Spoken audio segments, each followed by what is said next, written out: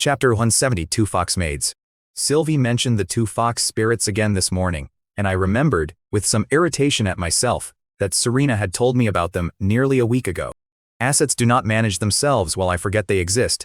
I told Sylvie to have the pair sent to my study after dinner, and she nodded and left without another word. The window behind my desk still held the pale gray of early morning, the eastern peaks catching the first thin light along their snow lines. Somewhere below, the sound of hammers already carried up from the workshop district, an economy that never quite stops running long enough to sleep in. Before that conversation, though, there was a courtyard full of people waiting on me, and unpaid attention is the worst kind of waste. 5 hunters stood on one side of the yard, all past 40, their skin weathered to leather and their hands scarred from a lifetime of knives and rope. Their gear was plain: bows, short blades, waterskins, and little pouches of flint and salt tied at their belts. 10 Iron Guard soldiers stood across from them in gray-blue coats, crossbows and short swords at their hips, packs bundled tight on their backs. Aiden stood at the front of the soldiers, spine straight, waiting for me to start talking so he could start moving. The morning air still carried a bite off the mountains, and I could see the breath of the pack mules fogging behind the line of soldiers. I walked out with a map already unrolled in my hand, because a lord who fumbles paperwork in public is a lord people stop trusting with anything larger. I told them plainly that this trip into the eastern mountains was for scouting, not for fighting, and that a dead hunter teaches me nothing a live one couldn't have told me anyway. A map drawn by a survivor is worth infinitely more than a legend about a man who died proving a shortcut existed. I spread the map against the low wall and traced the marked stream with one finger, laying out what I needed back, which stretches of valley had gentle enough ground for a camp, where the water and game ran reliable, and which passes might shelter a caravan from wind and snow slides later. I turned to Aiden and told him his soldiers were responsible for the record of it all, a mark on the map every half day, and a flag left at every fork so the teams that followed wouldn't waste a single afternoon guessing. A road built without records has to be rediscovered every time someone new walks it, and rediscovery is a cost I have no interest in paying twice. He said he understood, and I believed him, because Aiden has never once made me repeat an order. I handed him the map back and gave him the number that mattered most: 10 days, no matter how far they'd gotten, and on the 10th day they turn around regardless of what's still ahead of them. If the food ran short before that, I told him retreat early, because a live scout with an unfinished map is worth more to me than a hero with none. The 10th day rule wasn't a suggestion I intended to soften later, and I said so, because rules that bend the first time they're inconvenient stop being rules at all. I turned to the hunters next and told them plainly that they'd spent half their lives reading these mountains, and that their judgment on strange weather or animal signs outranked mine. The eldest of them told me not to worry, that he'd crossed these ranges for over a decade and knew which route suited which season. I clapped him on the shoulder and told the group that on their return each of them would receive 10 silver coins, a bag of flour, and 2 strips of salted meat, with more for anyone who brought back something useful beyond the map itself. A reward promised before the work begins lands harder than one handed out as a surprise afterward, since the men spend the whole trip picturing exactly what it buys them. A few of them grinned at that, and I did the math on my end without saying it aloud. 10 silver coins is 2 or 3 months of a hunter's ordinary income, and a well-timed reward buys loyalty far cheaper than it buys anything else. Loyalty bought that way tends to compound too, since a man who returns from a hard trip richer than he left tells 5 friends about it before nightfall. They packed quickly and filed out along the eastern road behind Aiden, and I stood at the gate until the last of them turned the corner and the street swallowed them whole. Sylvie fell in beside me on the walk back and mentioned, in passing, that the werewolves Serena brought home were already picking up simple commands faster than expected. I told her that was a conversation for another day, and asked her instead to prepare the empty room beside my study for the 2 fox maids, since anyone meant to serve close at hand shouldn't be housed on the far side of town. Sylvie's question wasn't idle curiosity. How I treat 2 slaves sent from the south says something to every servant already living under this roof. She hesitated and asked what standard of treatment they should receive, whether they'd be handled as ordinary maids or something else. I told her to give them the same treatment as the Iron Guard: room and board, a monthly allowance of 50 copper coins, and 2 sets of spare clothing. They were sent to me as slaves, I told her, but that doesn't mean I intend to keep anyone under my roof in chains, and my tone made clear that wasn't a point I planned to argue twice. Sylvie went to arrange it, and I walked into my study and sat down to the drawer I'd been meaning to open all morning. Inside was Copper Hammer's report on the flintlock musket barrels, delivered the night before and thorough enough that I read it twice. The steam-driven drill had bored an iron rod to the right depth and roundness, which told me the concept worked. Halfway through, though, the bit had overheated and left the back half of the barrel wall a touch uneven, which told me the execution still needed work. His proposed fix was a cast iron base to cut the vibration and a thin water line run along the drill rod to keep the heat down, with an estimate that it would cut the time to finish a single barrel to under 5 hours. That number alone was worth the ink it took to write it, since a musket line that produces faster than it currently does is a musket line that pays for its own furnace twice over. I signed off on it, wrote that materials should be allocated to the plan on a priority basis, and set it on the stack of things already decided. I'd barely set the quill down when Sylvie's footsteps came up outside the door, and she told me the 2 Fox Maids had arrived and were waiting in the sitting room. I told her not to keep them waiting any longer than I already had, and walked the corridor toward them. 2 figures sat on the bench under the archway, one taller, one smaller, both with pale brown hair and fox ears standing straight up, tails resting behind them. Late sunlight came through the sitting room's tall window and caught the fine hair along their arms, giving both of them a faint outline like they'd been dusted in gold. They wore matching coarse cloth skirts, plainly new, plainly meant to make a first impression of order rather than poverty. They lifted their heads together when they heard me coming, and I found myself looking into 2 pairs of amber eyes. I laid the terms out the way I lay out terms for anyone new. No stealing, no scheming, no betrayal, and good work gets rewarded.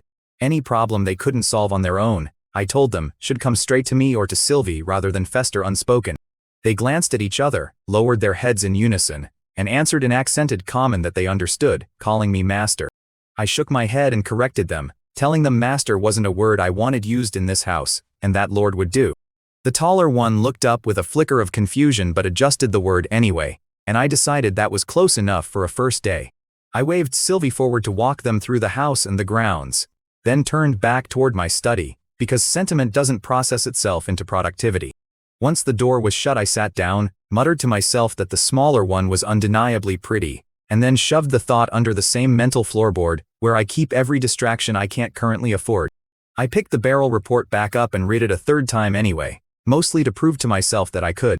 The candle on the desk had burned down another finger's width by the time I set the report aside for good, and outside the window the courtyard had gone quiet, the 2 new arrivals already settled somewhere in the wing beside me. Chapter 171 Ling and Tang. The 2 Fox Maids gave their names within the first hour, Ling the elder and Tang the younger. Names are the first line item in any working relationship, in my experience, since a person you can address properly is a person you can direct properly. Ling looked to be in her early 20s, her fur dark with a single tuft of white at the tip of her tail, and she moved through a room like she was accounting for every object in it. She scrubbed my bedroom and study spotless on the first day, right down to running a damp cloth along the cracks of the windowsill, which is either devotion or the beginning of an obsession, and either way it kept the place clean.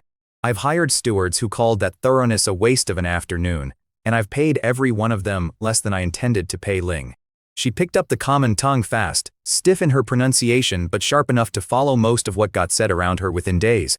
Tang looked closer to 17 or 18, her fur a shade lighter, her ears a bit more pointed than her sister's, and her tail had a habit of swaying whenever she walked that told you exactly how she was feeling before she said a word. She had none of her sister's caution yet, and I found that easier to read than I expected, since a person who can't hide her mood is a person who rarely lies to you by accident. On that same first day, curiosity got the better of her, and she picked up the small brass weights I keep on my desk, knocking the set clattering onto the floor. She dropped to her knees to gather them up, ears flat against her skull, looking like she expected to be thrown out onto the street for it.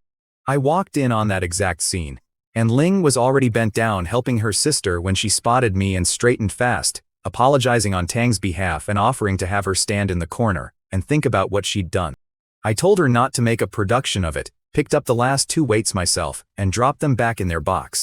These are tools, I told them, not relics, and nothing on that desk is too precious to be touched by someone doing her job. I did tell Tang, though, that next time she wanted to handle something of mine, asking first would save everyone the trouble of a scare. She nodded hard enough that her ears twitched and told me she understood. I sat down, opened the folder in front of me, and asked without looking up whether they'd eaten yet. Ling paused, apparently thrown that a lord's first question of the day would be about breakfast rather than work, and then told me they'd already had bread and pickled radish sent up by Butler Bal. I asked if the food suited them, and she answered plainly that it was food they were used to, and better than what they'd eaten in the south. I filed that answer away without comment, though it told me plenty about what a household in the south considers acceptable to feed the people it owns. I made a sound of acknowledgement and moved on to the ingredient list waiting on my desk, because there was more to sign that morning than there was time to dwell on comfort. Grain deliveries, wage sheets, a request from the tannery for a second furnace, all of it stacked and waiting like it always did, indifferent to whatever small human moment had come before it. Over the following days, the two of them settled into a rhythm I could set a clock by. Ling took over my mornings. Hot water before I was even out of bed, my clothes folded, the study's papers and stationery put back in order before I'd finished waking up. She was thorough enough that she caught the small habit I'd never mentioned to anyone, that I always set my quill down on the right side of the pen holder instead of the left, and from then on she quietly put it back there every single time. Tang handled errands and deliveries, quick on her feet and sharp enough in memory that she found the workshop and the clinic on the first try twice, without asking directions. The one thing that kept tripping her up was the town itself, since Greywood keeps changing under everyone's feet, and an empty lot one week is scaffolding and half a house the next. She started pausing at every intersection to work out her bearings before committing to a direction, which struck me as more sense than most grown men show. A town growing this fast is difficult even for the people who drew the plans for it, so I never once counted a wrong turn against her. One afternoon I was writing at my desk when I heard a soft clatter and a knock against the corridor floor outside. I opened the door to find Tang on the ground rubbing her knee, a teapot and two overturned cups scattered beside her, water soaking into the wood.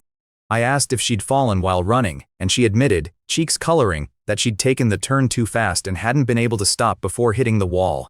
I checked her knee myself. The fabric was torn a little, but there was no blood, which was the only number in that whole scene that actually mattered to me. I set the teapot back on its shelf and told her there was no need to rush errands like that, since spilled tea costs a few minutes at most while an injured knee could cost her days of walking. She looked up, blinked, and promised to be more careful going forward. I didn't say anything else in the moment, went inside instead and came back out with a small jar of ointment, which I handed over and told her to apply, saying she'd be fine again by morning. She thanked me quietly, her tail twitching in a way I read as somewhere between embarrassment and relief, then got up, brushed the water off her skirt, and limped back toward the kitchen. I told myself the ointment was the kind of thing any employer keeps in stock for anyone under his roof, which was true enough and still not the entire reason I'd gone to fetch it myself. Ling, watching from down the hall, said nothing about it, only allowed herself a small smile before going back to her own work. The days kept stacking up like that, unremarkable in the way that means a household has settled into running the way it should. I got used to having the two of them around, quiet, efficient, and careful never to ask questions about my business that weren't theirs to ask. Serena's month of coaching on the road had clearly taken, since both of them treated my private affairs the way a good accountant treats another firm's ledgers, worth respecting and never worth touching. Discretion like that is rarer than loyalty and worth roughly the same amount in wages, as far as I'm concerned. I've employed men twice their age who never learned that particular lesson, and every one of them cost me something before I let them go. One evening I came back from the workshop to find my desk rearranged, drawings that had been scattered across 3 different piles now sorted by date and weighted down under a paperweight. Every quill in the holder had been swapped for a freshly sharpened one, and the old ones sat bundled in a small basket at the side of the desk instead of the trash bin. I turned to Ling, who was still at the windowsill with a cloth in hand, and asked if this had been her doing. She stopped, turned, and told me she'd kept track of how many pens I went through in a day, and that the old ones still had life in them if sharpened, so she'd set them aside in case new stock ever ran thin. I sat with that for a moment before telling her I appreciated the thought, which is not a sentence I hand out often. Her cheeks colored and the tip of her tail curled, and she went back to the windowsill without another word. I will admit, purely as an accounting matter and nothing more sentimental than that a man is not made of stone, and having 2 capable, good-looking women managing my mornings does register somewhere past the ledgers in my head. Foxskin apparently carry some manner of natural pull with them, whether they intend it or not, and I've caught myself more aware of it than I'd like to be. I've decided to treat the whole business as a test of discipline rather than a problem to solve, mostly because I have a wolf pack, a steam engine, and a town of over 100,000 people competing for the same attention. The ledger of my priorities is long, and whatever this is sits well below the line that gets acted on. Chapter 172 News of the Wolf Pack. The scouting party came back on the 9th day, a full day ahead of the 10 I'd given them, which is the kind of overperformance I like to see reflected in a bonus. An early return costs me nothing and tells me the team managed its own risk well, and that alone is worth noting for the next assignment I hand Aiden.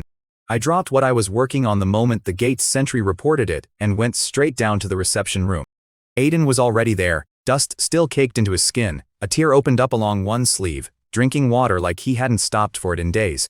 3 of the 5 hunters had come back with the group, while the other 2 had stayed behind at a small outpost in the mountains to hold the supplies. I sat across from him and skipped the pleasantries, asking straight out how the mountains had treated them. He set his cup down and told me the stream forked around the 4th day, a narrower valley to the left and a higher plateau to the right, and that they'd taken the plateau for the wider view and the lower risk of ambush. He unrolled a new map, far more detailed than the one he'd left with, and walked me through it point by point. The ink was still fresh in places, added by firelight along the trail rather than redrawn afterward from memory, which told me he'd taken the recording duty as seriously as I'd asked. The first 2 days had been easygoing, old pine cover overhead and a thick bed of needles underfoot that made for stable footing. From the 3rd day on the slope steepened and the rock came exposed, forcing them to climb hand over hand in places. They'd found a flat stretch beside a stream on the 3rd day that would make a solid campsite, sheltered from wind and level enough to sleep on. After cresting a ridge on the 4th day, the terrain opened into a wide plateau covered in wild grass and low brush, with the occasional track of wild sheep crossing it. They'd marked the edge of that plateau with a shaved pine pole and a strip of red ribbon, visible from a good distance, so the next team wouldn't waste time relocating it. Small as it sounds, a marker like that saves a following party half a day of guesswork, and half a day multiplied across every future crew that walks that road adds up to real money and wages. Then Aiden paused before adding that they'd also found tracks from a wolf pack along the northern edge of that same plateau. I asked how many. He told me it was hard to be precise with so many prints layered together, large and small, but his rough count put it at 20 or more, and that the prints ran larger than an ordinary gray wolf's, which suggested something other than an ordinary pack. He'd shown the print to the eldest hunter, who identified it as belonging to a first-tier magical beast known as the mountain gray wolf, a species that rarely gathers in numbers like this. I trust that old hunter's eye more than I trust most reports that cross my desk with an official seal on them. A pack of more than 20 of them meant either unusually rich hunting in that stretch of mountain, or an unusually strong alpha holding it together. I leaned back and tapped my fingers against my knee, running the number over in my head.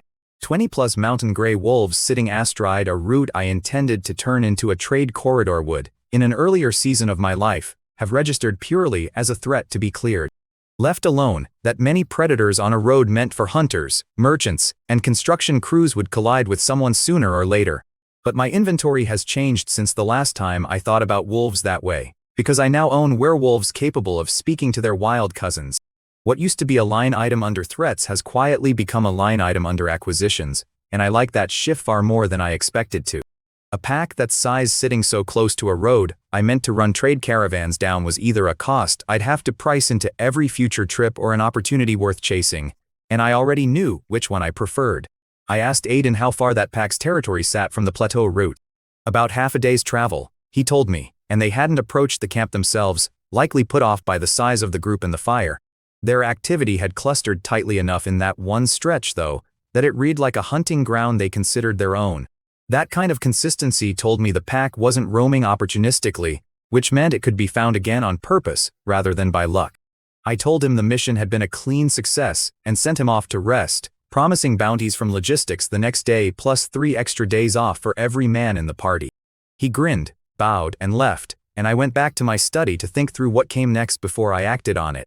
I sent for Renault shortly after, the retired veteran who handles our werewolf training, a man somewhere in his 50s who still carried the smell of the animal pens on him when he walked in. He asked if I'd sent for him, and I waved him to a seat and laid out what Aiden had brought back. His eyes lit the moment I mentioned the number, and he repeated it back to me, mountain gray wolves, 20 or more, running it through his fingers like a merchant checking a coin was real. He called it a rare opportunity, and explained that werewolves are set apart from ordinary men precisely because they can open a first line of communication with wild wolves through scent and specific calls. If we could draw that pack in and let the werewolves make contact, he told me, there was a real chance of bringing them into the fold rather than fighting them off. I asked him plainly how risky an integration like that would be. He told me it came down mostly to the temperament of the wolf king running the pack. If the king accepted our werewolves as something above their own rank, the whole process could settle in a matter of days. If the king rejected outsiders or turned aggressive, our choices narrowed to two: kill the king and install one more willing to cooperate, or abandon that territory and look elsewhere. I asked how far along our current werewolves training had gotten. He estimated they understood 70 to 80% of basic commands without trouble, but admitted sending them out alone on a mission this size was still premature. He offered, though, to lead a small group into the mountains himself and take a first look. 3 or 4 werewolves plus himself to keep watch, he said, was enough for a first pass, nothing more. I made the call. Preparations to begin immediately, departure in 3 days. Their job, I told him, was to locate the pack's core territory and read the Wolf King's attitude, nothing beyond that. If the pack could be won over, good, and if not, they were to withdraw rather than force a fight, and I told him to carry enough food and medicine to cover either outcome. He stood, nodded hard, and told me he'd start arranging it right away. There was an eagerness in the set of his shoulders that I hadn't seen since the day Serena first brought the werewolves home, the look of a man who thought his best work was behind him and had recently been told otherwise. Once he'd gone, I sat alone for a while, looking out at the mountain ridge in the distance where all of this was apparently about to happen. Wolf riders. It's the kind of idea that, once it takes root in my head, refuses to leave quietly. If this goes the way I want it to, within a few months Greywood could field something no other territory in the Empire has: a light cavalry of intelligent riders mounted on magical beasts. I pulled the budget ledger toward me and wrote a new line under infrastructure spending, setting aside funds for the training pens the Wolf Rider program would need. Then I closed the ledger, leaned back, and reminded myself that all of this still has to be built one careful step at a time. Chapter 173, Transportation Bottlenecks. I was back in my study a few nights later working through the week's reports when Butler Bal came in with another stack of parchment under his arm. The fire in the hearth kept the early summer chill outside the glass where it belonged, and the smell of wood smoke had settled into the room the way it does every evening this time of year. Bal cleared his throat and told me the population had passed 110,000. The main cement road had reached Handongling, he added, and the new stretch through Baytown had opened as well, but logistics had flagged a problem underneath all that good news. I asked what the problem was. Transportation, he told me, setting a report on my desk. Or out of Iron Cliff Fort was still moving by horse cart, taking 3 or 4 days each way, and slower still once winter turned the road slick, while grain coming up from Oakhaven in the south was arriving with real losses from spoilage along the route. Spoiled grain is money burned in the open field, and I have never once enjoyed watching money burn. I pressed 2 fingers against the bridge of my nose and did the math I already knew the answer to. I'd paved cement roads across half this territory, and was still running horse-drawn carts over them, which is like buying the fastest ledger software available, and then doing the sums by hand anyway. With the territory as consolidated as it now was, moving people and goods quickly had become the single most valuable lever I had left to pull. Every silver coin I'd sunk into cement and surveying was sitting half idle while the carts that used it crawled along at the same pace they'd have managed on dirt. I muttered aloud that the cart was too slow, that a trip taking 3 or 4 days should be doable in one, round trip included, if it ran on steam instead of horses. Bal asked if I meant the kind of machine that puffed black smoke on a road roller. I told him yes and got up to stand at the window. Below, the main road of Greywood ran past under the first lamps of evening, pedestrians crossing in both directions, a handful of miners trudging home with mud still caked on their trouser legs. Smoke rose steady from the blacksmith's chimney in the distance. A single thought landed and wouldn't let go: strap a steam engine onto a cart, cut the horses out entirely, and the efficiency gain could be enormous. The idea itself wasn't new to me. I remembered from my previous life that steam carriages had existed since the late 18th century, but that the roads of that era had been too poor to support them, which was part of why railways won out instead. Greywood, though, already had cement roads, working steam engines, rubber, and coal, which meant nearly every condition that had held that old technology back was already solved here. I told Bal to have Copper Hammer and the Ed brothers come see me first thing in the morning, and to have a 4-wheeled freight wagon on hand that I could take apart and study. He asked if I meant to modify an existing carriage. No, I told him I meant to build one that needed no horse at all. He held still for a couple of seconds before bowing and telling me it would be done. I sat back down, pulled a blank sheet of parchment toward me, and started sketching from memory. The shape came back to me in pieces. A horizontal boiler, a crank and connecting rod driving the rear wheels, the front wheels handling steering, leaf spring suspension underneath, and room enough in the body for a dozen or more passengers. I recalled those early machines never moved faster than about 10 to 15 miles an hour, and that even at that pace they'd counted as the fastest land transport of their century. 10 to 15 miles an hour sounds unremarkable until you compare it against a loaded cart crawling along at a walking pace for 3 straight days. The real difficulty, I muttered to myself, would be shock absorption and braking. Cement roads are smooth compared to a dirt track, but they're nothing like rail, and too much vibration risks the boiler itself, while weak brakes turn any downhill stretch into a genuine hazard. The candle beside the parchment burned lower with every revision, wax pooling along its base while the lines on the page slowly stopped contradicting each other. I kept drawing for over an hour until a rough but coherent design sat on the page in front of me. Then I leaned back and ran the numbers that actually decide whether an idea like this survives contact with a ledger: coal and water costs, the expense of setting up water stations along the route, training drivers, and setting a fair price per ticket. 1 round trip a day, 20 passengers a run, and the annual income alone would climb into the thousands of silver coins, and that's before counting what faster trade does to every other business along the road. Every merchant who reaches a market a day sooner sells his goods fresher and buys his next shipment cheaper, and that difference ripples through this whole territory whether anyone notices where it started or not. A soft voice came from the doorway right then, and I looked up to find Li Jinshu standing there with a cup of tea in hand, her maid Yuan a step behind her. I stood and took the tea from her, asking why she was still up at this hour. She told me she'd seen my light still burning and had come to check on me. She stepped closer and her eyes settled on the sketch, and she asked if it was some kind of carriage.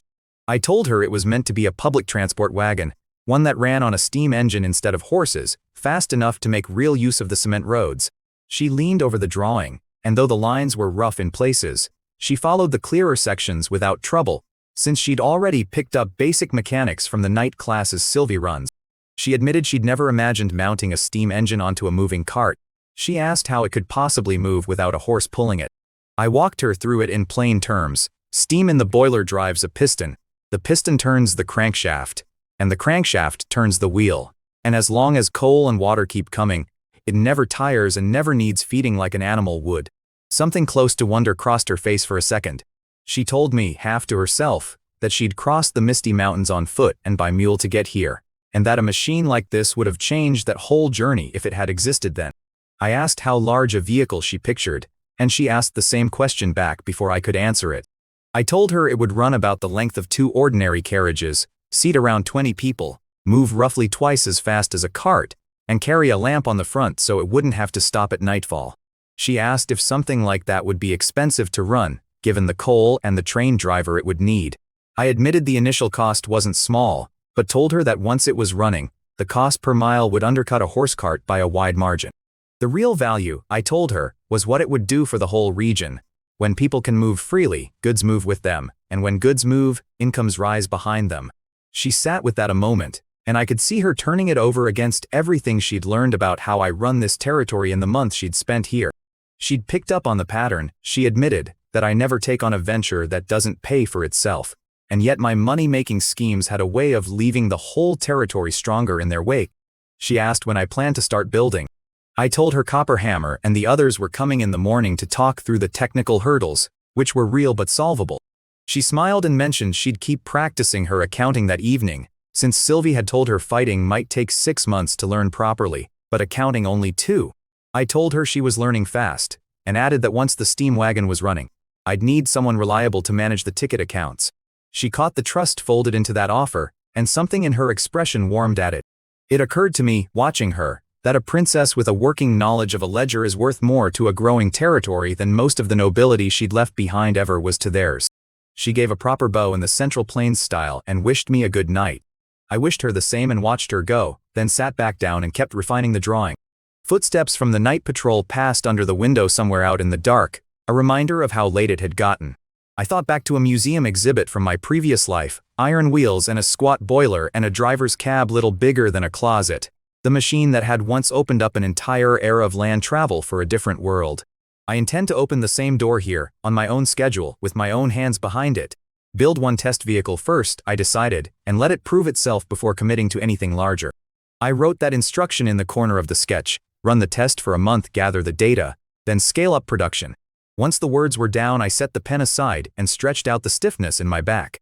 The fire had burned down to embers by then, so I folded the drawings into a drawer, put out the lamp, and went to bed with the shape of the whole town's next decade sitting somewhere behind my eyes.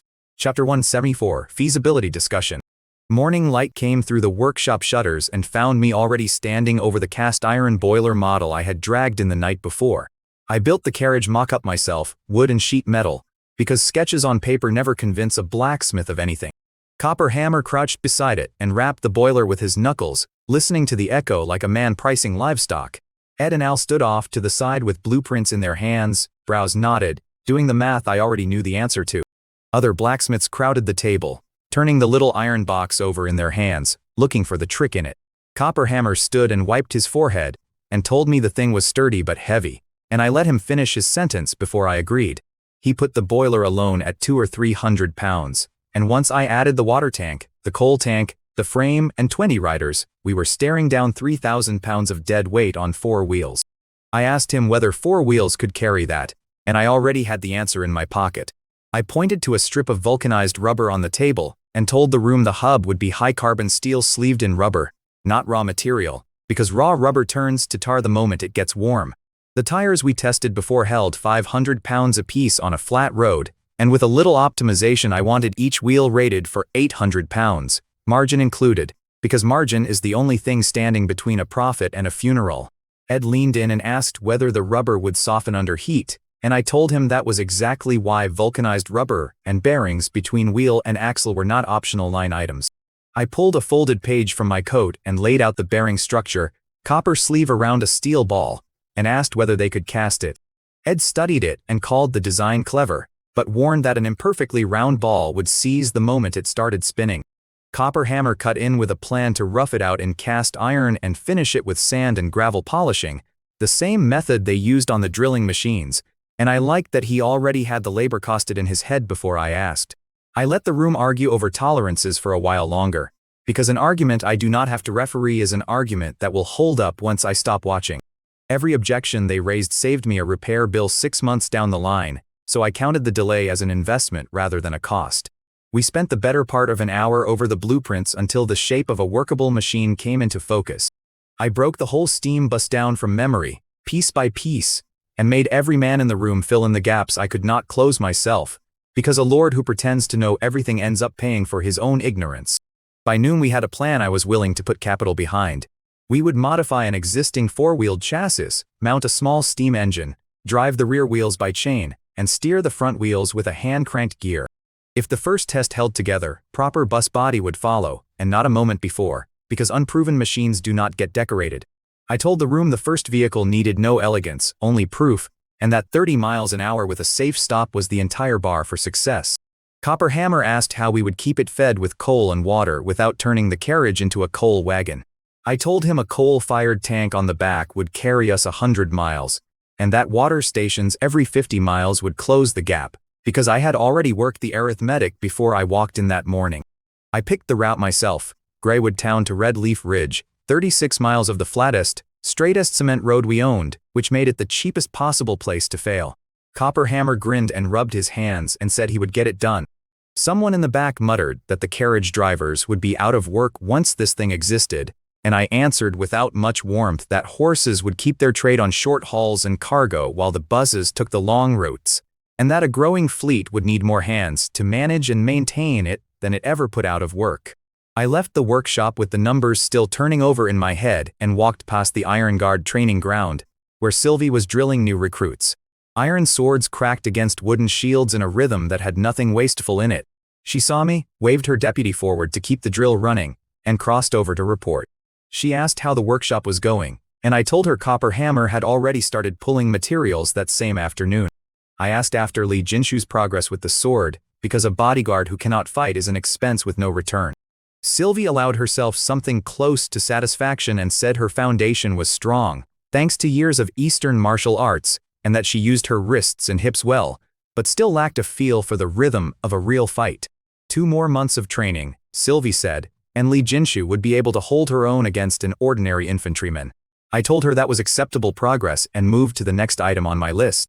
I said I intended to fence off a plot outside the east gate for a bus terminal, the point from which every route would begin and end, and I asked her to plan the garrison and sentry placement, since a crowd without order is a liability no matter how much revenue it generates. Sylvie nodded her understanding and then added something of her own. She told me Captain Renault had come down from the mountains the day before with a gray wolf cub, and that he had made first contact with the wild pack, whose members had accepted his scent without bolting. She thought full taming of a few adult wolves might be possible within a month. I did the calculation in my head and told her there was no need to rush the wolf riders, that we would take it step by step, because the steam bus would reach completion long before any wolf did. Sylvie kept her opinion to herself on that point, trusting my judgment over her comfort with iron machines. She understood less than she understood a warhorse. She had learned, as most of my people had, that whatever I dragged out of a workshop eventually proved its worth. I noted the wolf pups as a second line of investment, something to run in parallel rather than compete against the buses, since a lord who bets on only one asset is a lord one bad season away from ruin. That same afternoon, Li Jinshu finished her arithmetic class at night school and walked back toward the dormitory with a knot of young textile workers. Her Central Plains features and her particular bearing still marked her out in any crowd, though the women around her had grown used to her company. One of the textile workers leaned in and asked whether the rumor was true, that the lord was building a carriage that needed no horse. Li Jinshu answered that it was true, and by now she had learned to translate complicated things into simple ones, comparing it to a steam roller, something that heated water until the heat itself became motion. Another worker asked how fast such a thing could go, dreaming aloud about a visit to her mother in Ironcliff Fort that used to cost 4 days by carriage and might now cost a single round trip. Li Jinshu allowed that it might really happen, and looked up at the black smoke rolling from the distant workshop chimney. She thought of the sketches she had glimpsed in my study the night before, lines thrown down in a hurry that still carried more force in them than anything she had grown up around. Where she came from, craft followed old methods generation after generation, and here everything moved and changed by the day. Back at the dormitory, her maid Ayuan had water already boiled and waiting. Li Jinshu washed her face, sat at her desk, and spread out her abacus to keep practicing her accounts. Her fingers moved across the beads in a crisp, steady click. Ayuan asked, in a voice pitched low, whether she truly meant to manage accounts from now on. Li Jinshu answered evenly that the task in front of her came first, and that she wanted to prove she was more than a princess who happened to know how to grow rice. Chapter 175, The Birth of the First Steam Locomotive. The workshop stayed busy for 17 straight days, and I counted every one of them as a day I had already spent whether the machine worked or not. Copper Hammer and 5 other blacksmiths tore apart the chassis of a 4-wheeled truck, reinforced the longitudinal beams, and fitted leaf springs where none had been before. Ed and Al worked the alchemy shop the whole time, pressing cork and vulcanized rubber together until they produced a gasket that could survive real heat. I visited every day but Sundays, sometimes with calipers in my own hands measuring a part myself, sometimes arguing with Copper Hammer over how much clearance a bearing needed before it either seized or rattled itself apart. On the evening of the 20th day, the first prototype stood finished, and I made myself look at it the way a buyer would rather than the way a proud man would. It was not a handsome machine, a gray iron shape with an asbestos-wrapped cylindrical boiler up front and a cast iron furnace beneath it. A chimney rose from the boiler drum, and beside it a thick steam pipe ran down to a single-cylinder engine tucked under the driver's seat. The engine linked to the rear axle by a cast iron chain, while the front wheels answered to a rack and pinion steering gear. Behind the driver sat an open bench compartment for 10, and behind that a coal and water tank with a toolbox lashed alongside it.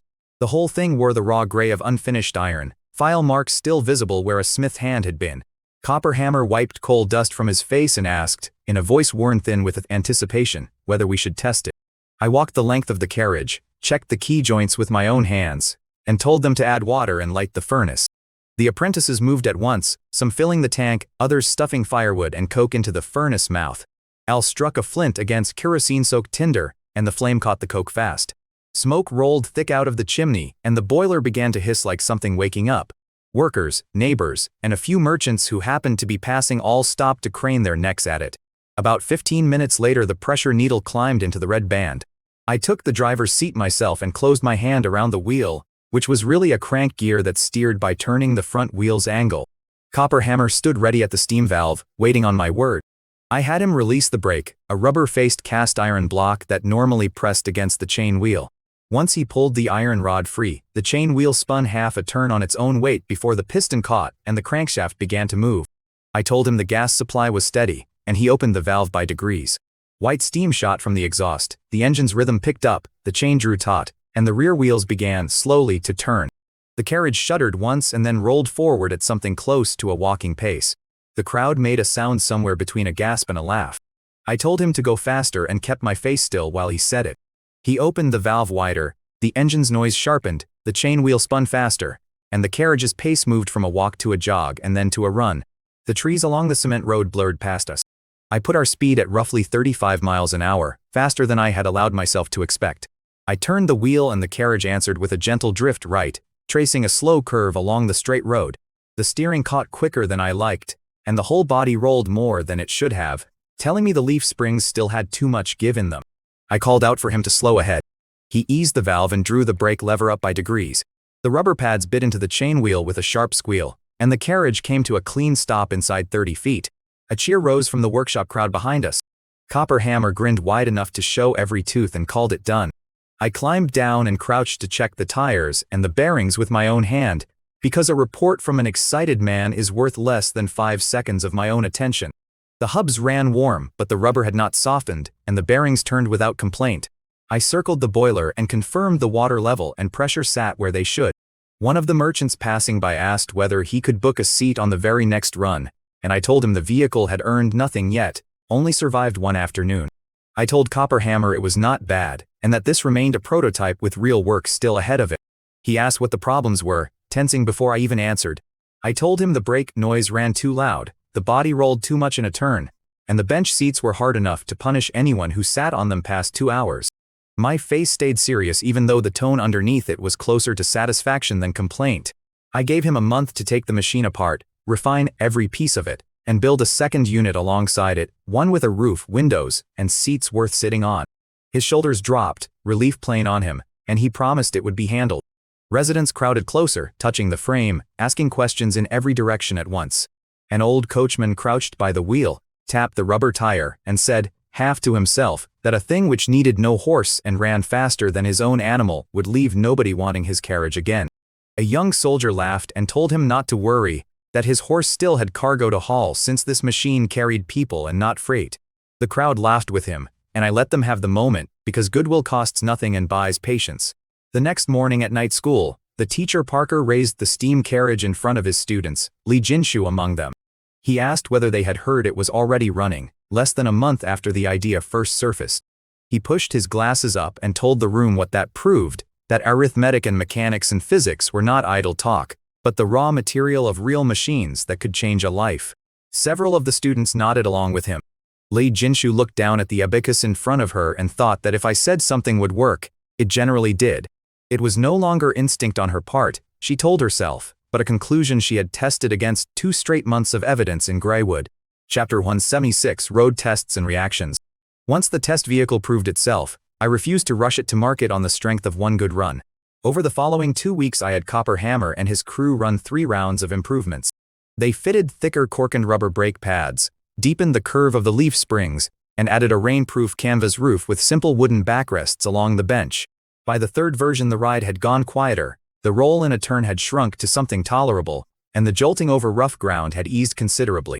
On the Tuesday of the 3rd week I set a real test, the full 36 miles from Greywood town to Tulip Territory, loaded to simulate a full crew. We packed the carriage with sandbags equal in weight to 15 adult passengers. Copper Hammer drove while I sat beside him recording every figure worth keeping. We left the east gate at 8 in the morning. The cement road ran flat and dry the whole way, in as good a condition as I could have asked for. The engine held a steady rhythm, white steam and gray smoke trailing behind us, our speed settling between 30 and 35 miles an hour. We stopped once at a prearranged point for 20 minutes to refill the water and clear ash from the furnace before pushing on. We reached the Red Leaf Crossroads at 9:27, 1 hour and 27 minutes after leaving the gate, counting the stop, which put our average speed at roughly double what a horse carriage could manage over the same ground. A crowd of villagers, and the steward left in charge of the former Red Leaf estate came out to meet the smoking iron carriage. The steward stared at it long enough that his mouth hung open before any words came out, and then he asked whether the thing had truly come all the way from Greywood town. I stepped down, worked the stiffness out of my shoulders, and told him it had, and asked whether it beat a horse carriage on speed. He scratched his head and pointed out that it ate no hay, and asked where the coal would come from. I pulled a handwritten plan from my coat and told him I would set up water and coal stations along the route myself. I laid out the schedule, a station at each end, one bus departing each morning and returning by afternoon. I told him the fare, 2 copper coins a rider, close to what a horse carriage already charged, for a trip that ran better than twice as fast. The villagers around us traded whispers, and one voice said plainly that for that price and that speed, a trip to sell eggs and buy cloth could finish inside a single day. The steward considered the cargo question next, worried aloud that carrying passengers alone might not turn a profit after only a couple of runs. I told him a trailer could hitch to the back and haul several hundred pounds of freight a trip, and that once passenger service settled in we would move to cargo, timber and stone included, all riding the same route. He asked whether the crossing at the river bend would take the extra weight of a loaded trailer, and I told him we would reinforce the timber approach before we ever risked cargo on it.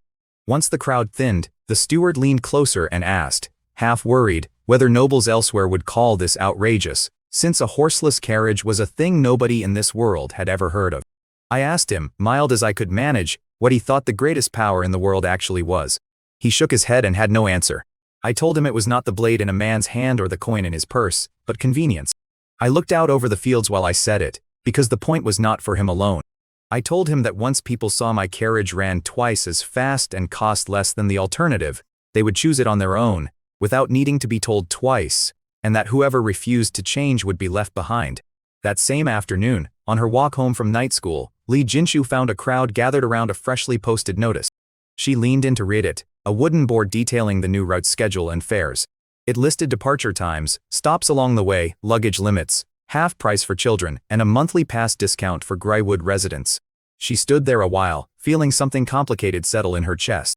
The old imperial court back home had always talked about connecting its regions by better roads, and had always stalled on the effort under its own bureaucracy and its own outdated craft.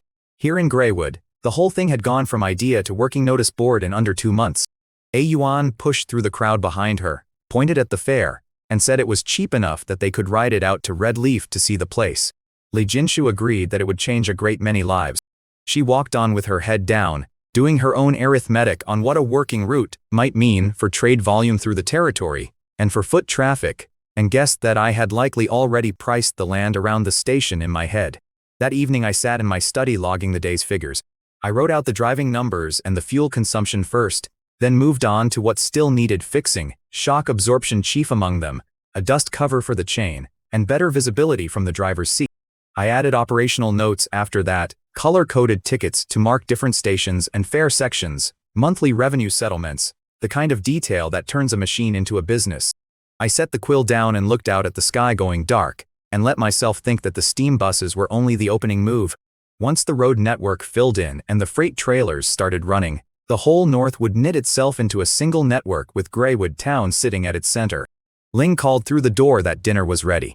I told her I was coming, and put the map and the notebook away in the drawer. The machine was already running, and the change it carried had only started. Chapter 177, Comprehensive Mall Blueprint. A new red brick building stood finished after 20 days of round-the-clock labor. The waiting hall ran roughly 40 feet long and 20 feet deep, with a platform sheltered from the rain along one side. Long wooden benches lined the walls, a corrugated iron stove sat in the corner with its chimney running through the roof, and a ticket window opened on the north side under a freshly painted sign reading Greywood Town Public Passenger Transport Terminal. The paint still smelled of turpentine. Today was the terminal's first day of official operation. I stood at the edge of the platform and watched the dark blue locomotive sitting inside its painted track markings. It had been rebuilt since the prototype, its boiler wrapped in thin iron sheeting with Greywood No. 1 painted across it in white. The carriage now carried real glass windows that opened, 2 rows of benches seating 10 apiece with an aisle between them, and a small cargo hold at the rear. Harry sat in the driver's seat, a young man who had started out as an apprentice in Copper Hammer's workshop and earned his place at the controls by learning steam engines faster than the men twice his age. He wore a canvas jacket and leather gloves, and his face carried nervousness and excitement in equal measure. I told him to depart as planned, rest 3 hours once he reached Red Leaf Territory, refuel with water and coal, and then return. I told him that if anything unusual happened along the route, he was to write it up and hand the report in at the station office. He answered that he understood. Harry pulled the whistle, a brass fixture that shrieked as steam forced its way through it. The crowd flinched back a step and a few children clapped their hands over their ears. Flames roared in the furnace, gray-white steam rolled from the chimney, the chain drew taut, and the wheels began to turn. The bus rolled smoothly out along the cement road, gathering speed as it went. 16 passengers rode inside, most of them townsfolk visiting relatives in Red Leaf or carrying small goods to sell, with 2 Iron Guard soldiers assigned to note the conditions along the route. A 2-wheeled trailer trailed behind, loaded with bags of nails and tools bound for the repair crew stationed at Red Leaf. I watched the bus vanish around the bend and turned back into the waiting hall. More people had arrived to wait for the next run. A woman with a baby sat on a bench, a basket of eggs and cheese resting at her feet. 2 merchants stood at the ticket window asking after the afternoon schedule. An old man crouched in the corner, running his palm over the new cement floor and clicking his tongue in something close to wonder. I let myself count the room before I moved on, because a full waiting hall on the first morning was worth more to me than any speech I could have given. I crossed the hall, stepped out the back, and reached the open construction site fenced off with wooden stakes and rope. The lot ran about the size of 4 football fields alongside the station's east flank, its ground already marked out in crisscrossing lines of white lime. A dozen workers dug foundation trenches, picks and shovels striking the packed earth in a steady rhythm. Timber, stone, and stacked bags of cement sat piled at a distance, while carts hauled freshly fired red brick in from the kiln on the edge of town. Li Jinshu came toward me from the direction of the waiting hall, a sheepskin-bound ledger in hand. She wore a plain gray coat that day, her hair pinned back with a simple wooden clasp, close enough to any other young clerk in Greywood at a glance, though her features and her bearing still marked her as someone raised somewhere else entirely. She told me she had finished reviewing the station office's ticket count for the first week. She opened the ledger and reported that at the current rate the route could carry somewhere between 90 and 120 passengers a day, a number she expected to climb once people grew used to traveling this way. I asked whether the cost accounting was finished. She told me it was, and that once vehicle depreciation and road maintenance were set aside, coal, water, lubricant, and driver wages together put the operating cost at roughly 1/10 of a copper coin per passenger mile. At the current fare, she said, each trip cleared about 4 silver coins in net profit, and freight trailers could double that figure again once they came online. She closed the ledger and told me that at this pace, the construction cost of 1 carriage would pay for itself inside 2 months, with later units growing cheaper and more profitable as the workshop's technique improved. I made a sound of agreement, my eyes still on the trenches ahead of us rather than on her. I asked her to picture the whole stretch of ground around the station filled with shops and markets, instead of yellow dirt and gravel. She paused and followed my gaze toward the open lot. In her mind the bare earth filled in with the kind of post-station districts she remembered from home, tea stalls and cloth shops and blacksmiths, and inns lined up shoulder to shoulder, carts and travelers moving through without pause. She told me, plainly, that it would thrive since wherever people gathered, business followed close behind. She added that hundreds, maybe thousands, of people would pass through this station every day, and that all of them would need to eat, rest, and buy something, and that shops close by would spare them a trip into town. I told her it went further than food and rest and pointed across the open ground. I laid out the plan I actually meant, a 4-story mall on that lot. The ground floor given over to shops selling daily goods, food, fabric, and tools. The second floor holding a bar, a restaurant, and a small theater. The third floor set aside for business and leisure rooms and storage, and the floors above that turned into offices. I told her we would ring the mall with a planned commercial street of its own, paved in cement, fitted with glass shopfronts and kerosene streetlights, its drainage tied into pipes running underground.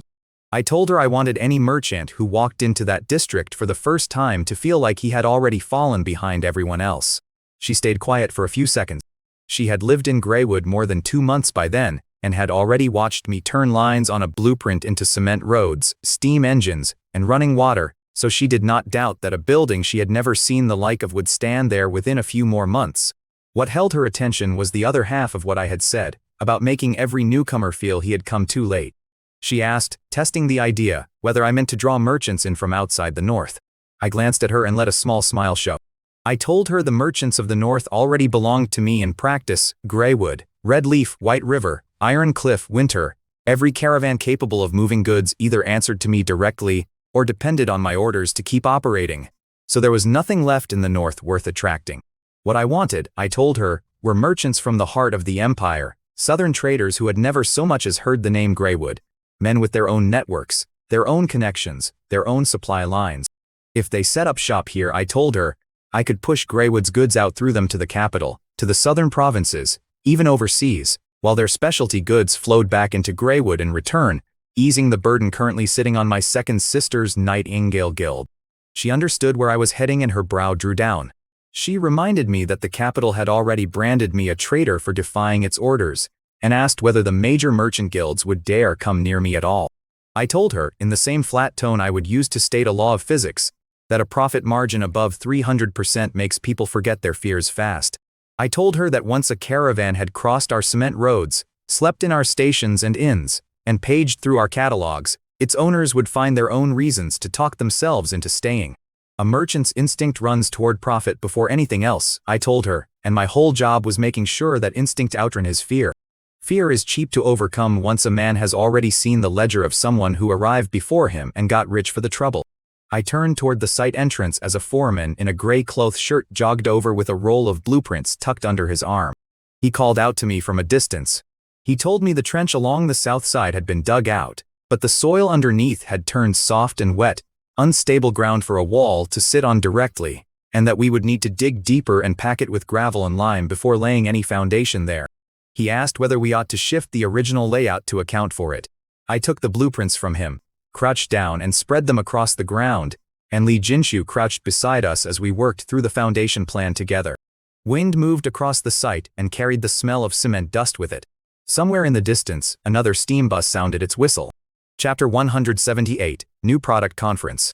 I called the meeting for the morning, because mornings are when labor is cheapest to waste on talk and most productive once the talk ends.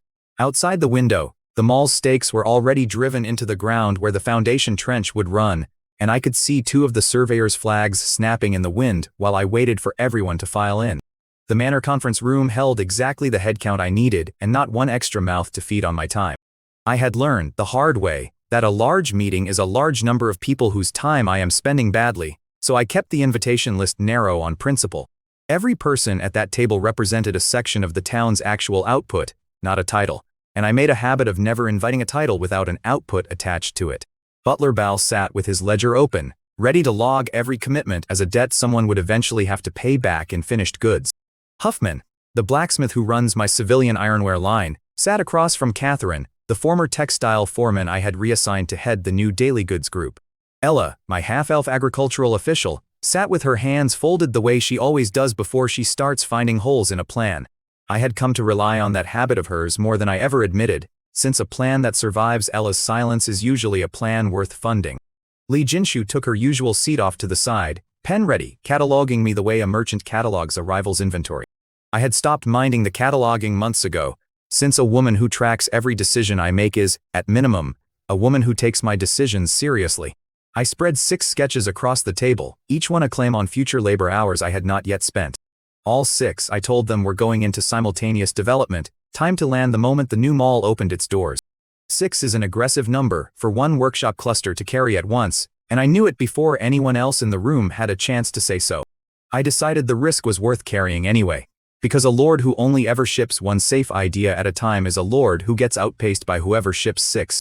Bal had already asked me privately, before the others arrived, whether the manor's coffers could absorb 6 simultaneous failures, and I told him the coffers could absorb it far better than my patience could absorb another year of standing still. I pushed the first sketch to the center, a tall boot, shaft to the knee, tread cut deep into the sole. Rubber rain boots, I said, vulcanized rubber body, cotton lining, molded in one piece with anti-slip tread pressed into the base. The market was miners, night patrols, bricklayers, and farmers, all of them about to lose productive days the coming rains unless I gave them dry feet. I framed it that way at the table: days lost to rain, wages lost to sick leave, output lost to men nursing cracked skin on their heels, because that framing is the one that gets craftsmen moving fastest. Huffman turned the sketch over twice before admitting the mold work alone would cost 5 days, 1 mold per size, 1 for each foot, small through large. I told him 5 days was acceptable, and he raised the real problem himself, that rubber stiffens and cracks in the cold if the formula is wrong. It was the right question to ask, and I told him so, since a boot that fails its first frost is worse for my reputation than no boot at all. I sent him to the Ed brothers to adjust the vulcanization and carbon ratio until the compound could survive a northern winter without splitting. A miner working a wet shaft in split boots loses half a shift to blisters and bad footing, and a lost shift is a lost shift whether the man complains about it or not, so the boots were going out whether the margin justified the tooling cost or not. Second sketch, a rain cape, canvas glued on both faces, seams sealed under a heat press with rubber strip, a tie at the collar. No mold needed there, only cutting and sewing, and I turned to Catherine to ask whether her section could absorb it.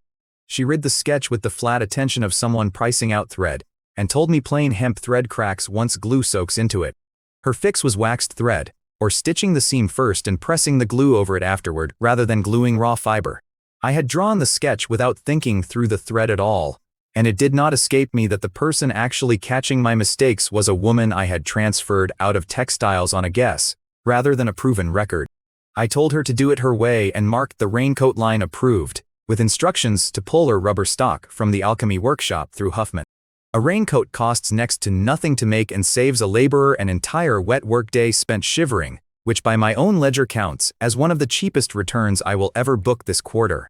Third, safety matches, pine sticks shaved thin, heads dipped in a mixture of sulfur, resin and phosphorus, struck a light on a strip of sandpaper. The production cost was close to nothing and the output ceiling was high, 3 simple steps, cutting, dipping, drying and boxing. Of the 6 sketches on the table, this was the one I expected to scale fastest, since low cost and high daily necessity is the only combination that has ever built an empire out of a household item.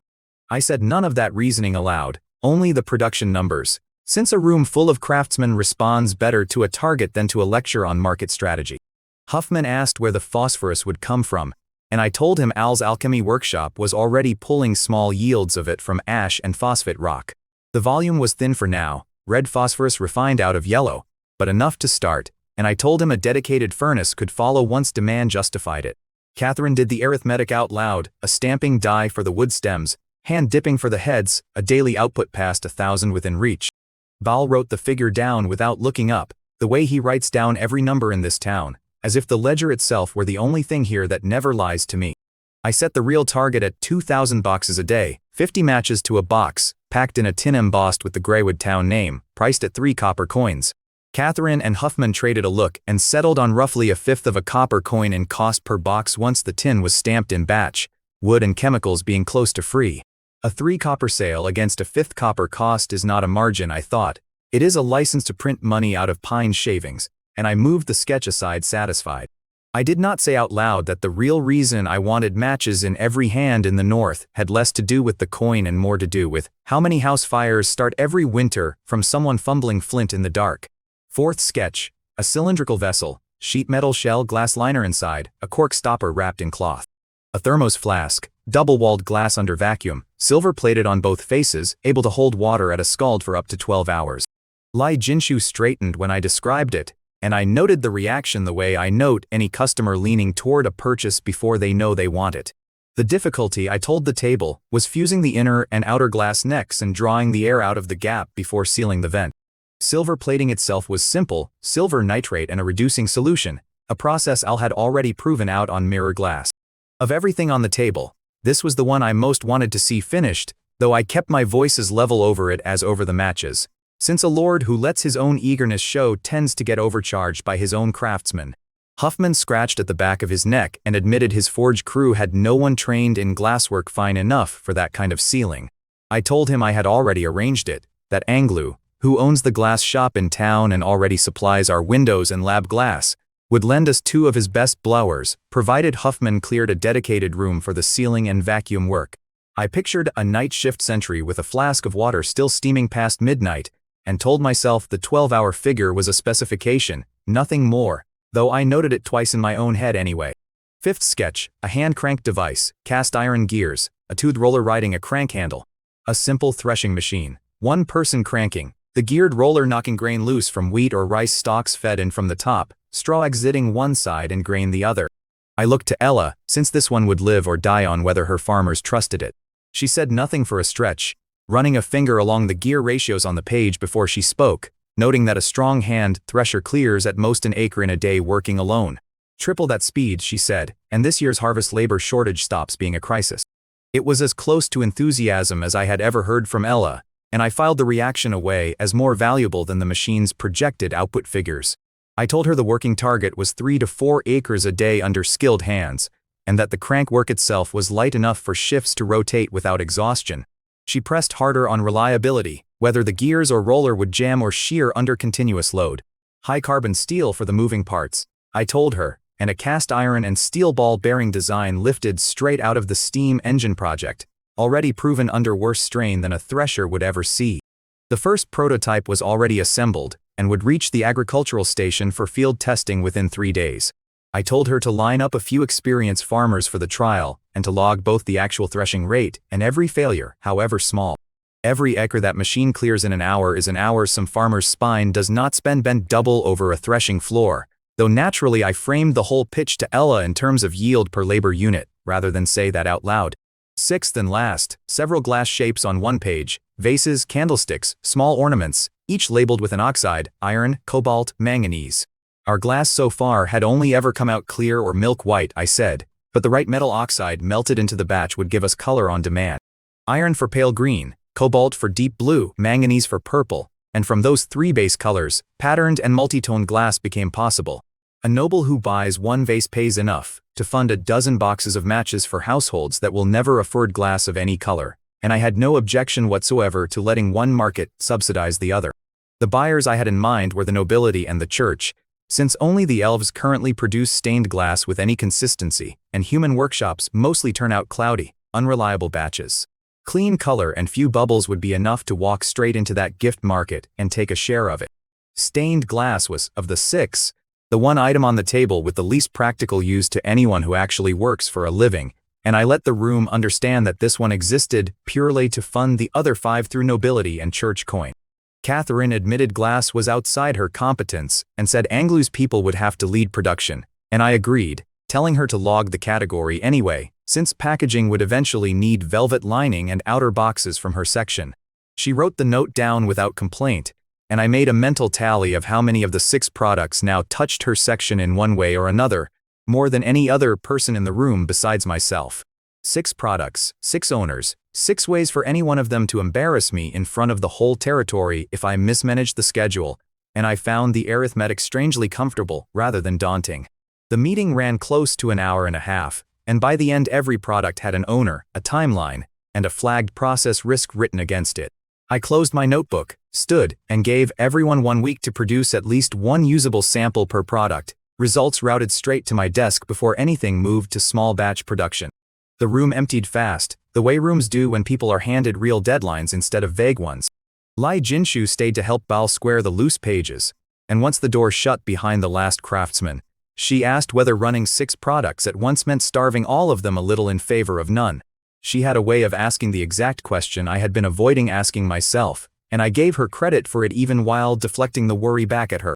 I told her the worry was fair, because I carried the same one, but that waiting for any product to reach perfection before release would cap us at fewer than 2 launches a year. Better to let them run rough and correct course while they run, I told her, since that has been the Greywood method since the first day I started building anything here. I walked to the window and looked out at the staked foundation trench beyond the east gate, freshly marked and still empty of stone. Construction on the mall would eat at least 3 months, I told her, and in that window the factories would build both output and worker skill at the same rate. By the time the doors opened, I said Greywood's new goods would hit the whole north at once, and if the momentum held, the empire behind it. I did not add out loud that half of what I was actually buying with those 3 months was patience, mine included, since neither boots nor matches nor a thermos flask forgives being rushed to market before it is ready. Patience has never come naturally to me, and every product on that table was, in its own way, a lesson in learning to sit still long enough to let good craftsmanship happen on its own schedule. She nodded slowly, picked up the ledger, and left the room with the particular quiet of someone doing sums in her head. I stayed at the window a while longer, watching a cart of quarry stone roll past the staked-out foundation, and told myself the 6 products were nothing but inventory on a ledger, the way I tell myself most things I have already stopped believing. Chapter 179, Foundation and Division of Labor. The mall's construction was running a little behind my own schedule, though not badly enough to call it trouble yet. Every project I have run in this town has taught me the same lesson twice over, that ground you cannot see costs more than ground you can, and this trench was no exception to that rule. The complication was the soil, and soil complications are the kind of debt that compounds if you ignore them. Near the 7th marker on the south side, the crew hit ground that turned to grayish-black silt about 4 feet down, wet enough that a shovel came up dripping mud rather than clean earth. I had picked him for this job over 2 younger foremen precisely because of that instinct, the willingness to stop and ask rather than push a schedule forward on hope. Decker, the old stonemason running the site, has built enough cement roads and manor walls around this town to know when to stop rather than guess. He halted that section rather than push blind, and came to the manor to put the problem in front of me directly. A less careful foreman would have poured over it, and let me discover the crack in 3 years when the bill for tearing out a finished wall would run 10 times higher, so I counted his caution as a favor even if he never framed it as one. I went out that same afternoon, crouched at the trench edge, and worked a handful of the wet mud between my fingers before lifting it to smell. This ground used to be a small ditch, I told him, filled in later with loose silt, and silt this soft will settle under a wall no matter how well the wall itself is built. Left as it was, the outer wall would crack inside 3 years, and a mall that cracks in 3 years is not a mall, it is a very expensive warning sign. The mud had a faint rotted smell to it, old plant matter buried under years of runoff, and I turned the clump over once more between my fingers before letting it drop back into the trench. Decker watched me do it without a word, the way a mason watches a lord decide whether he actually knows anything about groundwork or only thinks he does. I stood, wiped the mud from my hands, and told him to dig to hard soil, at least 6 feet down, then lay a base of large rubble set in cement mortar, cap it with compacted crushed lime, and only then raise the foundation beam.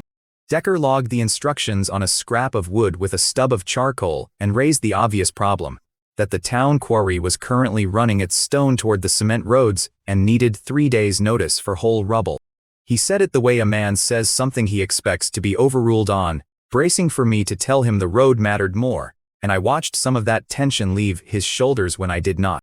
Half the town's construction budget has already gone into that quarry contract, and I was not about to let a scheduling squabble between 2 of my own crews cost me a wall. I told him to file the material request straight through BAL, and that if the quarry could not schedule both jobs, the road crushed stone would wait. The road can sit half-finished for a few extra days, I told him, but a foundation poured on bad ground doesn't get a second chance. A delayed road costs travelers a few days of dust in their boots, while a cracked wall costs me every tenant behind it, and I would rather absorb the smaller complaint now than the larger one later. He nodded, turned back to the trench, and set the crew digging again from the soft section. I stayed at the edge a while longer than I needed to, watching the first few shovel loads come up clean once they passed the silt line, before walking back to the manor to let the crew work without an audience. There is no line item in any ledger for the value of a lord standing at a trench for 10 extra minutes, and I have never once tried to invoice myself for it. Every extra day of digging on the south side was a day of paid labor, with nothing visible to show for it yet, the kind of expense that shows up as a loss on paper, and nothing else until the wall stands 20 years without a crack. Over the following days, the south side took nearly twice as long to prepare as the north, and Decker never once complained about it to me. None of those visits changed the schedule by so much as an hour, and I never pretended otherwise to myself, though I kept making them regardless. That was less about his patience and more about the fact that I kept showing up close to daily, watching the stone go in, arguing over drainage routing, or standing at a distance taking in the whole site before walking off without a word. A lord who visits that often is a lord who has decided this building matters more than most, and Decker read that correctly without needing it explained. What he could not have known was that half of those visits had nothing to do with inspecting stonework, and everything to do with my own restlessness over whether I had priced the whole project correctly the first time. About half a mile off, in the northeast corner, Huffman's workshop had split itself into 2 separate operations running at full speed. One side kept its forges and anvils, hammering out gears and bearing housings for the thresher.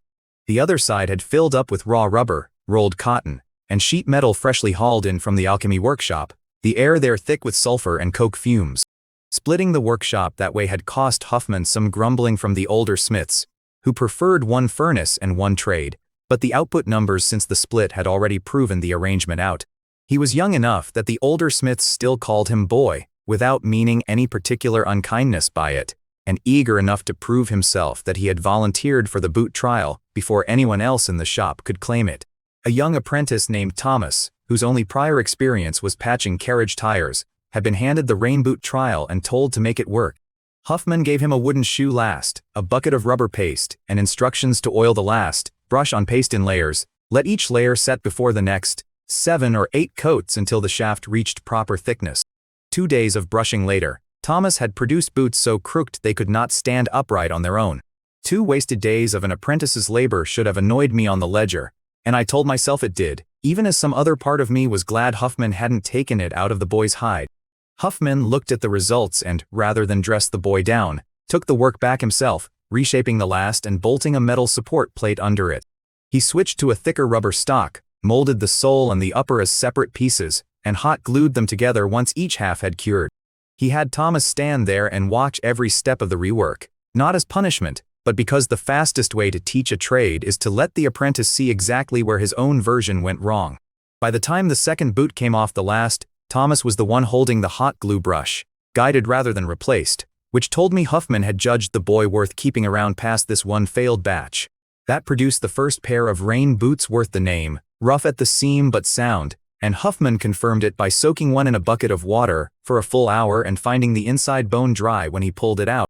The afternoon light on the terrace had gone gold by the time Huffman climbed the stairs, boots swinging from one hand by their laces, a proud, tired look on his face that no amount of pretending could hide.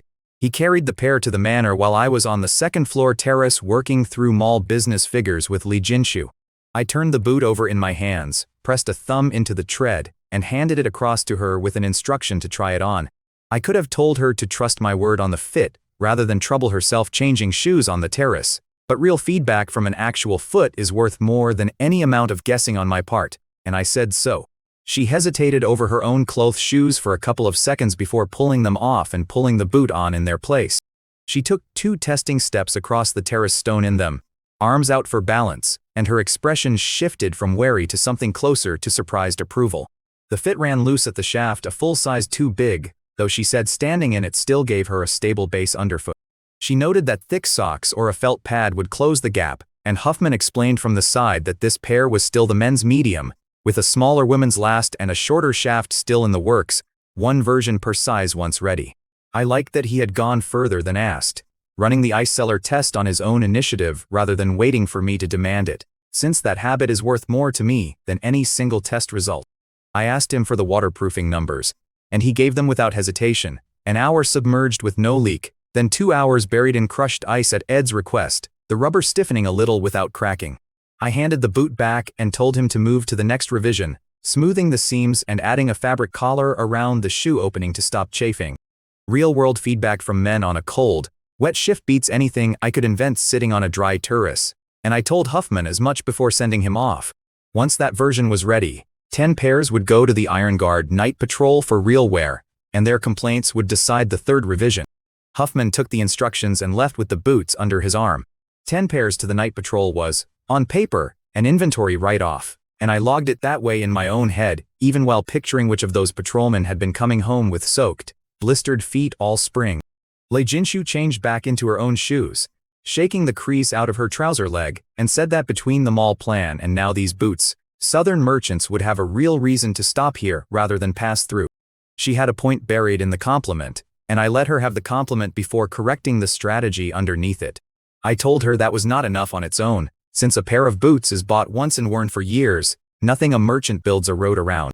What pulls merchants in and keeps them, I told her, is foot traffic itself, thousands of people moving through daily to eat, trade, lodge, and be entertained, since money follows crowds, not single products.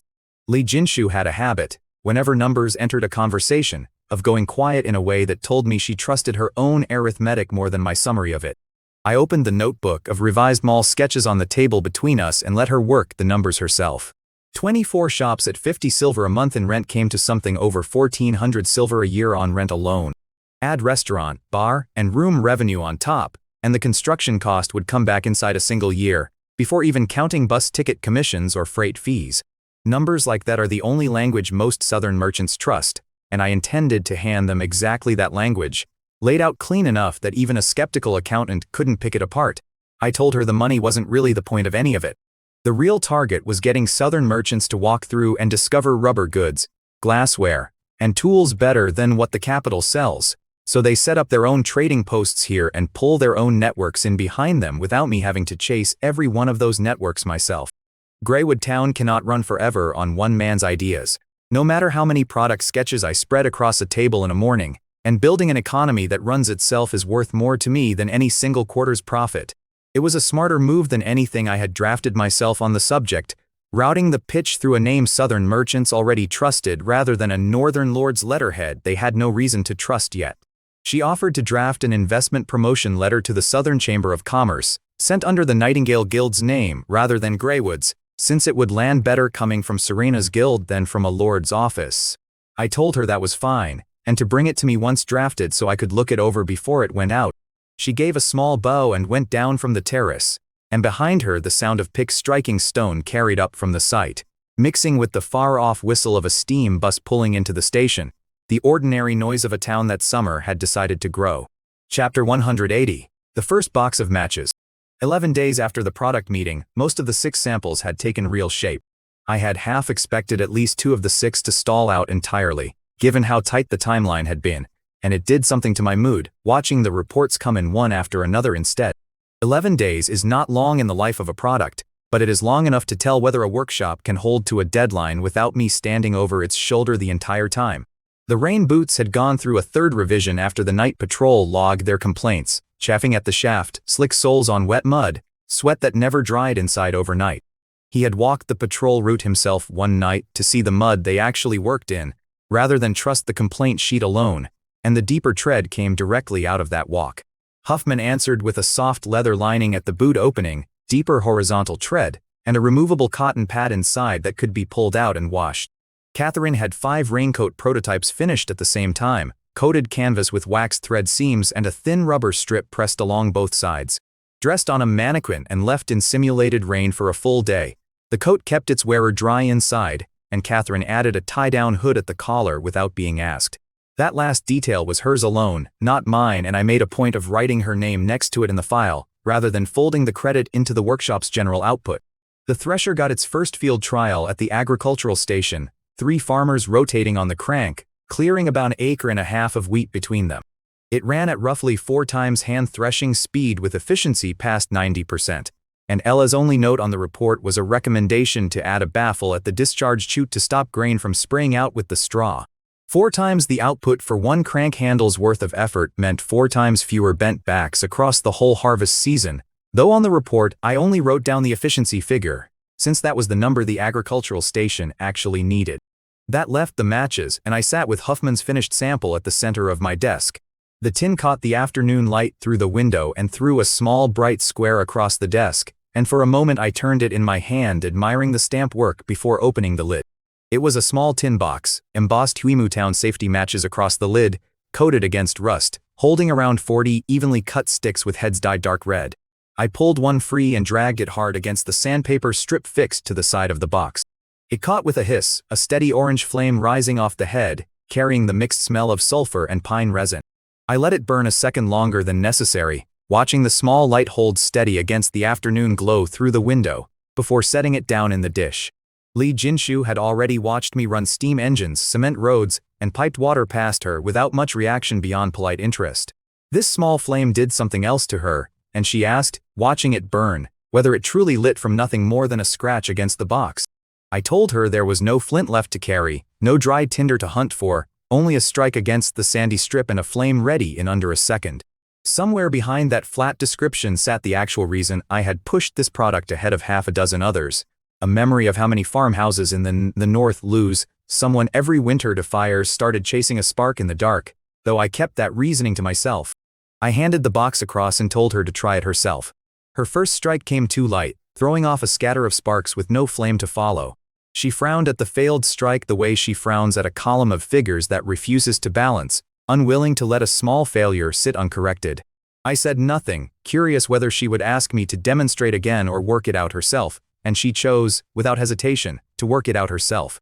The second landed with better angle and weight behind it, and the head caught clean, and she watched the fire climb the stick nearly to her fingertips before shaking it out and dropping it into the dish on the desk. She said every household in the north would want a box once this reached the market, and called it, in a tone close to reverence, not a mere product but civilization itself. Privately, I thought she might be closer to right than I was willing to say out loud, since half of what people call civilization is nothing more than a long list of small conveniences stacked one on top of another. I waved the word down as too large for a box of pine sticks, though I agreed it would change how people lived their evenings. I showed her a few side variants Huffman had also tried: a longer burning head, a faintly pine-scented one, a long-stemmed version built for lighting fireplaces or candles from a distance. None of the variants would ship this quarter, but keeping them on the shelf cost nothing and told me which direction demand might drift once the base product proved itself. Huffman had clearly enjoyed making them, tinkering past the brief I had given him, and I decided not to mention the wasted material since curiosity like that tends to pay for itself eventually. The standard version, I told her, 3 copper coins a box, roughly 10 seconds of burn per match, was what we were launching first, 2,000 boxes to start, sold on trial at the station kiosk and the exchange shops in the town center. We would watch 2 weeks of sales figures before deciding whether to scale production further. 2 weeks is enough time to see whether a household that buys 1 box comes back for a second, and a repeat buyer tells me more about a product's real worth than any amount of praise across a desk. Lei Jinshu offered track the daily sales herself, folding the match numbers into the station's other records, counting buyers and repeat purchases day by day. Handing her that piece of the operation cost me nothing and gave her something real to build a reputation on inside the station, which struck me as a fair trade whichever way I looked at it. I told her that was fine, and to route the figures to my desk after the market closed each evening. She set the matchbox down with care, her face composed, though the pleasure underneath it showed anyway, and I let it pass without comment. I moved on to Huffman's thermos report next. The glass-blowing side was going well. The vacuum sealing step still failed on roughly 1 liner in 3. I marked the report to focus on process stability before anyone worried about volume and closed the file. A cracked liner is a wasted afternoon of glasswork and a burned finger on whoever tries to force the seal, and I would rather Huffman's crew slow down now than rush a batch that shatters in someone's traveling pack. Speed can always be bought later once the process holds steady, but a reputation for goods that fail in someone's hands is not something coin buys back. Outside, the evening whistle sounded from the construction site, marking the end of the day shift, while smoke still rose thin from the alchemy and blacksmith chimneys, where the night crews kept working. She never asks whether I need anything else, only reads the room and leaves exactly what it needs, and I have come to rely on that quiet competence more than I have ever told her.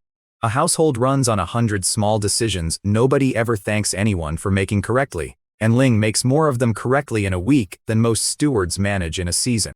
Ling came in with a kerosene lamp, set it on the corner of the desk without a word, and slipped back out, her ears catching the light for a moment before the corridor swallowed her. Lei Jinshu rose and said she would head back to her quarters, since the first train left the station in the morning, and she wanted to be there to check on early ticket sales. She never asked me to release her from the day's work, only informed me of it, and I had long since stopped correcting that habit since it saved both of us the trouble of pretending otherwise. A tallier who tracks her own hours better than half my paid clerks is not an employee I intend to let slip back across the border without a fight. I told her to go ahead. Once her footsteps faded down the hall, I turned the matchbox over once more in my hand, then opened the drawer and set it beside the sketches already inside. The drawer was already crowded: steam bus operating figures, mall foundation records, boot and raincoat feedback, thresher improvement notes, stained glass color swatches. Each folder was a different branch growing off the same root, none of them finished, all of them still worth tending. I closed the drawer, pulled an old land survey book off the shelf, and turned to the property lines outside the east gate, since the mall's shop leasing plan still needed those boundaries confirmed before anything else could move forward. Chapter 181. The Depth of the Great Zhao Civilization.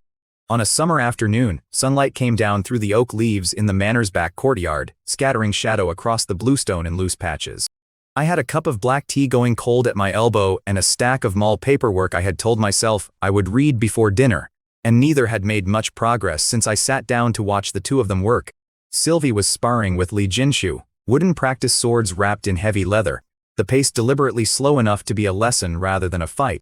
I could have watched Sylvie run drills against a straw dummy and learned nothing new, but running her against a living opponent trained in an entirely different tradition told me things no written report ever could.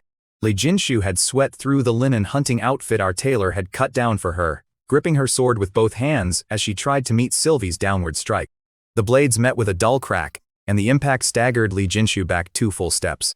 I had been watching this sparring session the way I watch most things around the manor, less out of leisure than out of the habit of pricing every asset under my roof, and Li Jinshu had quietly become an asset I could not fully categorize. What caught my attention wasn't the stumble itself but the shape of it, her retreat tracing a smooth half-circle, rather than a straight stumbling line, bleeding the force sideways into the ground instead of absorbing it head-on.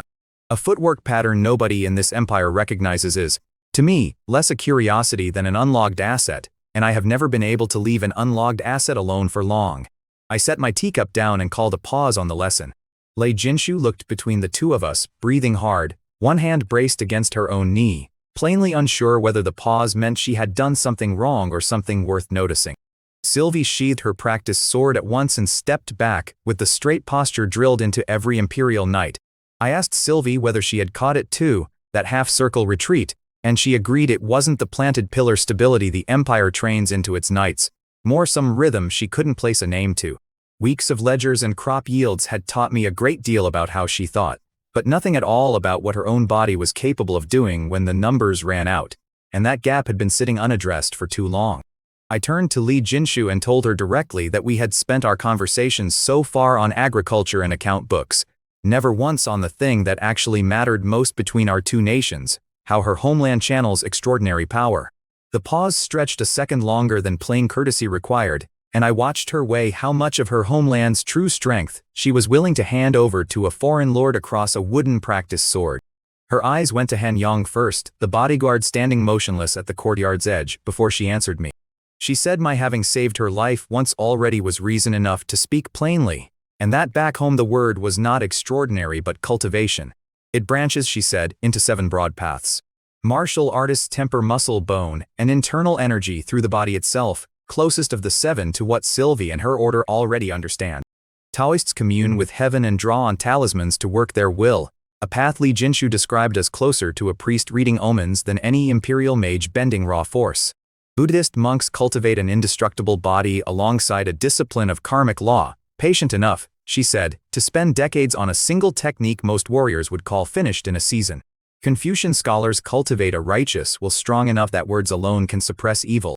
Beyond those 4, she added military strategists who build advantage from small arrangements, artifice masters who work wonders through mechanism and craft, and poison masters who cultivate venomous creatures in the wilds to the south, with countless smaller sects branching off beneath all 7. 7 major paths and an uncounted number of smaller offshoots underneath them is not a power system, I thought. It is an entire economy of power, layered the way our own trade guilds layer under the Chamber of Commerce. Sylvie cut in there, skeptical that mere scholars, bent over books all day, could ever pose real danger to anyone. Li Jinshu answered her with quiet pride, saying a great Confucian scholar back home could scatter 1,000,000 spirits with nothing but a shouted rebuke, since it was will and principle doing the work, not muscle. Sylvie opened her mouth to argue further and then closed it again, clearly deciding the conversation had moved somewhere she had no ground to stand on. A stretch of quiet followed, broken only by the oak leaves shifting overhead, while Sylvie visibly worked through how much wider the Eastern systems ran compared to the Empire's narrow choice between knight and mage. A cynical part of me wanted to ask her to name a price for that knowledge on the spot, and a less cynical part of me was already ashamed of the first part for thinking it. I kept my face level, though underneath it I was already running the numbers that mattered to me. The Empire is barely 200 years old and carries fewer than 10 million people, while Great Zhu, by her account, spans thousands of years and holds more than 100 million. Depth and range in any power system scale with population and time. Exactly the pattern I would have expected from the sociology of my old world, and here it was proving out again in a new one. I sat with that thought a while, weighing what it meant for a lord ruling 10,000 people in a town barely a decade old to ever hope for anything close to what 100 million people had built across 3,000 years. It was not a comfortable thought, but I have never found much use in comfortable thoughts, only accurate ones. I asked whether Han Yong followed the martial artist's path. Months of recovery in my manner had done him good, since the man kneeling before me now carried none of the gauntness I remembered from the night I first pulled him and his charge out of danger. He stepped forward, bowed to Li Jinshu first as a matter of courtesy, then knelt before me and named himself, with quiet modesty, a lowly warrior of the Third Realm. I asked him what a martial artist's power was actually made of, set against the Empire's battle aura. He spoke slowly, choosing each imperial word with visible care, the way a man speaks when he is translating a concept that has no clean equivalent in the language he is borrowing. He explained that Imperial Knights convert life force outward into battle aura, while great Zhu martial artists close their pores, temper muscle and blood inward, and gather the energy of heaven and earth into their organs as ki. He demonstrated by throwing a punch that stopped half a foot short of a thick wooden practice stake, and even without contact, a visible crack split the wood from the force of it alone. A man who calls himself lowly, and then splits oak from 6 inches away without touching it is either lying about his rank, or the rank system itself sets its floor somewhere well above anything I had bargained for. Sylvie's expression went serious in a way I rarely see from her. She knew that kind of power delivered at a distance would demand at least a 4th-rank knight's precise control of battle aura within our own system, and by raw output Han Yang sat clearly below that rank. That gap between raw output and applied result was the whole conversation compressed into a single cracked stake, proof that technique could outrun brute strength if the tradition behind it ran deep enough. Every business instinct I carried over from my old life told me that a technology gap this wide, left uncrossed, would eventually cost me more than any single trade deal ever could. I crossed the courtyard, laid a hand against the crack in the stake, and turned back to Han Yang. I asked him flatly whether it was too late for me to learn this. Chapter 182, Resonance of the Soul. The courtyard went quiet in the particular way it does when everyone present expects me to make a fool of myself. Sylvie stepped forward first, mouth already open, clearly ready to talk me out of the whole idea. She remembers exactly what I remember.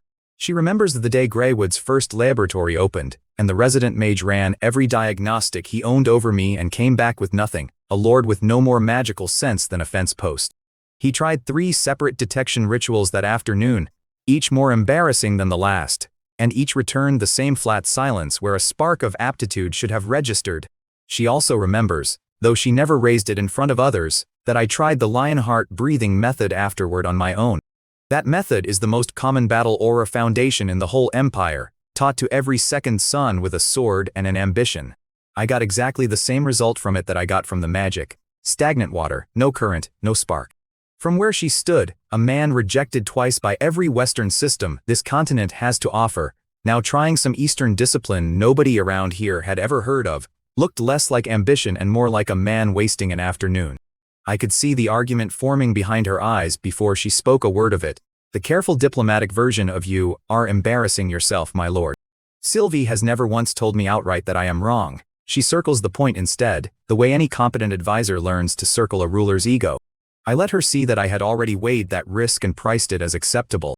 Han Yang hesitated too, though his reasons ran differently. His eyes cut sideways to Li Jinshu before he answered, because the foundation techniques of Great Zhu are not something a sworn retainer hands out to foreigners without his sovereign's blessing. A princess without a throne still carries the reflexes of a throne, and every man who had once served her palace still waited for her nod before offering a stranger anything of value. Li Jinshu read the question on his face before he asked it aloud, and she answered it with a warmth that cost her nothing to give. I had saved their lives, she reminded him, and given them a roof over their heads in a land where nobody else would have. A basic foundation building method, she said, was hardly some ancestral secret worth hoarding against the man who had done that. Han Yang took her permission the way soldiers take orders, without argument, and folded whatever private reservations he still carried back behind a professional face. Han Yang bowed to her, then turned to me, and his expression sobered into something closer to a diagnosis than an offer. He told me that in the martial arts of his homeland, talent comes first and understanding second. He told me a man my age, with a body shaped by years hunched over ledgers and dispatches, had already closed and missed the window where real bone and sinew cultivation takes root. He would still teach me properly, he added, if health and a longer life were all I wanted out of it. His tone stayed respectful throughout, the tone of a professional delivering a diagnosis he does not expect the patient to enjoy.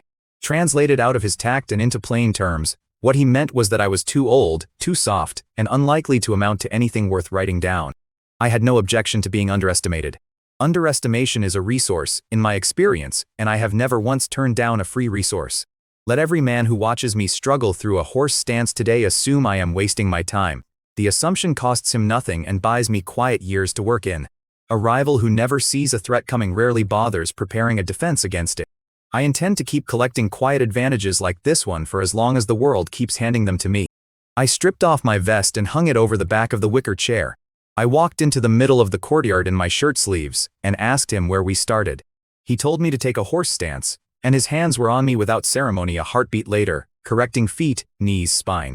His grip carried the calluses of a man who has spent decades gripping a spear rather than a pen, rough enough that every correction registered on my skin as much as in my ears. Grip the ground with your toes, he said, like the roots of an old tree. Keep your knees behind your toes, tuck your stomach in, lift your chest. Every instruction landed as a small physical argument against a decade of sitting in chairs, and my body lost that argument early and often. I said nothing about the discomfort, because a lord who complains about a sore leg in front of his own household guard loses more authority than the leg is worth. Inside 2 minutes my thighs burned and shook, and I had to admit, silently, that half a year of desk work reviewing budgets and cement ratios had done nothing for my legs. There is a particular indignity in commanding a growing army of musket infantry, while your own knees threaten to buckle under a static crouch a child could hold, and I filed that indignity away for later use as motivation. Han Yong's voice found its own rhythm beside me, telling me to let my breath sink out of my chest and down to the point 3 inches below my navel, the places people call the dantian. Imagine the inhale climbing your spine like a clear stream, he told me, and the exhale pressing stale air out into your limbs. Set aside every distracting thought, he said, and let mind and body sit still together. That last part was the difficult one. My mind runs on calculation the way other men's hearts run on blood, constantly totaling silver returns, cement mixtures, the next move against the old aristocracy. Asking it to go quiet is asking a factory floor to fall silent mid-shift. I forced it anyway, breath by breath, until the rhythm Han Yong described lined up with my own. When it did, something changed low in my abdomen. A warmth bloomed where there had been nothing before, small but unmistakable. It was the way a single drop of warm water lands on a hand numbed by winter and cannot be mistaken for anything else. That warmth rode my breath outward into my aching thighs, and the trembling there eased, not gone, but eased. It moved the way heat moves through a cold room once a stove catches, slow at first, then everywhere at once. I made a sound I had not planned to make. Han Yong, watching from a pace away, went rigid. What I had done in under a quarter of an hour, he told me once he found words for it, takes a gifted young cultivator back in his homeland 10 days to 2 weeks of guided training and rare medicine to accomplish, if it happens at all. His whole understanding of talent and training, built over decades of watching apprentices claw their way toward the faintest trace of Kai, sat rearranged in front of him without warning. While he stood there working through his disbelief, I was working through mine. The pieces fit together the moment that warmth bloomed. Every unanswered question I had carried since waking up in this body years ago lined up in a row and answered itself in a single breath. Years of quietly wondering why the local mages treated my aptitude tests like an embarrassing footnote now had an explanation that made sense on paper, rather than as some cosmic joke at my expense. This body is Lorien Bohemia's, inherited whole, but the mind and the will driving it crossed over from Earth, and whatever that means beneath the surface, it means my instincts run on an Eastern architecture. That is why magic and battle aura, both products of this continent's own laws, never took root in me. The hardware was compatible enough. The operating instructions written into my soul were not, and no amount of trying could force a working install where the two disagreed. Great Zoo's method of cultivating Kai runs on software my soul already knows. No mage or knight in this empire could have handed me that framework even if he had wanted to, because none of them were ever built to carry it. A man from Earth landing in a body shaped by this continent's own bloodline should, by every rule this world writes for itself, have stayed magically empty for the rest of his life. The instant Han Yong handed me the right framework, it took root the way water finds a channel already cut for it. I told him, once I trusted my own voice again, that I could sense it, a faint warm current sitting below my navel, patient and real. Whatever was left of simple gratitude in the way he looked at me burned away in that instant. What replaced it looked closer to a martial artist's reverence for a prodigy he could not explain. He started talking, fast and bright-eyed, about grandmasters, about how within a decade I could dominate a region with my bare hands. He was already picturing some future where I stood at the head of an army swinging a blade instead of signing a payroll, and I could see the whole daydream playing out behind his eyes before I killed it. I let him get exactly that far before I cut him off. I have no ambition to stand on a front line swinging a blade at anyone, I told him, and no need to become a grandmaster of anything. I am doing this for self-preservation, and nothing more romantic than that. My musket squads and my steam cannons will do the actual killing from 500 meters out long before anyone gets close enough to test what my fists can do. Han Yong himself was still years away from punching through a stone wall bare-handed, while my engineers were already casting rifled barrels. All I want, I told him, is a little extra protection in case some fourth-tier assassin gets past my guards and into my study one day before I have a hand free to draw a pistol. Individual heroics are going to be swallowed by industrial firepower soon enough on this continent, whether the old schools like it or not. Times were changing under everyone's feet whether the old schools tracked the shift or not, and I intended to be standing on the winning side of that change once it finished arriving. I am not opposed to a little extra padding under my armor, while those old ways are still in fashion though. I told him to set aside an hour every morning from then on to walk me through breathing and stance work. He agreed with the kind of solemn eagerness I have only ever seen in men who believe they have found something worth their whole life's devotion. An hour a day is a real cost against my schedule, and I priced that cost against the value of not dying to a knife in the dark, and the arithmetic settled quickly in favor of the training. Sylvie watched the whole exchange without understanding a word of what key sensation meant technically, and yet she read the room correctly anyway. Whatever had happened in that courtyard, her instincts told her. The lord she reported to had put his hand on some new kind of terrifying, and Han Yong's face confirmed it better than any explanation could have. I put my vest back on, buttoned it, and let the two of them sit with their own conclusions while I went back to being the calm, unbothered ruler they expected. Whatever legend Han Yong decides to carry away from this courtyard is his business. My business is the quiet arithmetic underneath it, and that arithmetic never changes no matter how the story gets told afterward. Chapter 183, The Prisoners of Tulip Territory.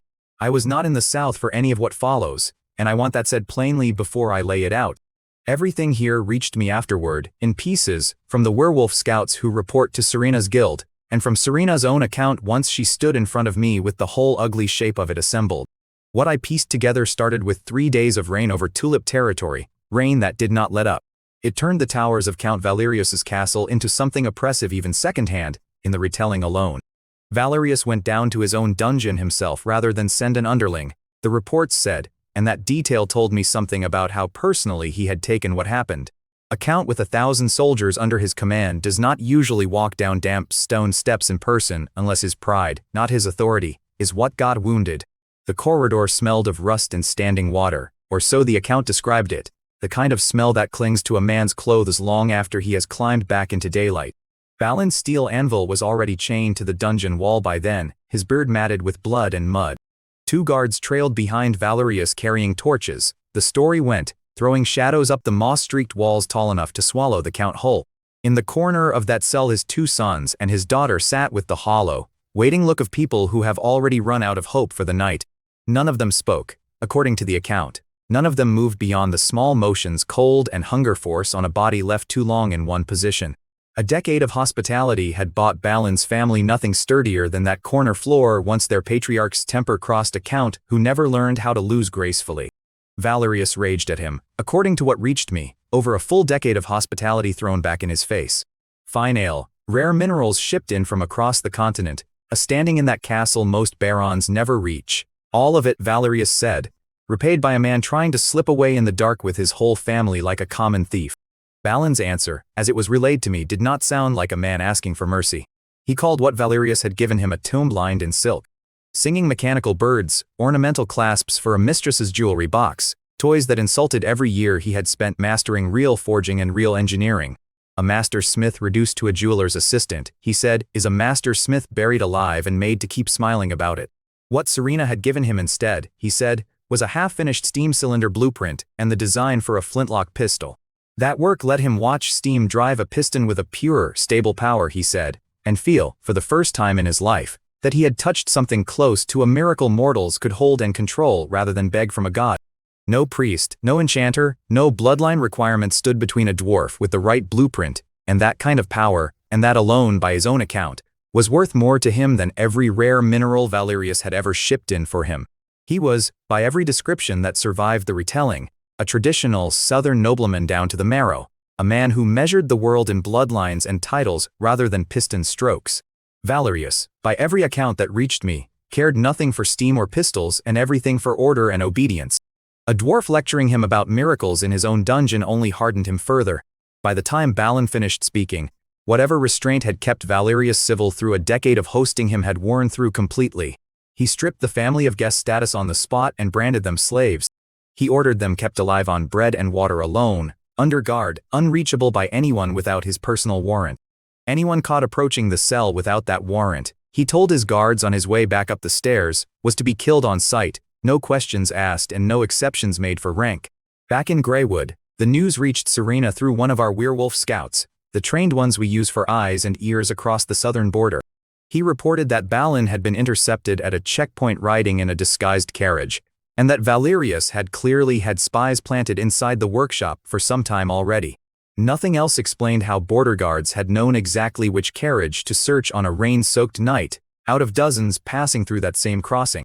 Whoever Valerius had planted inside that workshop had watched Balin long enough to know his habits, his routes, even the hour he preferred to travel, and had sold every piece of it back to their employer without a flicker of hesitation. Serena was still carrying the sting of an earlier humiliation at Valerius's hands, forced at the White Gull Tavern to sign away half her rights to lease compasses in his territory. That signature had cost her a season of profit, and worse in her eyes, cost her the composure she prizes in front of southern merchants who watch her for any crack. The two grievances together, old and new, nearly took the reins out of her hands entirely. By the account the scout gave me later, her voice went dangerously low rather than loud, which anyone who has worked under her will tell you is the version worth fearing. She ordered horses ready to lead an Iron Guard raid on Tulip Territory herself, to take back the craftsman she considered hers and strike a blow at the man blocking Greywood's progress. By every account I later heard, she got as far as the office door before her own instincts caught her by the collar. The math stopped her cold once she let herself run it. The distance alone crosses 3 imperial border fortresses, and the Empire will never let a private army cross them in peacetime without reading it as open provocation against the crown. Even a covered approach would still end with a company of our people standing against 1,000 of Valerius's private soldiers, on ground he had spent decades fortifying. It was a gamble that could gut the elite force we had spent years and fortunes building, for a rescue with no guarantee attached.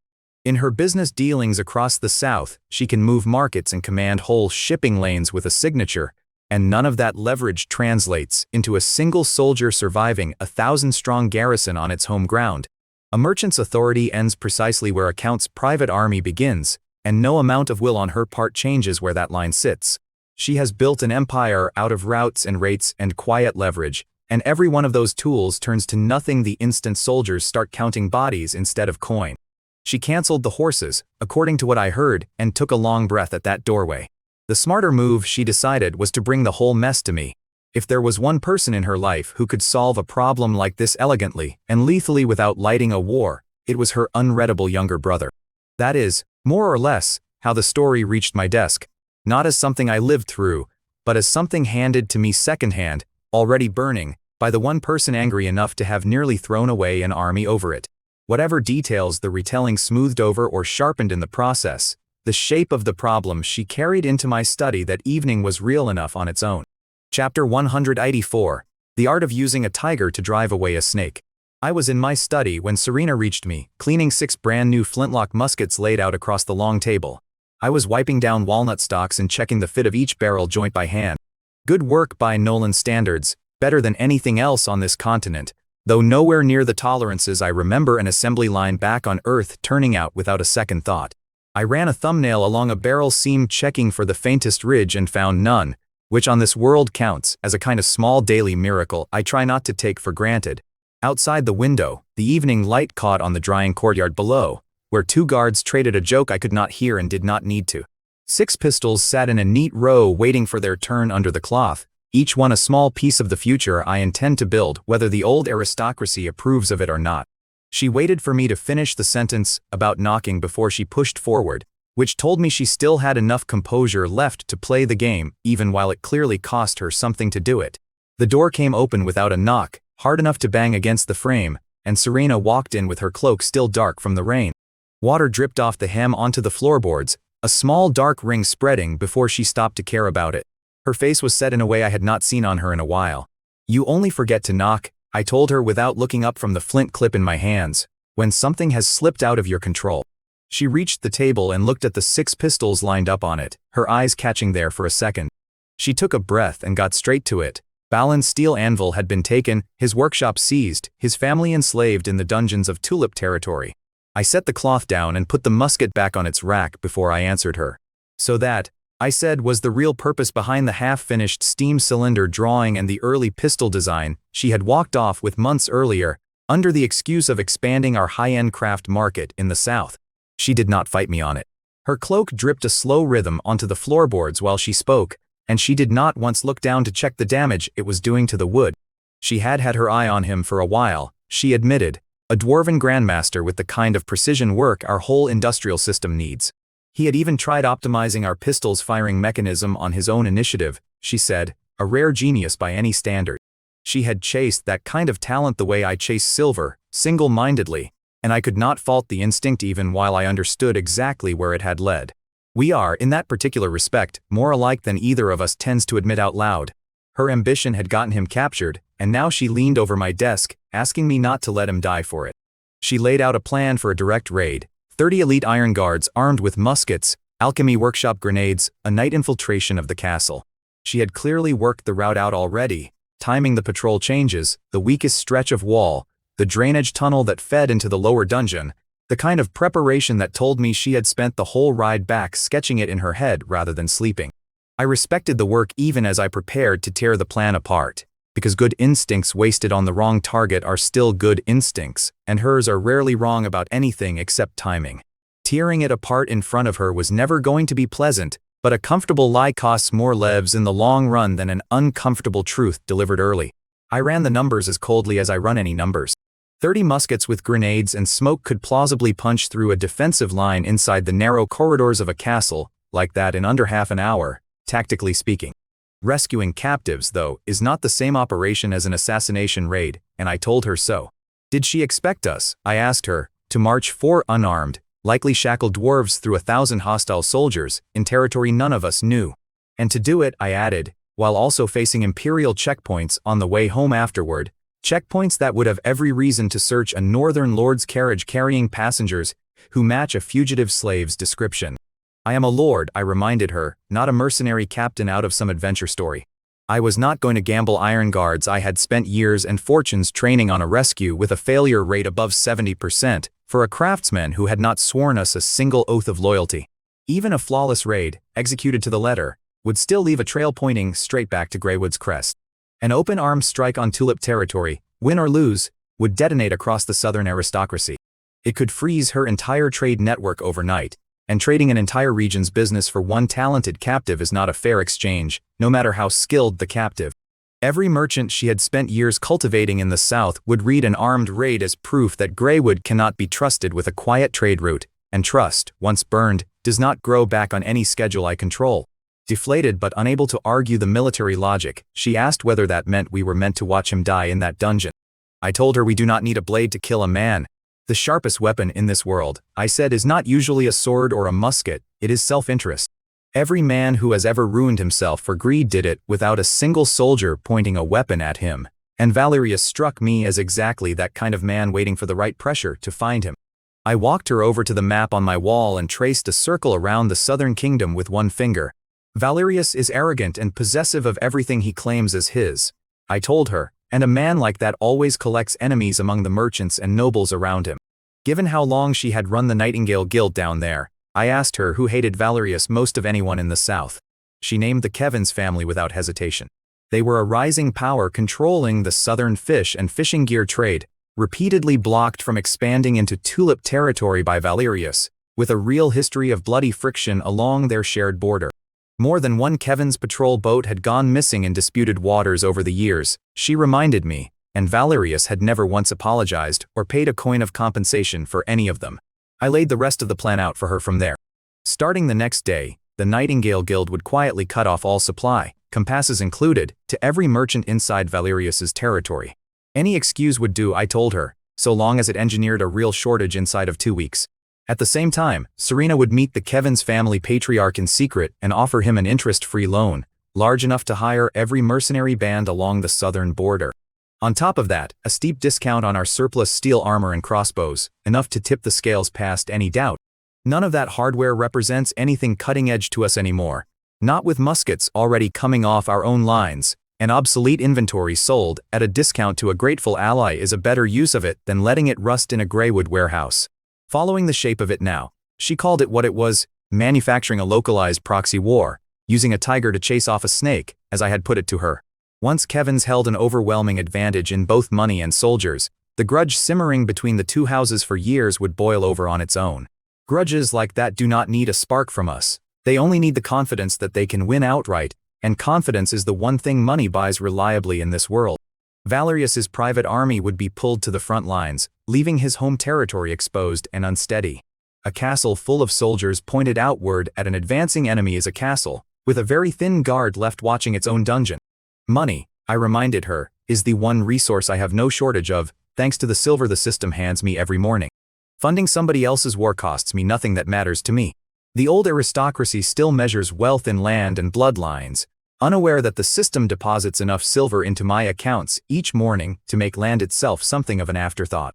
Once the fighting dragged on long enough, or Valerius grew desperate enough, someone would need to sit down and broker the peace. As the financier behind the whole thing, Serena would have earned herself a seat at that table by then. From there, she could slip one demand quietly onto the list of reparations. Have Valerius hand over those useless dwarf slaves to her, I told her, as compensation for her earlier humiliation. Worded exactly that way, I said, useless and slaves both, so that no one at the table mistakes the request for anything worth fighting over.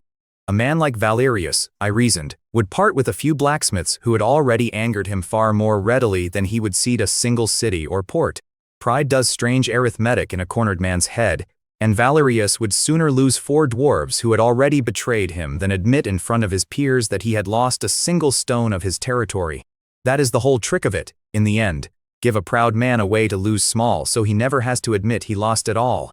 Pride is, in its own way, the cheapest currency I have ever spent someone else's fortune against. Serena went cold with the calculation for a stretch, then flushed with the pleasure of it. No soldiers lost, no diplomatic exposure, and a handful of silver and outdated weapons enough to back a southern count into a corner and pry loose exactly the talent we wanted.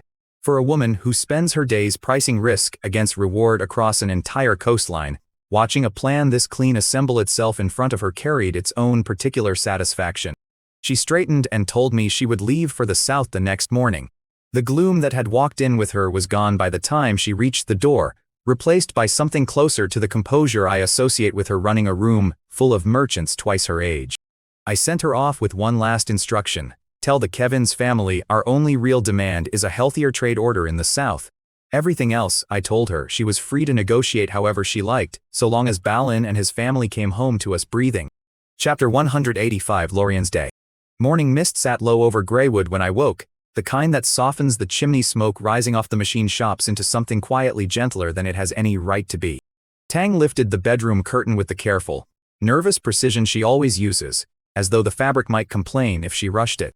Her fox ears twitched once as she leaned in to check whether I was truly awake or only pretending for her sake.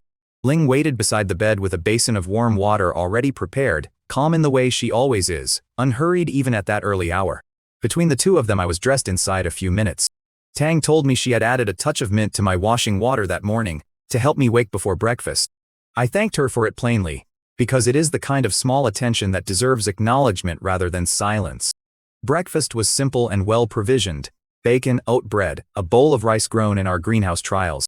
It was the kind of meal that would have been unremarkable back on Earth and counts as a small miracle of logistics here. Every grain of that rice represents a supply chain someone on my staff had to build from nothing, and I never eat it without running a quick private accounting of what it cost to get onto my table. In the study, old butler Bal had the day's documents stacked and waiting on the left side of my desk, squared at the corners the way he has arranged them every morning for longer than I can remember. There was a budget request for reinforcing the eastern foundation of the mall, and a request from Huffman for more vulcanized rubber to keep the rain boot line moving. I signed off on both without much hesitation. What would be a crushing expense for an ordinary noble is a rounding error against the silver the system deposits in my account every morning. I told Bal to make sure Huffman had whatever raw material he needed. I also told him I wanted finished rain boots, ready for the Iron Guard's night patrols inside the week. Since a patrol slowed by wet, rotting boots is a patrol that costs me more in the long run than any amount of rubber. Bal took the signed papers with the same quiet awe he has worn for months now. The look of a man who has stopped being surprised by numbers and started being surprised by how little those numbers trouble me. At 10 I met Han Yong in the backyard, where he told me my sense of Kai had stabilized enough that we could start guiding it down into the meridians of my legs. An hour of grinding stance and breath work left me soaked through but steadier than tired. He walked beside me for the last stretch of it, correcting the angle of my knee twice, and told me the current I carried had already reached lower than most cultivators manage inside their first month. I thanked him for the correction and kept my breathing steady, because a lord who lets a compliment interrupt his form is a lord who has already lost the discipline the compliment was praising. A short wash and a nap of 15 minutes put me back on my feet.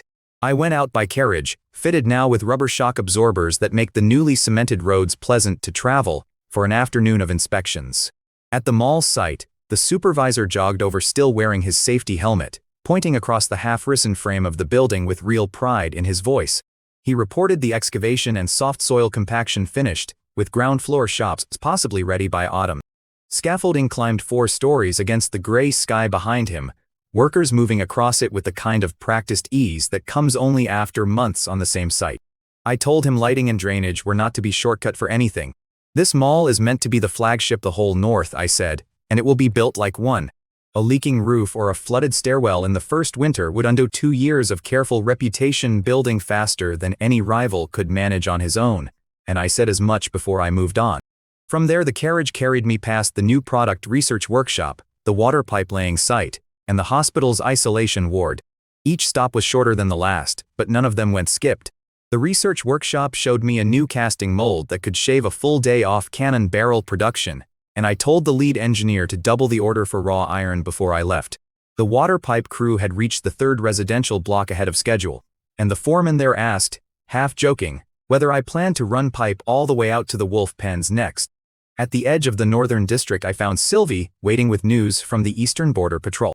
Her armor caught the last of the daylight while she spoke, and she carried herself with the brisk satisfaction of an officer whose plan is paying off in front of the man who approved the budget for it. 3 separate packs of gray wolves had been lured down from the mountains with meat and whistles by her people and Renault, and the taming was running ahead of schedule.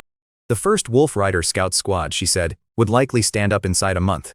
I told her to keep it quiet until it reached real scale, so that no outside mercenary company caught wind of it before we were ready to use it. A weapon announced early is a weapon half spent, and I would rather the whole continent learn about the wolves the same afternoon they see them running. As the sky reddened toward evening, I did not go back to the manor for dinner. I went to the staff canteen at the first steel plant instead, and sat down at a long table that went dead silent the moment the workers around it understood who had joined them. Dozens of hands, closed and dusted with soot, froze mid-motion over their plates, spoons and forks suspended somewhere between plate and mouth. Old blacksmith Juan found his voice before anyone else did, asking why I'd come, his own spoon still hovering, forgotten, above his bowl. I told him I eat what they eat, and asked him how the new water pipes were treating their households. The answer came back loud and overlapping from half the table at once. No more hauling buckets, no more complaints, a turned brass valve now enough for clean water and an easier bath. A younger man near the end of the table said his wife had cried the first morning the water ran clear straight out of the wall. Another chimed in that his children no longer walked half a mile to the old well before school, and the whole table nodded along like a chorus rehearsed without ever meeting. One man called me something close to a god come down to walk among them in the north. I let the praise wash past without holding on to it.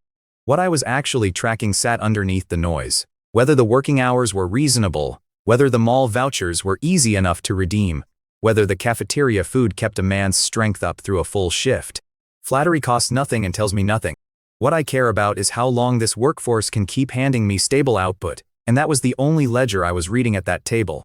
A worker who sleeps well and eats well and does not resent his valve or his voucher is worth more to me across a year than any speech I could give him about loyalty, so I keep asking the boring questions instead of the flattering ones. That night, in the study, Iron Guard officers and intelligence officers knelt to give me their reports on the North and the capital both. A pair of drunken looting incidents by foreign mercenaries in Red Leaf Territory had already been handled by the local courts, not worth escalating to my desk. I told them as much and moved them along.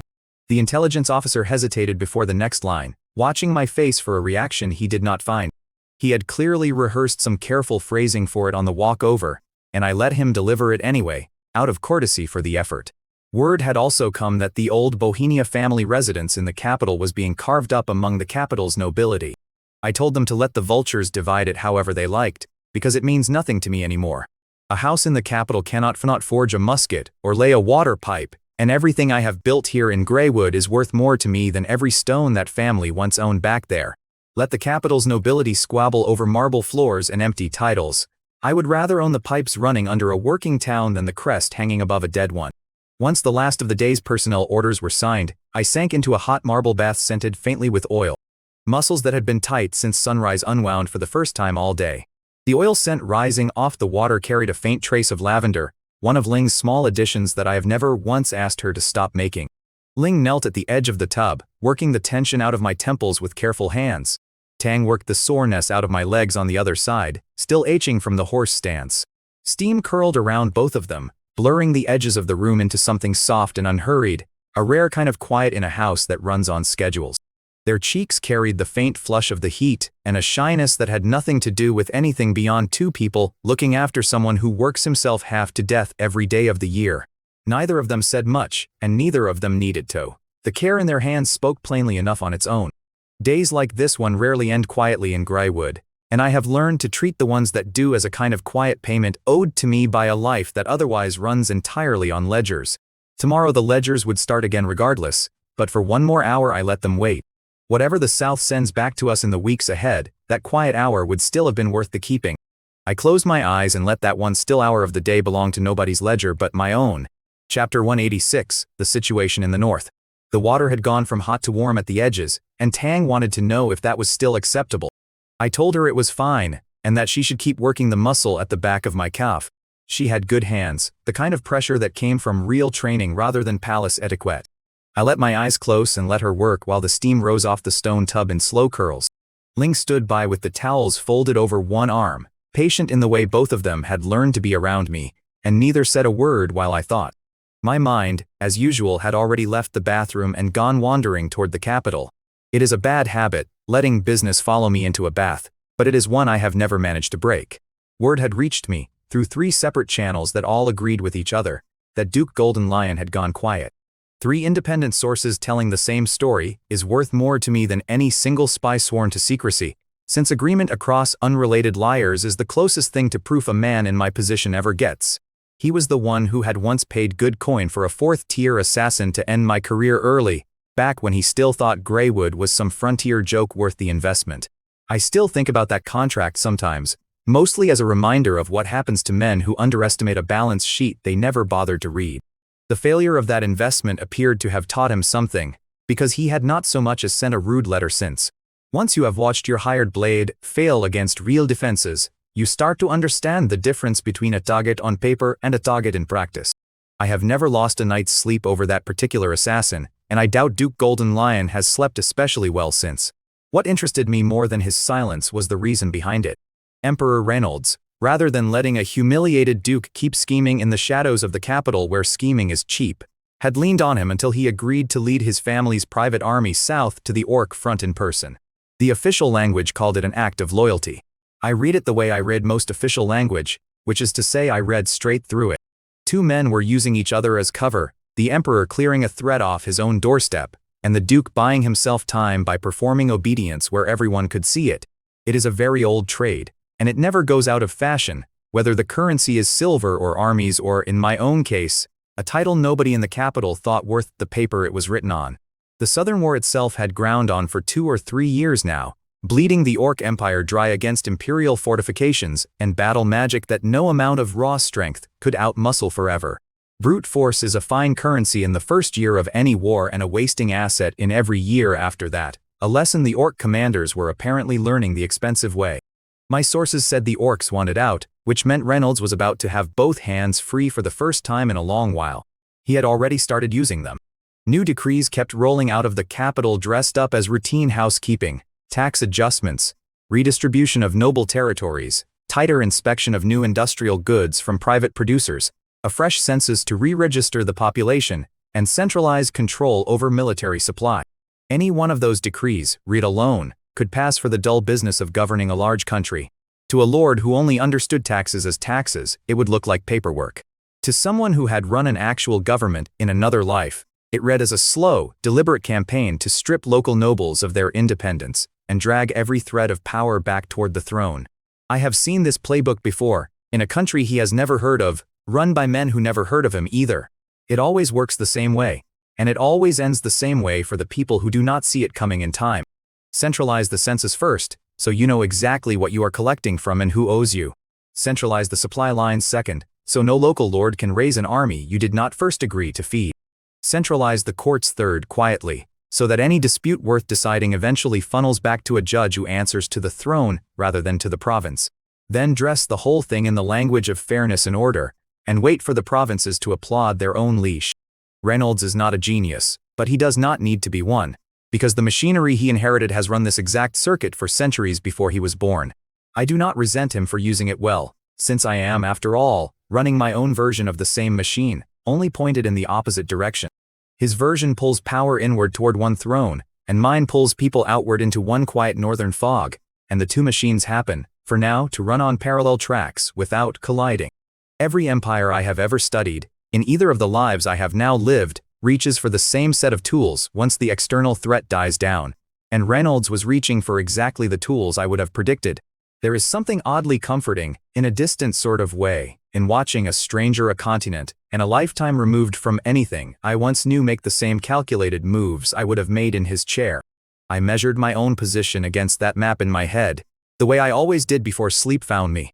If I had done in the heartland what I had done up here, annexing 7 territories, shedding what remained of my noble obligations, turning back the Emperor's own reclamation envoys at my border without so much as a formal apology, I would have been executed 10 times over by now, and probably had my ashes scattered for good measure afterward. 10 times over, and I do not think that is an exaggeration, given how quickly the Golden Lion affair alone would have escalated if it had happened 3 provinces closer to the throne. The only reason I got to lie in a hot bath instead of kneeling at a headsman's block was that the North did not register on the Empire's instruments at all. Even counting all 12 territories nominally answering to me, the population barely scraped past 300,000 souls. 12 territories sounds impressive when a bard sings it, and sounds like nothing at all once you set it next to an actual census. 300,000 people is more than most of my old world's mid-sized cities carried, and here it barely registers as a rounding line in an empire's books, which tells you everything about the scale I am actually competing against. Franconia, the capital, held more than 1 million people inside its own walls alone, a number so large it made my entire domain look like a rounding error scratched into a ledger margin. 100 years of frost and fog do that to a ledger, no matter how hard the people living under that fog work. The North's total tax yield could not match what a single decent vineyard in the South turned over in one good season. I imagine some finance minister in Franconia has, at some point, glanced at a report bearing my name and mistaken it for a clerical error before moving on to something that actually mattered to his afternoon. I hope he keeps making that mistake for as long as I need him to. Every year that passes with the North still filed under negligible is another year I get to compound in peace, undisturbed by ministers who would otherwise be very interested in exactly how that compounding works. Reynolds was content to let the North sit as an insignificant buffer zone, as long as I never made the mistake of declaring independence out loud where his ministers could hear it. There was a second, quieter layer of protection above that one, and it wore the name of Prince Hudson. He was the Emperor's uncle, nominal overlord of this entire region, and the reason he had survived the last succession struggle at all was he had made himself look harmless on purpose. He spent his days in Starry Night City sipping southern wine and hosting traveling poets, governing with a hands-off laziness so complete it bordered on performance art. Looking competent in front of his nephew was, for a man in his position, the fastest way to end up dead of a sudden and entirely coincidental illness.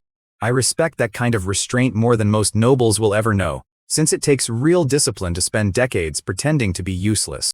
His neglect of the wider North was not an accident of temperament, it was policy, cultivated the way some men cultivate roses, and it had carved out exactly the kind of power vacuum I had spent years quietly filling. Every acre he chose not to govern, I governed instead, and neither of us ever had to say so out loud over dinner. It is, in its own way, the most productive silence I have ever benefited from, better than any treaty either of us could have signed. I have never met the man in person, and I intend to keep that streak going for as long as it remains useful to both of us. There is a version of this arrangement where he decides one day that my growth has outpaced his comfort, and I keep a careful eye on when that day might arrive. Until then, I intend to keep behaving exactly like the mildly troublesome young man he has already decided I am, since a reputation that costs nothing to maintain is worth every ounce of the pride it asks me to swallow. Without that cover, The Iron Guard would already have drawn the kind of attention that ends careers and territories both in the same afternoon. I knew the arrangement would not hold forever, no arrangement like this ever does. Every quiet balance eventually draws the eye of someone with enough motive to stop pretending not to see it. Once the mall opened its doors and matches, rain boots, and thermoses started moving in volume into the imperial heartland, once Serena's guild finished stirring the pot down south, our population dividend would double or triple inside a year or two. An industrial engine that size does not stay hidden in fog for long, no matter how good the fog is, and I would rather be the one who decides when the fog lifts than have someone else decide it for me. Tang asked if I wanted more hot water brought in. I told her no, and stood, letting the water sheet off me while Ling and Tang stepped in with warmed towels and worked with the quiet efficiency of people who had done this 100 times before. I took the robe Tang offered and tied the belt myself, then crossed to the narrow bathroom window and looked out at Greywood sleeping under a clear northern sky. Somewhere below, lamplight still burned in a handful of windows, workshops and kitchens keeping hours that had nothing to do with anyone's schedule but their own trade. That, more than the walls or the cavalry, is the thing I actually built here, and it is the thing nobody in Franconia has bothered to count. A census counts bodies, not the hours those bodies choose to work of their own free will, and that difference is the entire reason Greywood outproduces territories 4 times its size. No decree from Franconia measures loyalty, and loyalty, it turns out, is the one input that never shows up on an imperial tax form no matter how thorough the re-registration gets. To the world outside these walls, I was an arrogant, overreaching young lord who might raise a rebel flag on a whim. To the emperor, I was a useful pawn, good for keeping his dukes honest without costing him a single soldier. To Prince Hudson, I was probably filed somewhere between mildly troublesome and not worth the wine it would cost him to worry about. None of them, not one of them understood compound interest the way I did. That, more than any army, is the actual weapon I have been building this whole time. Give a fool a fortune and he will spend it on a party. Give me the same fortune and I will spend the next 10 years pretending I never received it at all. By the time anyone in Franconia notices what that patience has bought me, the math will already have made the outcome unavoidable. I left the window and walked toward the bedroom, Ling and Tang trailing behind me in their soft-footed, practiced silence. Chapter 187. The Construction of the Cathedral of Holy Light. Not one cloud marred the sky over Greywood that morning, and the bells rang out clean and long across the whole town. It was, I will admit privately here and nowhere else, a fine sound to wake up to, though I would never say so where a priest could hear me and mistake it for piety. The Cathedral of Holy Light stood finished beside the central square, built from heavy cement and steel framing, raised by craftsmen who had worked it around the clock for months on end. Its spire cut straight up into the blue, and its walls were clad in white granite that held its own light, even without direct sun striking it. The quarrymen had complained about the transport costs for months, and I had approved every extra card anyway, because a cathedral built from cheap stone reads to a stranger's eye like a warehouse, and does not draw the kind of settler I actually want. Inside, stained glass threw colored scenes from scripture across the floor and walls, and more than one of the workers had told me, with real pride, that the effect was less like a building and more like standing inside a dream someone else had built for them. The square in front of it filled early with people who had come for the ceremony, ordinary townsfolk in their good clothes standing shoulder to shoulder with a considerable number of tall orc laborers. The orcs stood with arms crossed over their chests, an imitation of human reverence they had clearly picked up from watching us on Sundays, looking up at a building they had helped raise with their own hands and never once been asked to enter. I noted, the way I note most things, that a laborer's arms folded in imitation of faith are still a laborer's arms, and that Greywood pays for those arms whether the church claims their souls or not. The Empire calls the orcs heretics when it bothers to think of them at all, which is convenient, since a heretic can be worked 12 hours a day without anyone writing a sermon about it. I pay them the same wage I pay any human laborer doing the same work, which has less to do with charity than with the plain fact that resentful labor builds crooked walls, and I do not intend to have crooked walls in this town. I stood on the marble steps in full black and silver lord's regalia to receive our guest, and I watched his carriage roll in before I let myself react to any of it. There is a particular satisfaction in standing still on your own steps while another man's expectations fall apart in front of him. I had planned this exact arrival for weeks, down to the hour the bells would ring and the route his carriage would take through the finished half of town before ever reaching the square. An ornate four-wheeled carriage came to a stop at the base of the stairs, and when Bishop Macbeth stepped out in his red robe, his composure left him outright for a moment. His lips moved without sound, and for a breath or two he forgot entirely that he was supposed to be a dignified man in front of a crowd. It is a rare thing, watching a man of the cloth lose his script in public, and I let myself enjoy it for exactly as long as it lasted. The last time he had come north, over a year ago, this had been a raw settlement of wooden houses without so much as a proper sewer line, and he had said so to my face at the time, not unkindly, but plainly. I remember that visit clearly, mostly because I remember exactly how much of my own coin it cost to keep his opinion of me polite. A year ago I had needed his goodwill considerably more than he needed mine, and I had paid for it accordingly, one careful gift at a time. Today the arithmetic had flipped entirely, and watching him work that out in real time on the cathedral steps was worth every silver coin I ever spent buying his patience back then. Now his boots landed on smooth, mirror-flat cement, and the streets around the square were lined with brick buildings and glass windows that caught the morning light in neat rows. Uniformed sheriffs with batons and cuffs at their belts walked the crowd's edges with the bored competence of men who had done this every week for a year and expected nothing to go wrong. He looked genuinely uncertain, for a second, whether his driver had taken a wrong turn and delivered him to some wealthy district of the capital by mistake. I could have told him the truth, that no district in the capital had been built this fast or this cleanly, but I let him work it out on his own instead. Father Cantrell stepped forward to greet him first, dressed now in a gold-trimmed priest's robe that had nothing in common with the threadbare linens he used to wear when his church could barely afford candles. Macbeth, still visibly shaken, grasped his hand and started to say Father before catching himself and correcting to Bishop Cantrell, praising the scale of what had been raised on land he remembered as desolate and worthless. Cantrell credited it all to my generosity, bowed at the waist, and stepped aside so I could be seen at the top of the stairs. It is a useful line, my generosity, and I let Cantrell keep using it. Since a grateful bishop's account of events is worth more to me than any coin, I could have spent buying the same loyalty outright. I came down to meet Macbeth with the full formal courtesy owed to his rank, and asked whether the northern winds had been hard on his journey. He told me all his fatigue had vanished at the sight of the cathedral, which I took to be roughly half true, and half the kind of thing a bishop says on principle.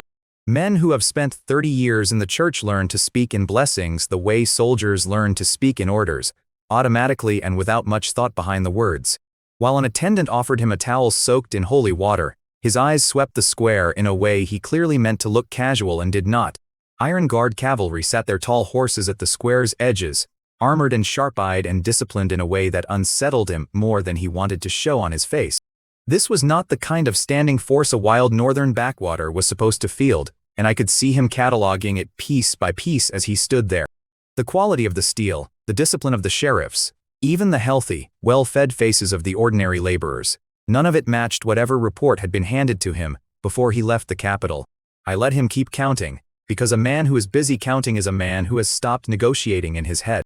Every extra second he spent adding up my strength was a second he was not spending thinking of ways to take a bigger cut from me. The crowd outside had thinned into the cathedral by then, filling the pews and the standing space along the side aisles, until the whole building hummed with the low murmur of a congregation trying to be reverent and excited at the same time. The investiture proceeded inside on schedule, organ and hymn filling the hall while Macbeth formally handed Cantrell the bishop's ceremonial cap and scepter in front of the whole congregation.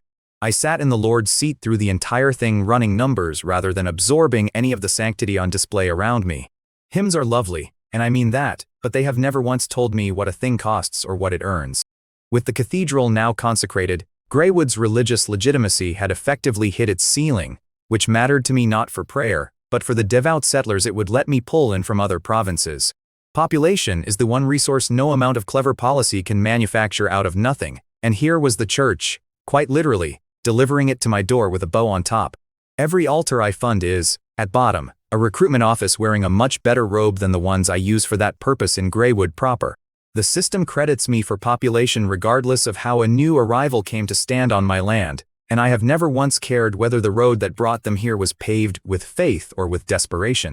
Afterward, in a private reception room with a fire going and a bottle of fine southern wine between us, the two of us sat alone and Macbeth's earlier polish had started to crack. I could watch him recalculating, in real time, exactly who he was sitting across from. The desperate exiled noble who used to send monthly silver to the church for protection was gone, and in his place sat someone who commanded a northern border, and an army sharper than the Empire's own regulars. He set his glass down, leaned in with a mixture of probing and flattery I had seen from a dozen men trying to renegotiate from a position of weakness, and suggested that our previous cooperation might need updating given how much things had changed since our last arrangement. The fire threw shifting orange light across his robe while he talked, and behind him I could see the pastries our kitchens had prepared for the occasion, sitting mostly untouched, as though the negotiation had made him forget his appetite entirely. I raised an eyebrow, leaned back with a faint smile, and asked exactly what aspect of it he had in mind.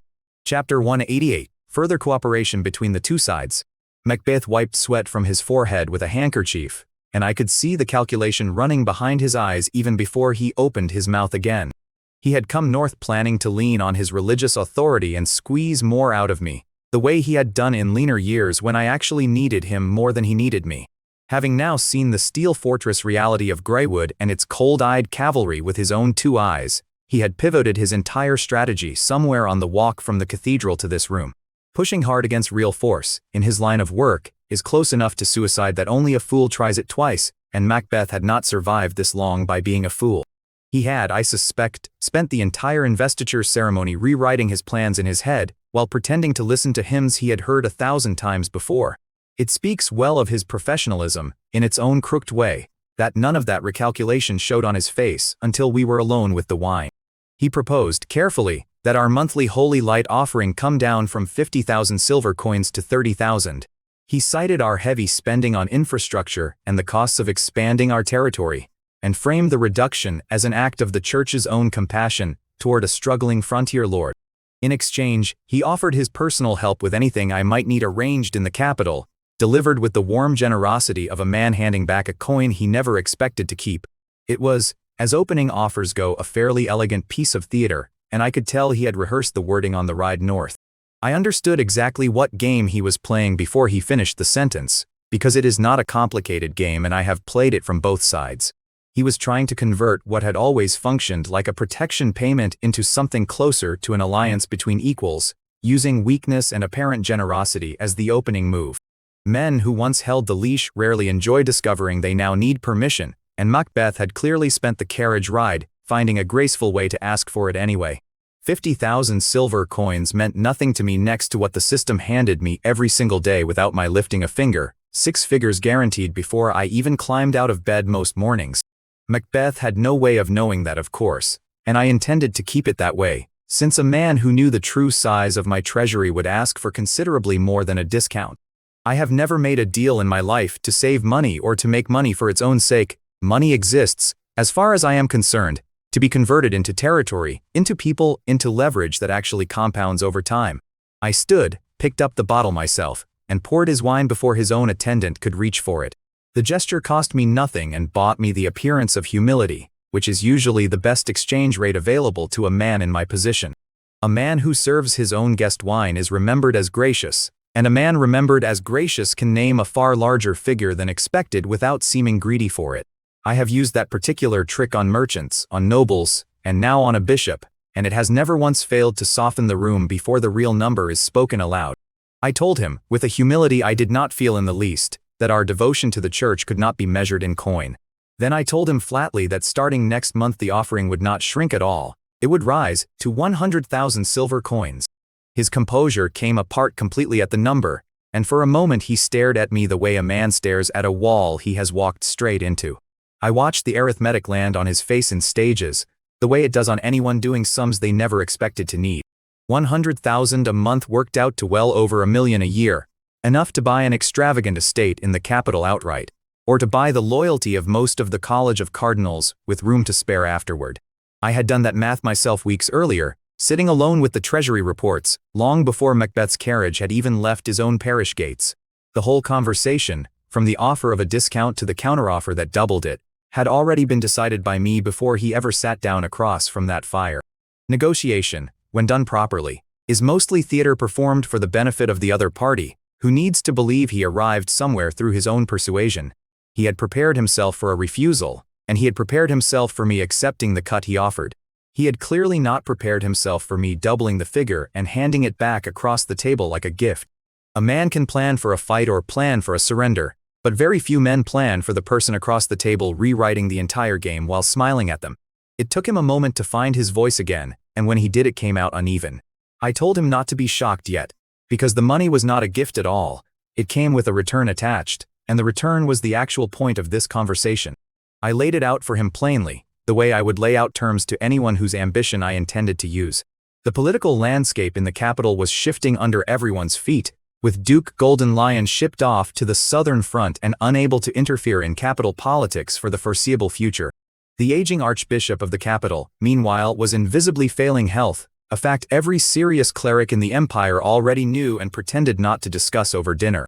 Death, in a hierarchy like the church's, has a way of arriving right on schedule for the men patient enough to wait for it. Macbeth governed a remote, marginal northern parish, which under ordinary circumstances would keep him irrelevant for the rest of his career no matter how devout he was. But with my continuous funding behind him, and this cathedral now standing as tangible, undeniable political capital, he had an actual plausible shot at the archbishop's seat itself. The core of the empire, I told him, needed that seat filled by someone who genuinely understood what I called order and prosperity, rather than by whichever cardinal had bribed the most senators. I said it plainly, without theatrics, because men in his position have heard enough theatrics from petitioners to last several lifetimes. A long silence followed, broken only by the fire settling in the hearth and the occasional pop of a green log. Macbeth visibly wrestled with hearing his most private and consuming ambitions spoken aloud by a man who had handed him a road toward it he had never dared believe existed. He had never let himself consider it seriously before, lacking the wealth or backing to satisfy the appetites of the Senate and the College of Cardinals, both of which run on coin the way a mill runs on water. I had supplied the water and nothing more, and let him discover on his own how eagerly the wheel would turn once it had enough to work with. When he spoke again, his voice had gone hoarse, and he asked what I wanted from him in return. I told him it was simple, and even virtuous by his own church's standards, which was true, though not for the reasons his standards assumed. The north was thin on people, while the southern heartland's parishes were overflowing with war refugees and bankrupt farmers who had nowhere left to go and no one left to feed them. I wanted him to use the church's trust networks and pulpit influence to guide those displaced believers north, toward land that could actually use them. He looked at me the way a man looks at a bill he expected to be much larger, unable to accept that the whole ask really was that small. In church doctrine, this kind of resettlement gets dressed up as redemption and migration under the guidance of the holy light, which meant no political risk to him at all, and it would even earn the church credit for charity in the bargain. I confirmed that was genuinely all of it, that Greywood and its surrounding territories could house, employ, and feed every one of them properly, which was more than most of their home parishes had managed in years. I framed the whole exchange plainly, the way I frame everything, because plain framing tends to close deals faster than flattery does. He gained power and wealth in the capital, I gained labor and population, and the church gained more souls than it knew what to do with. I asked him whether that was not a deal even the gods themselves would bless. Macbeth rose, fully won over now, and shook my hand with real warmth, calling it the way forward for the lost and the abandoned. He walked out of that reception room a different man from the one who had walked in worried about a discount on his monthly offering. We parted with the kind of smile that only passes between two people who each believe, quietly and with total confidence, that they have gotten the better end of the bargain. Neither of us was wrong, which is usually how the best deals end. Somewhere south of here, thousands of hungry, homeless people were about to discover that a bishop's ambition and a baron's ledger had decided, without asking them, where they would spend the rest of their lives. They would call it the mercy of the holy light once the carts arrived to carry them north, and in a narrow, practical sense, they would not even be wrong about that. Chapter 189, Other People's Titles Are Really Useful. I was nowhere near the south when any of this happened, and I want to be honest about that before I tell it, because I did not see a single moment of it with my own eyes.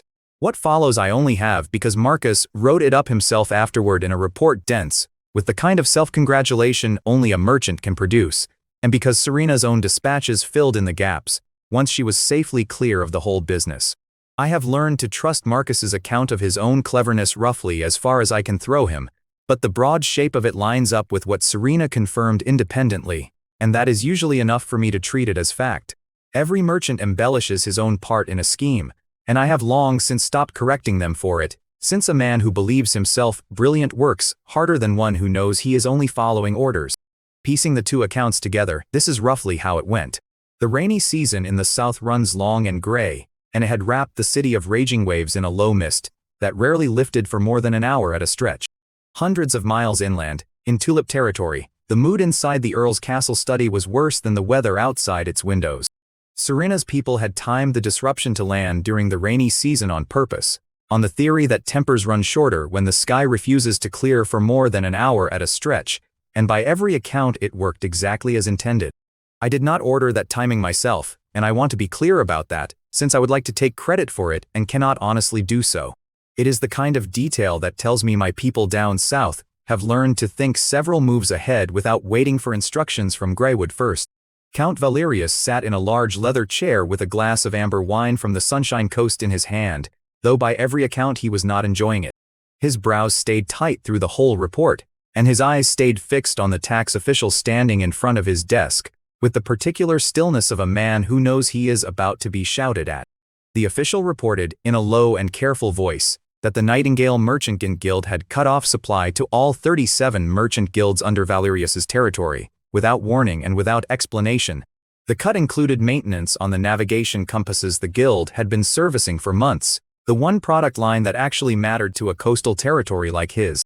Everything else the guild sold in the south, according to the report, was novelty trinkets that the Tulip Territory's own self-sufficient supply chain could replace inside a week without anyone noticing the gap. Valerius slammed his glass down hard enough to spill wine across his own sleeve and did not so much as glance at the stain. He was not, by Marcus's account, actually troubled by the material damage, since the Nightingale Guild barely mattered commercially outside those compasses. What set him off was the read he put on the gesture itself, ingratitude dressed up as commerce. He had shown Serena leniency once already, after earlier dealings with the dwarf Balin came to light, taking only half her compass distribution rights as punishment, when a lesser mood would have taken everything and her freedom besides. In his own mind that leniency had been an act of considerable generosity, the kind a grateful subject remembers for years. He had, according to the tax official's own account, said as much aloud to his household more than once, holding up the arrangement as proof of his own reasonable and merciful rule. It never once occurred to him that mercy extended for one's own convenience rarely earns the gratitude a man believes he has purchased with it. Now, in his account of things, she was baring her teeth at him instead of staying grateful for a mercy she had already been given once.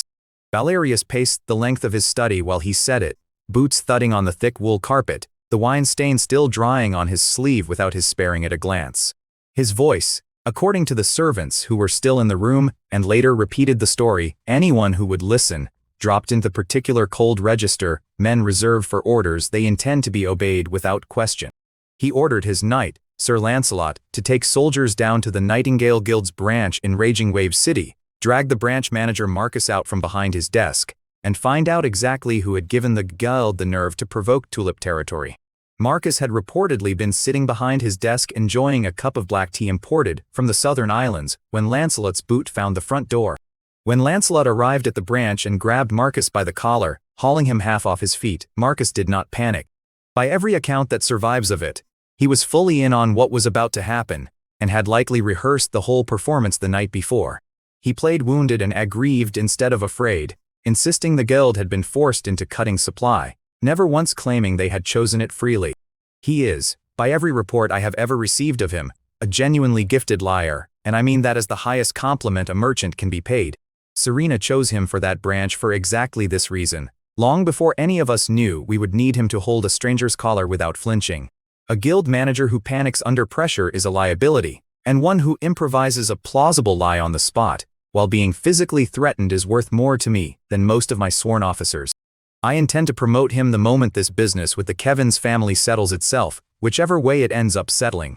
He said the Kevins family had sealed their warehouse in the city and threatened to have the whole guild blacklisted across the Raging Wave City Commercial Council if they kept trading with Tulip Territory.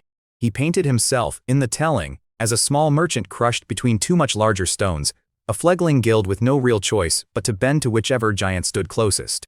He added it late, the way a man drops in the detail he most once believed, that Lady Serena was personally on her way from the north at that very moment to negotiate directly with the Kevins family and settle the matter herself. Lancelot already carried years of genuine rivalry between Valerius and the Kevins family behind his own eyes, a feud built on fishing rights and shipbuilding contracts, and a long list of border disputes neither side had ever formally dropped. The two families had traded insults at more gatherings than anyone could count, and more than a few of those exchanges had ended with drawn steel, before cooler heads separated the parties. The story landed on ground already softened for it, and he found it entirely believable within seconds. He loosened his grip on Marcus's collar, let him slide back down onto his own 2 feet, and delivered a threat about breaking both his legs if any of it turned out to be a lie. Then he left with his soldiers, boots echoing down the guild's stone steps, without asking a single follow-up question that might have unraveled the story. The moment Lancelot's men were out of sight around the corner, Marcus's fearful expression melted straight into a sly grin, the kind he reserved for closing a good contract. He straightened his collar, poured himself a fresh cup of the black tea he had abandoned when the door came in, and allowed himself the small luxury of enjoying it while it was still warm. The whole encounter had gone exactly as planned, and Valerius's suspicion now pointed squarely at the Kevin's family instead of anywhere near the north, which had been the entire point of the performance.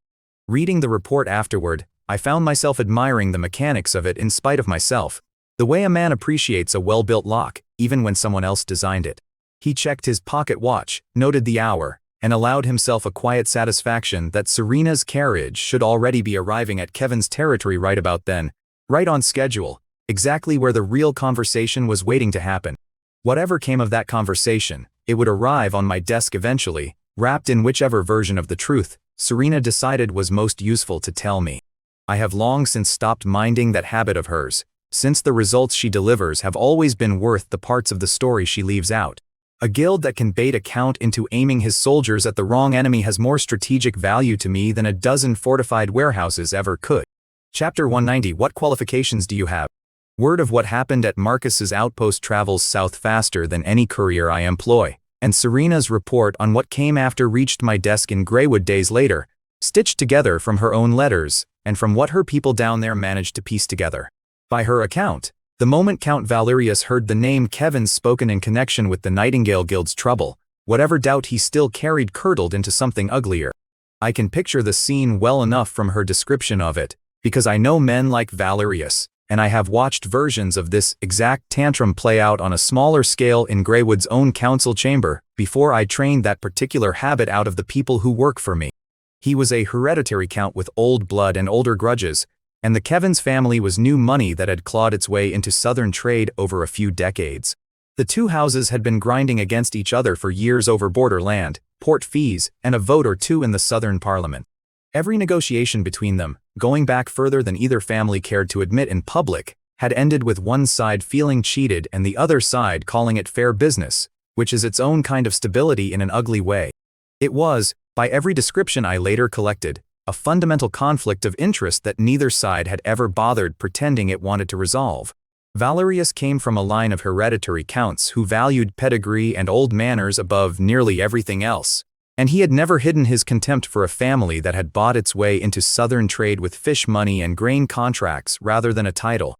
The Kevin's family, for their part, had spent decades building real wealth while men like Valerius spent theirs defending a coat of arms, and neither side had forgotten a single slight the other had ever offered across that divide.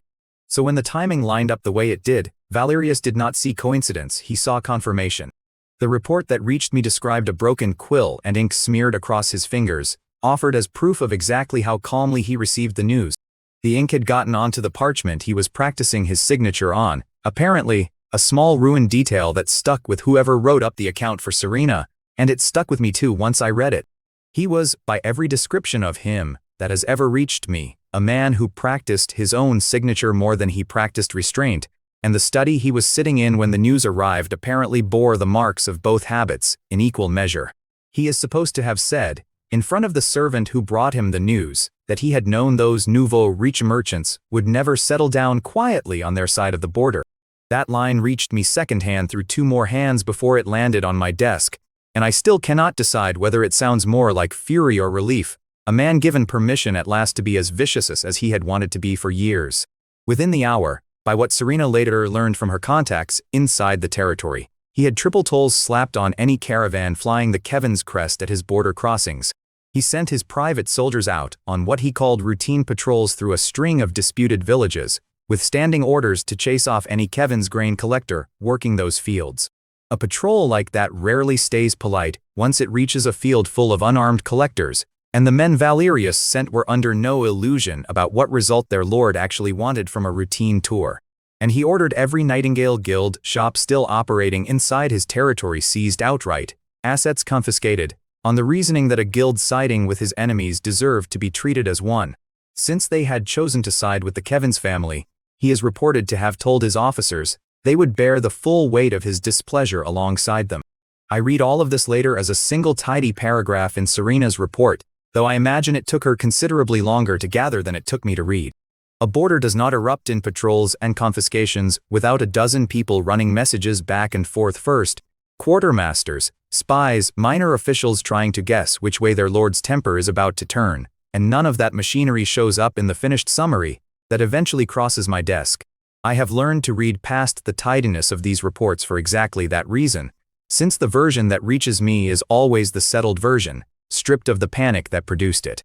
Meanwhile, at the Kevins family estate, a place Serena described to me afterward as absurd in its fountains and its gardens for a family that made its fortune in grain and shipping, Patriarch Sarah Kevins was already dealing with the fallout. Stone fountains threw water into carved basins along the entrance drive, and hedges cut into shapes that meant nothing to anyone, but the gardener lined the approach to the manor, the whole display built, in Serena's dry phrasing, to convince visitors that new money could dress itself in old money's clothes. 3 of his caravans sat detained at the border on invented smuggling charges. A Kevins rent collector had been chased off a border road by a tulip lance that knocked his hat clean off his head, and by Serena's telling that detail offended Sarah more than the smuggling charges did. He was a burly man with a thick red beard, and according to what reached me later, his fist went through the top of his own desk when an intelligence officer explained why Valerius had turned on him without warning.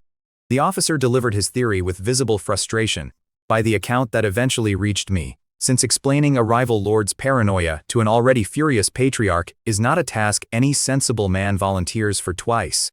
The officer's theory, relayed to Sarah and later relayed to Serena, and then relayed north to me, was that Valerius believed the Kevins family had orchestrated the guild's supply cutoff as a move against Tulip Territory's autumn trade negotiations. It gave Valerius, in the officer's reading of the situation, a convenient advantage heading into that autumn's trade quota talks, crippling a rival's economic lifeline, while dressing the whole affair up as righteous retaliation. Sarah's answer, as Serena reconstructed it for me, was to laugh in open disbelief, since his family had never in its history bothered itself with a northern outfit that sold compasses and dry goods to farmers. He is said to have called it a moment of pure absurdity, asking the room at large when the Kevins family had ever had time to bother with a guild whose stock in trade was groceries and small tools. Valerius is framing me, he told his officers, insisting the Count had wanted a war for reasons of his own long before the Nightingale Guild ever set up shop in his territory, and had seized on the first convenient excuse to start one. His conclusion, once the latter passed, was that Valerius wanted a war and had manufactured a convenient story to justify starting one. The family's top brass sat with him afterward, indignant on his behalf, already sketching out what an equal or heavier commercial retaliation against Tulip Territory might look like. Someone proposed blocking tulip goods at every port the Kevins family controlled, another suggested buying up grain futures to starve out Valerius's own vassals before winter, and the debate ran in circles for the better part of an hour without landing on anything decisive, by what I later gathered from Serena's own account. A third officer wanted to petition the Southern Parliament directly, which drew scoffing from around the table, since everyone present understood the Parliament sided with whichever family currently held more coin to spend on its members. None of it, by Serena's account of what she pieced together later, amounted to more than a plan to trade insult for insult, tariff for tariff, the same kind of grinding stalemate the two families had been running for a generation already. The Kevins leadership was still arguing over how hard to retaliate when a butler interrupted with news that stopped the room cold, according to the account that eventually made its way to my study. The head of the Nightingale Merchant Guild, Serena Bohemia, was standing outside the manor requesting an audience. The room went quiet at that, every eye swinging towards Sarah, who by his own later admission to Serena found the whole thing perversely funny, the supposed architect of his troubles delivering herself to his front door. "Straighten your clothes, sit back down, and let her in," he is reported to have told his butler, along with a remark about wanting to see what tricks a woman already stripped of her dignity by Valerius could still be carrying up her sleeve. He settled himself back into the main seat at the head of the study, folding his hands over his stomach the way a man does when he wants to look unbothered in front of guests he does not yet trust. Curiosity won out over caution, and he agreed to see her, eager to find out what tricks a woman already humiliated once by Valerius could still be carrying. He instructed the butler to bring her straight to the study, rather than make her wait in some antechamber, a small courtesy that Serena later read as proof his interest had outrun his suspicion, at least for the moment. Serena walked in composed, and even second-hand, through her own letters. I could tell how different she sounded from the woman who had left the capital those months before. Steadier now, seasoned by whatever the South had already put her through. According to what she wrote to me, she wore a long dark dress under a woolen cloak against the sea wind, and none of the fatigue of the past months showed on her face, only a composure that had not been hers back in the capital. She had left Greywood as a young noblewoman still learning to carry my authority, and by the time she reached that study she carried it the way a person carries a tool they have already learned to use without thinking about it first. She offered Sarah a proper greeting, the kind of formal courtesy her upbringing had drilled into her, dipping into a curtsy so precise that even his own household noted it, and by her account he cut through it before she had finished the sentence. He blamed her guild's foolish provocations for dragging Valerius's aggression onto his own territory, and warned her plainly not to bother asking the Kevin's family for shelter. His own family's 3 caravans, still sitting detained at the border, and the rent collector still nursing his bruised pride, were proof enough in his mind that her guild's carelessness had cost him something real, and he made sure she understood the debt ran in his favor, not hers. Serena told me later she was not troubled by his bluntness in the least, since she had expected exactly that reception, and she corrected him without raising her voice, saying she had not come seeking refuge. She had come, she told him, on my behalf, as the ruler of the entire North, carrying a way to remove Valerius as a threat for good. She used the word completely, by her own account, and let it sit in the air a while before Sarah responded to it, giving the man time to decide for himself whether to laugh or lean forward and listen. Sarah found that claim close to comic, she said, given that the guild in question could not even keep its own goods moving through a border checkpoint, and he needled her about the humiliation she had already suffered at the White Gull Tavern. Anger cannot be converted into strength, he reminded her, an old Southern saying he apparently enjoyed repeating to anyone he suspected of nursing a grudge bigger than their means. He added, for good measure, that his own grievances with Valerius amounted to commercial friction and nothing more, certainly nothing worth open war, and asked pointedly what claim a foreign trade guild would even have on the spoils if war ever did break out. Serena had turned that exact question over in her own mind long before she ever set foot in his territory, by her own account, so she did not scramble for an answer.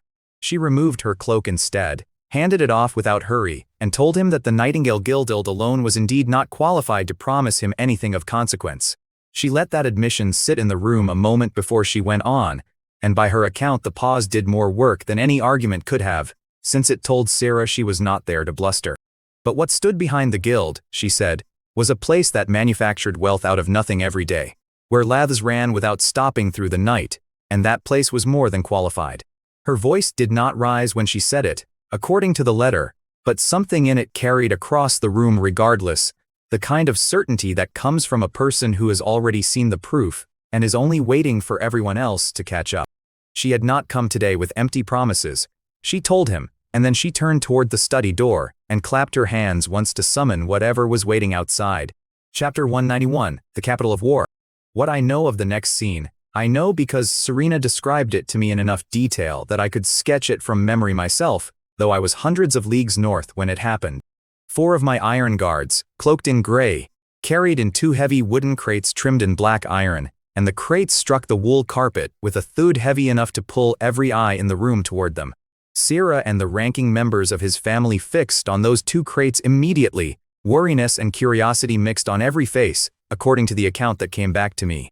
Serena is reported to have opened with a line about the Kevin's family's wealth being unmatched anywhere in the South, before adding that war has never once in history been won on silver coins alone, that it also tests a family's steel and its supply lines down to the last wagon wheel.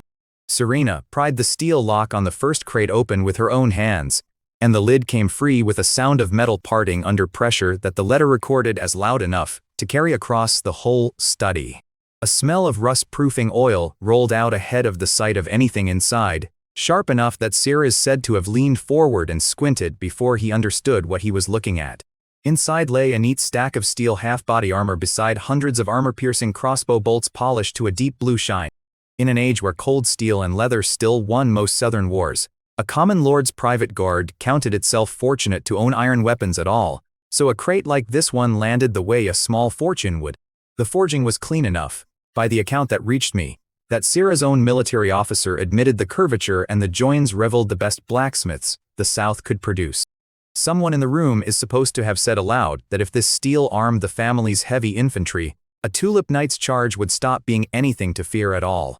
It is only the first sign of sincerity, Serena is reported to have told them, her expression pleasant on the surface while something colder sat underneath it, according to the description that eventually reached me. By my own design, these were weapons Greywood had already begun retiring from its own arsenal, the kind of steel that looked extraordinary to southern eyes and looked ordinary enough to mine, which made the whole crate close to free bait as far as I was concerned. He ran a thumb along one bolt's edge and drew blood without meaning to, then stood there staring at the cut as if it had told him something he did not want to know. Serena, and this is the detail I keep turning over from her letter, radiated a ruthlessness in that room that would have been unrecognizable in the woman I sent south months earlier. She offered the Kevins family an interest-free loan large enough to hire every wandering mercenary band along the southern border. No conditions attached. No collateral, no repayment schedule tied to victory or defeat, nothing that would let the Kevins family default their way out of it later, which was the detail she made sure to state plainly so nobody in that room mistook generosity for carelessness. On top of that, she promised unlimited quantities of the same armor and weaponry at 30% below market price, for as long as the war required it.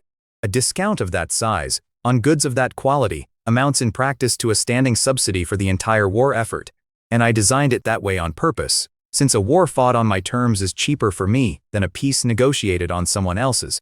Every crate that crossed the border into Kevin's territory carried the Greywood mark somewhere on it, whether stamped into the steel or stitched into the packing cloth, and each one was a small advertisement for exactly whose money was fueling this war behind the scenes. Whatever pity had been in that room toward her evaporated on the spot, by her own description, replaced by the sudden understanding that they were negotiating with an arms broker holding real leverage over their coming war. Chairs shifted, she wrote, and the same men who had been listening to her out of politeness a minute earlier were now listening to her the way men listen when a fortune has walked into the room and might walk back out again. Sierra dropped his earlier disdain and pressed her on the obvious question, whether this generosity was really about avenging her old humiliation at Valerius's hands. Serena told me afterward that she answered him in words close to my own, recalling the reasoning I had laid out for her in my study before she ever left Greywood. Greywood did not need the money, she told him, and had no interest in avenging one tavern insult. What the North wanted was a healthier and more open Southern trade order, one that Valerius's monopolistic arrogance kept strangled shut. The Kevins family, she said, happened to be the most convenient instrument available for fixing that problem.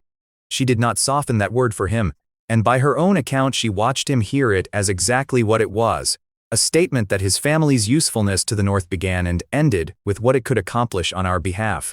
Sarah called the framing condescending, by her account, and raised what he considered the real obstacle. Tulip Territory's walls and its 1,000 private soldiers were not decoration, he told her, and a long war would rattle the whole region's economy regardless of who won it. He listed the reasons out for her the way a man lists reasons when he is trying to talk himself into something rather than out of it, which is at least how Serena read the moment when she described it to me. A protracted war strains everyone nearby it, he added, the smaller lords along the border, the shipping lanes, the harvest that has to come in regardless of whose soldiers are marching through the fields that grew it. He tested her outright, asking whether the North intended to send its own troops south, since that would count as open provocation against the Empire and lead nowhere useful. Her smile deepened at that question, or so she described it to me, and she told him an army was not what she had in mind to make her point.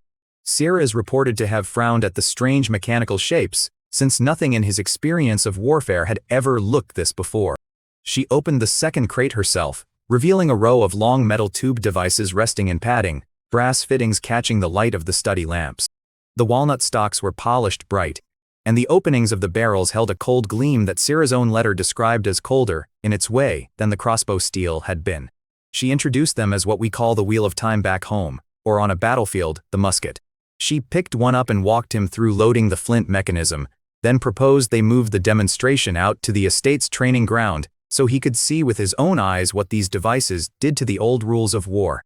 By her account, she said the study was too cramped for what she wanted to show him, and that watching from a safe distance would teach him more in a minute than an hour of her talking ever could. A dozen minutes later, the whole party had crossed the estate grounds to a fortified training range at the back of the manor, walking in a loose procession with Sera's guards trailing close behind him.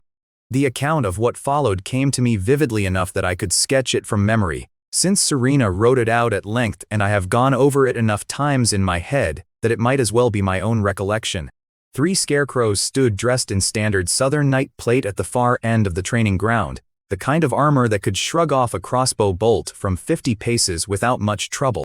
Serena positioned herself about 60 paces from the targets, with 10 greywood uniformed musketeers arrayed behind her, the same technical demonstrators I had assigned her specifically for this purpose before she ever left the north.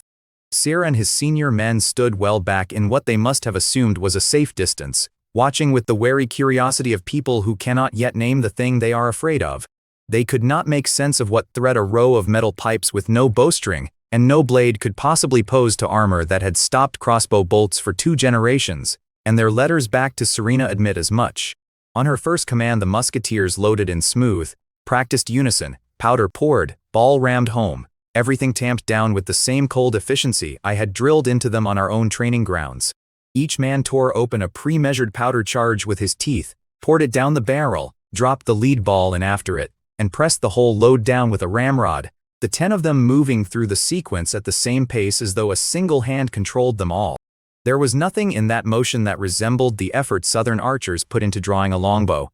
No strain, no visible skill beyond the discipline of repetition, and that absence of visible effort is what unsettled Sera's officers most, according to what came back to Serena afterward.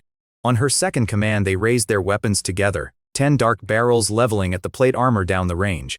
On her third command, they fired as one, and the volley's roar, along with the wall of white sulphurous smoke that followed it, staggered Sera and his officers badly enough that several of them braced against it without meaning to.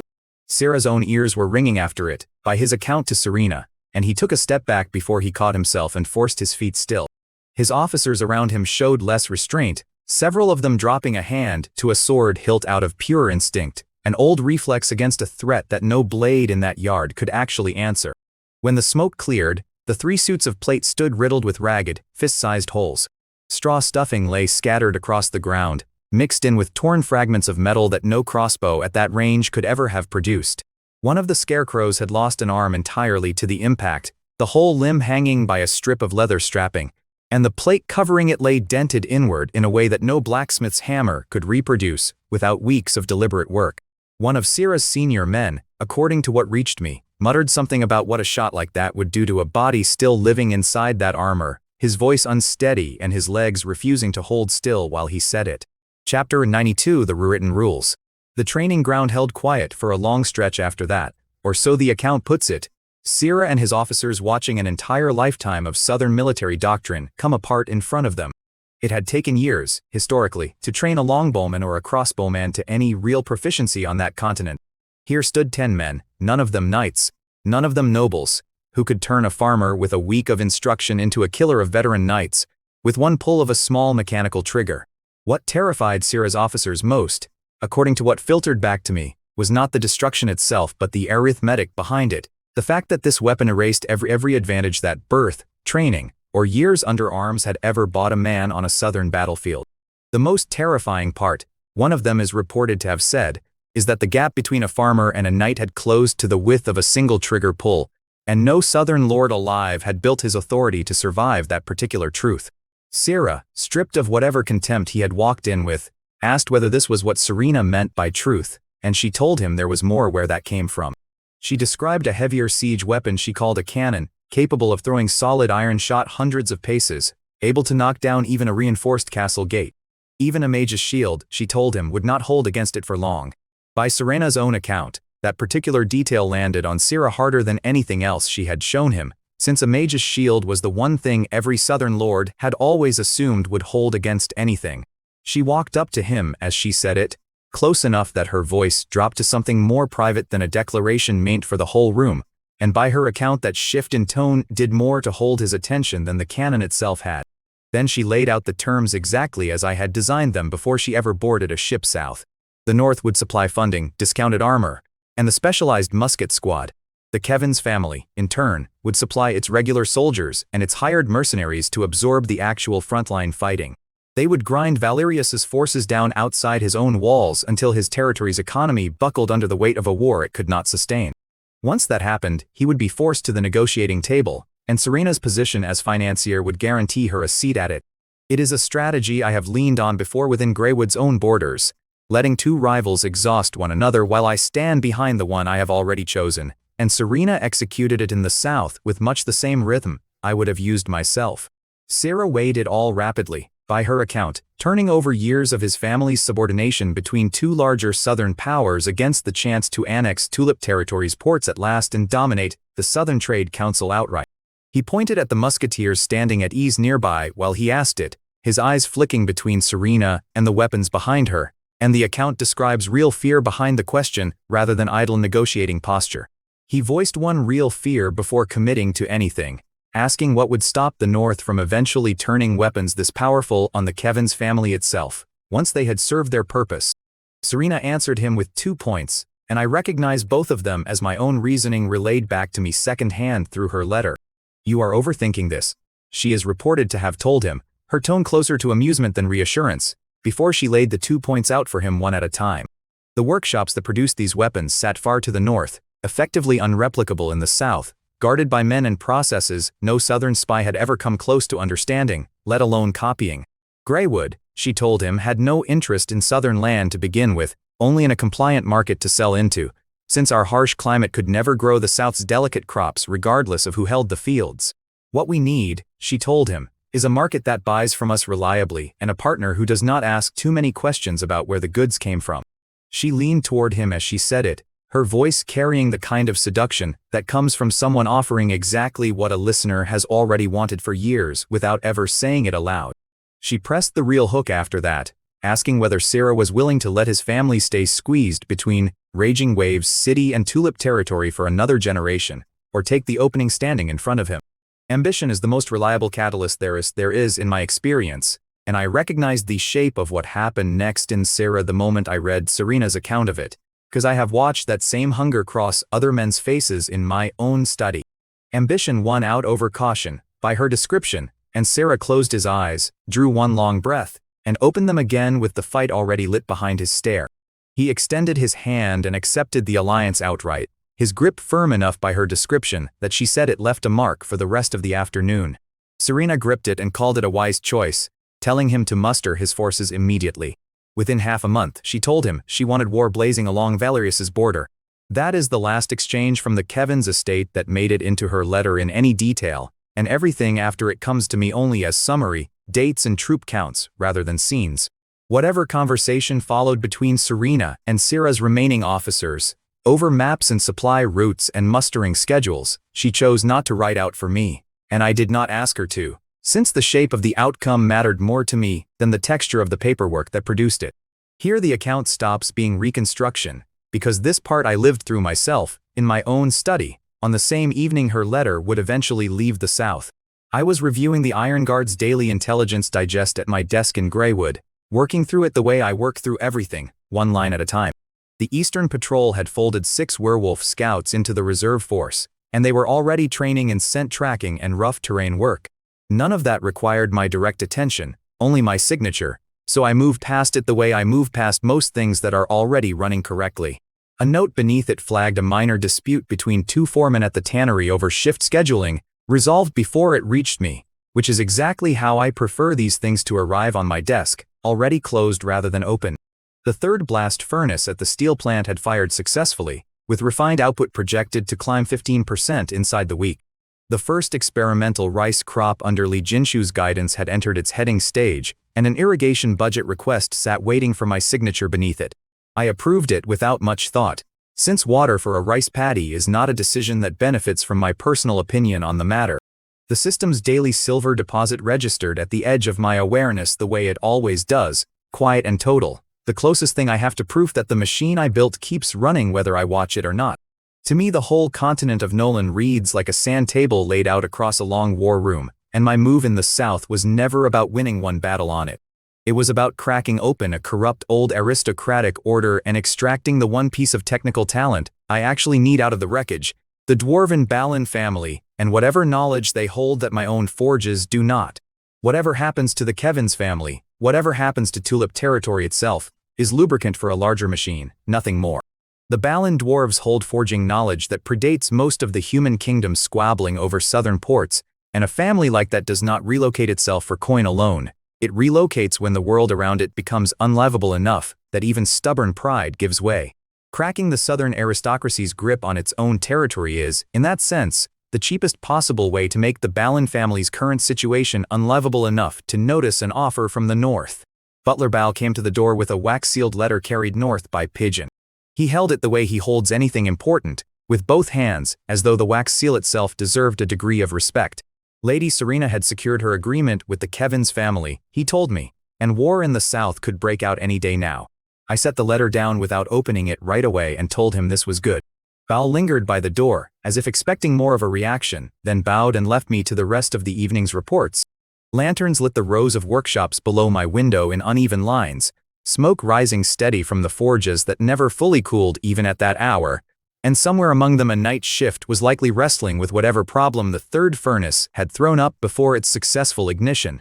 Then I looked out at Greywood's workshop district, still busy long after dark the way it always is, and thought that while the old southern nobility bled itself over a few muddy border villages, my steam engines were going to crush the spine of an entire era. Chapter 193 Huge Bounty.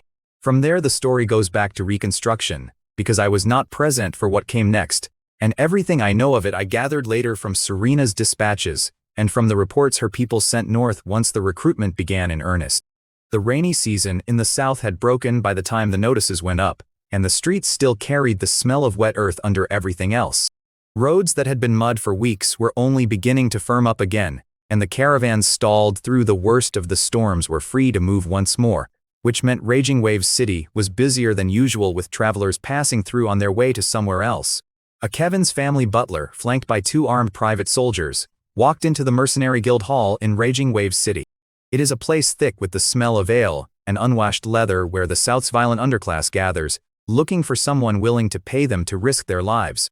The butler wore his crest polished bright against his coat, an impeccable figure in a room built out of scars and cheap drink, and the report describes the contrast alone as enough to draw stares before he had said a word. He nailed a bounty notice to the board with a dagger, a thick sheet of parchment stamped with bright red wax, and the account describes the whole hall going quiet for a stretch before every eye in the room fixed on that scrap of parchment. Men who had been mid-argument over a game of dice a minute earlier turned toward the board the way hungry dogs turn toward a dropped plate, according to the description that eventually reached Serena. Even the innkeeper's assistant, who had no stake in mercenary work at all, is said to have stopped pouring ale mid-cup to listen once the butler began to speak. In the Kevin's family's name, he announced an open and unlimited recruitment drive for experienced guards. The minimum requirement was a first-tier extraordinary physique, or real proficiency with any melee weapon. The contract term was set tentatively at 3 months, extendable at the family's discretion. He read the terms off the parchment in a flat, official voice, the kind that made it clear he had rehearsed this exact recitation more than once already that week. By the time he reached the pay figures, according to the account, he had learned to pause a breath after each number to let the shock settle before moving to the next line, a small showman's trick that only sharpened the effect. Then he named the pay, and by every account that reached me, the number alone was enough to stun the hall into a collective gasp. 50 silver coins a week for ordinary guards, 1 gold coin a week for first-tier extraordinary individuals, 3 gold coins minimum, negotiable, for second-tier or above elites. Half a month's pay up front as a signing bonus, paid the moment a contract was signed. Those numbers sat well above anything the southern mercenary market usually offered. Escorting a caravan through the Blackwater Hills for 2 dangerous weeks typically brought a man 10 silver coins, and only if he lived long enough to collect it. Against a benchmark like that, 1 week's pay for an ordinary guard under this new contract equaled what most men in that hall considered a good month's earnings, and the room did the arithmetic out loud, in mutters, before the butler had even finished speaking. Men who had spent years scraping by on caravan escorts and back-alley debt collection found themselves, without warning, doing sums they had never expected to do, working out how many months of that pay it would take to buy a small farm and walk away from this life for good. A scarred, one-eyed mercenary carrying a greatsword pushed forward out of the crowd and asked what the job actually was. His voice carried the flat authority of a man who had asked hard questions of employers before and lived to collect his pay, and the rest of the hall went quiet again to hear the answer.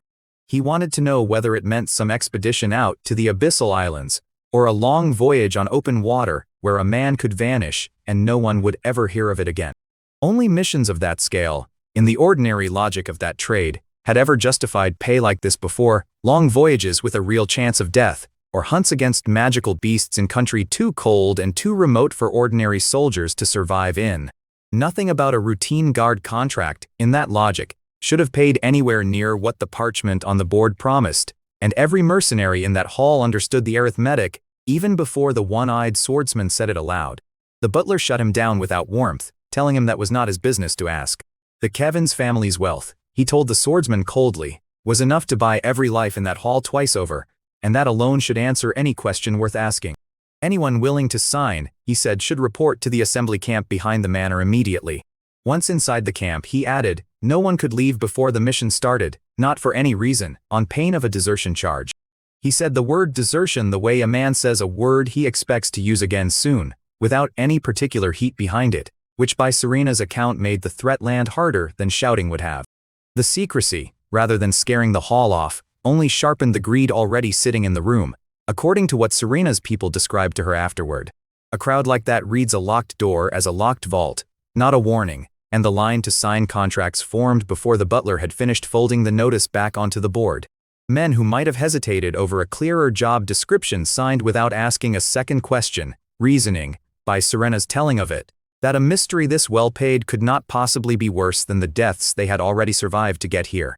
Within days, identical notices went out through more than a dozen mercenary guilds scattered across the southern kingdom, from the fishing towns along the coast road to the inland trading posts that rarely saw this kind of coin change hands at all. Guild masters in those smaller towns reportedly argued over who would get first pick of posting the notice, since a recruitment drive of this size meant fees and favors for whoever managed it.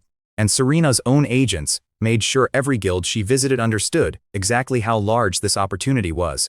Word of mouth did the rest of the work on its own, travelers carrying news of the pay from one tavern to the next faster than any official notice could have managed, until men who had never set foot in a guild hall in their lives started asking around about how to sign. Every one of them was funded by my interest-free loan and executed exactly as the strategy I had designed called for, buying time and manpower outright with money the Kevins family did not have to earn first. Mercenary bands of every size began converging on Kevin's territory from every direction, drawn by a fortune large enough to override whatever caution they still carried. Some traveled in tight, disciplined bands who had fought together for years and trusted each other's blades over any strangers, while others arrived alone, drifters who had heard the number shouted across a tavern and started walking that same night. A few came with families in tow, wives and children left waiting at the camp's edge, while their husbands and fathers signed contracts that would keep them away for months, a detail that made it into Serena's letter without much comment attached to it, though she included it anyway. The camp that grew up outside Nudo City became a sprawling fenced tent city, ringed by timber barricades, with campfires burning through every hour of the night.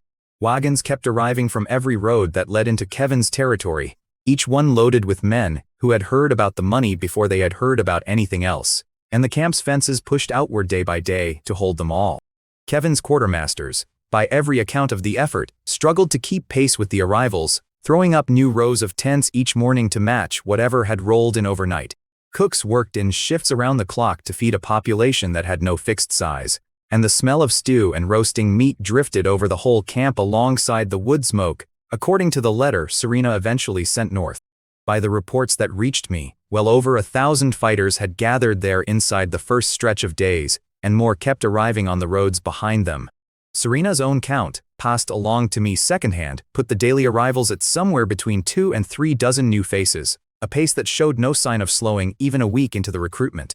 The noise alone, by every description that reached Serena, carried for a considerable distance across open farmland, a low continuous roar of voices, hammering, and animals that never fully quieted, even after dark. Farmers working fields near the camp's edge complained of it to anyone who would listen, though none of them complained loudly enough to walk over and say so to the armed men camped there.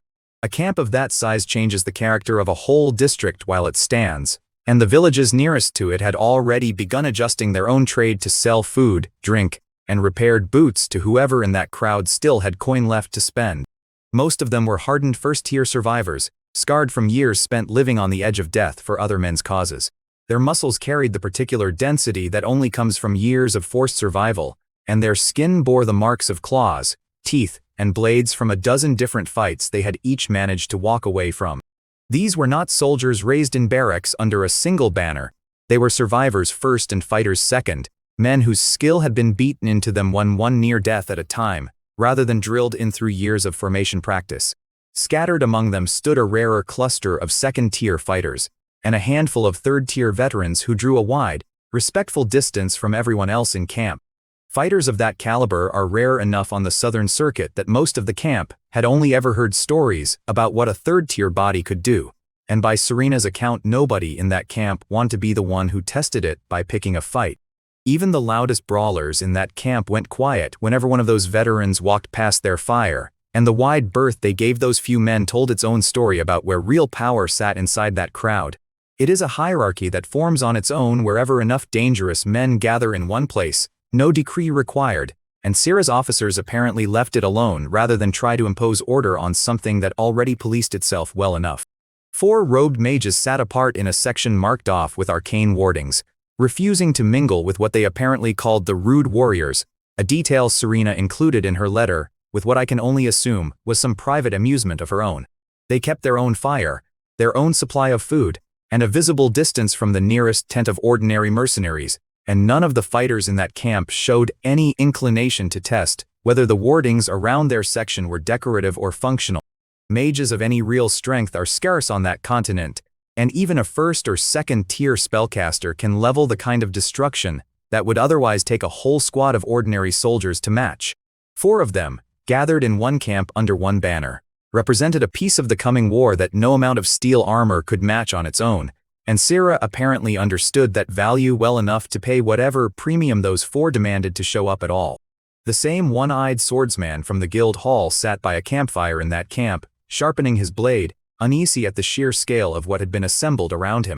By the account passed along to Serena, he muttered to himself that with numbers like these the Kevin's family could probably take on a dragon and still walk away with a chance. He kept a hand on the heavy advance payment in his pocket while he said it, trying to talk himself out of an unease that the coin alone could not quite cover.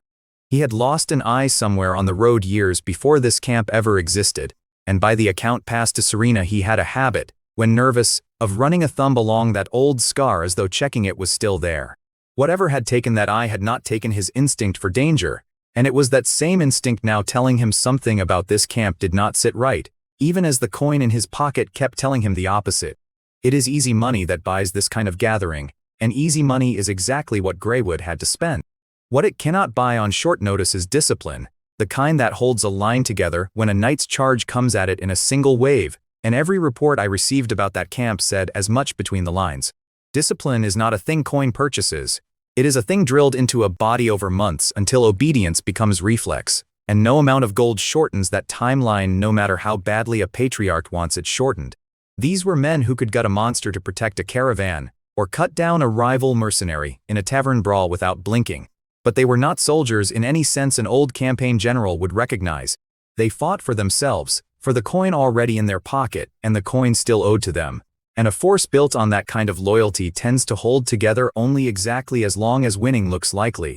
Put 1,000 men like that in front of a knight's charge without the drilling to hold formation, and the line does not bend, it scatters, each man reverting to the same instinct for survival that had kept him alive on every job before this one.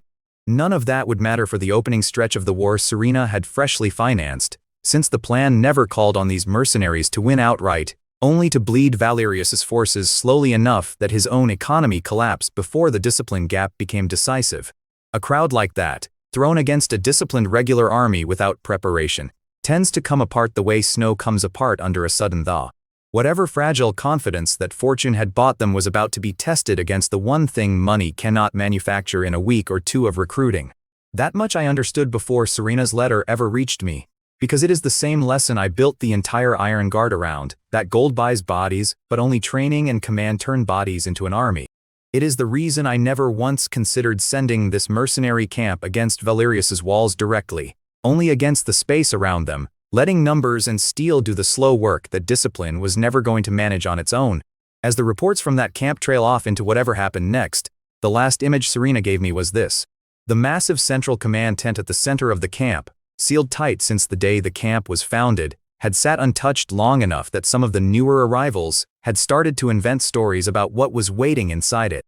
Rumor in a camp like that fills empty space the way water fills a low place in the ground, and by the time the tent stirred at last, half the fighters gathered outside it believed they already knew what they would find. Whatever waited inside that tent, I already knew, since it had been my design on paper long before Serena carried it south, but the men standing outside it in the mud had no such certainty to hold on to. Now at last its flaps were beginning to move. Whatever came out of that tent would be the first real test of everything Serena had built in the south on my behalf, and my own report of it would have to wait, the way every report from that theater eventually reached me, days late and secondhand, pieced together after the fact from whatever she chose to send north. Chapter 194, The Winning Ship? I was 3,000 miles north of all of this when it happened. I was sitting at my own desk doing my own ledgers while a war got itself started in my name. Everything I am about to set down came to me secondhand. It came filtered through dispatches, through Serena's letters, and later through the retellings of men who had stood close enough to smell the gunpowder. I want that understood before I start, because I intend to tell it as if I had watched it happen, and I did not watch any of it. Every scene in what follows is a reconstruction, built afterward out of paper and second-hand voices, not a memory of my own. What I have is the account that reached me afterward. It was assembled from Serena's own dry reports, and from the more colorful versions that came north once the surviving mercenaries had a few drinks in them and nothing left to lose by talking. Piecing it together the way I eventually did, the whole business began on a wooden platform outside the main tent of Sarah Kevin's mercenary camp. More than 1,000 hired swords stood packed below that platform, waiting to be told what they had actually signed up to die for. Sarah stood at the railing in his dark blue coat. Serena stood beside him in black, and by every telling I ever received, she looked entirely unbothered by the size of the crowd.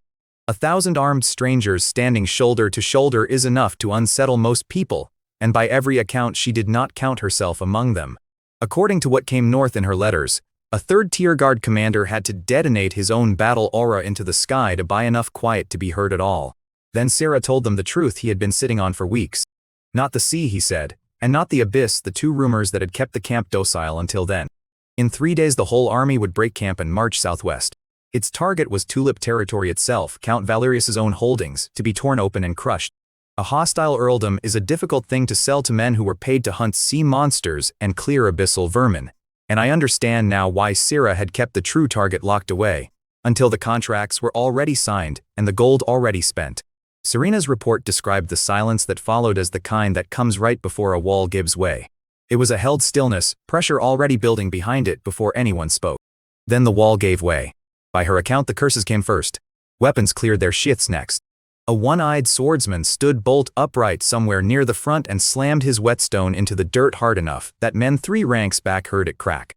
He was shouting, from what I gathered, that they were being fed to an earl's fortified knights and trained spearmen as cannon fodder. No mercenary contract, he insisted, covered a suicide charge against a power that size.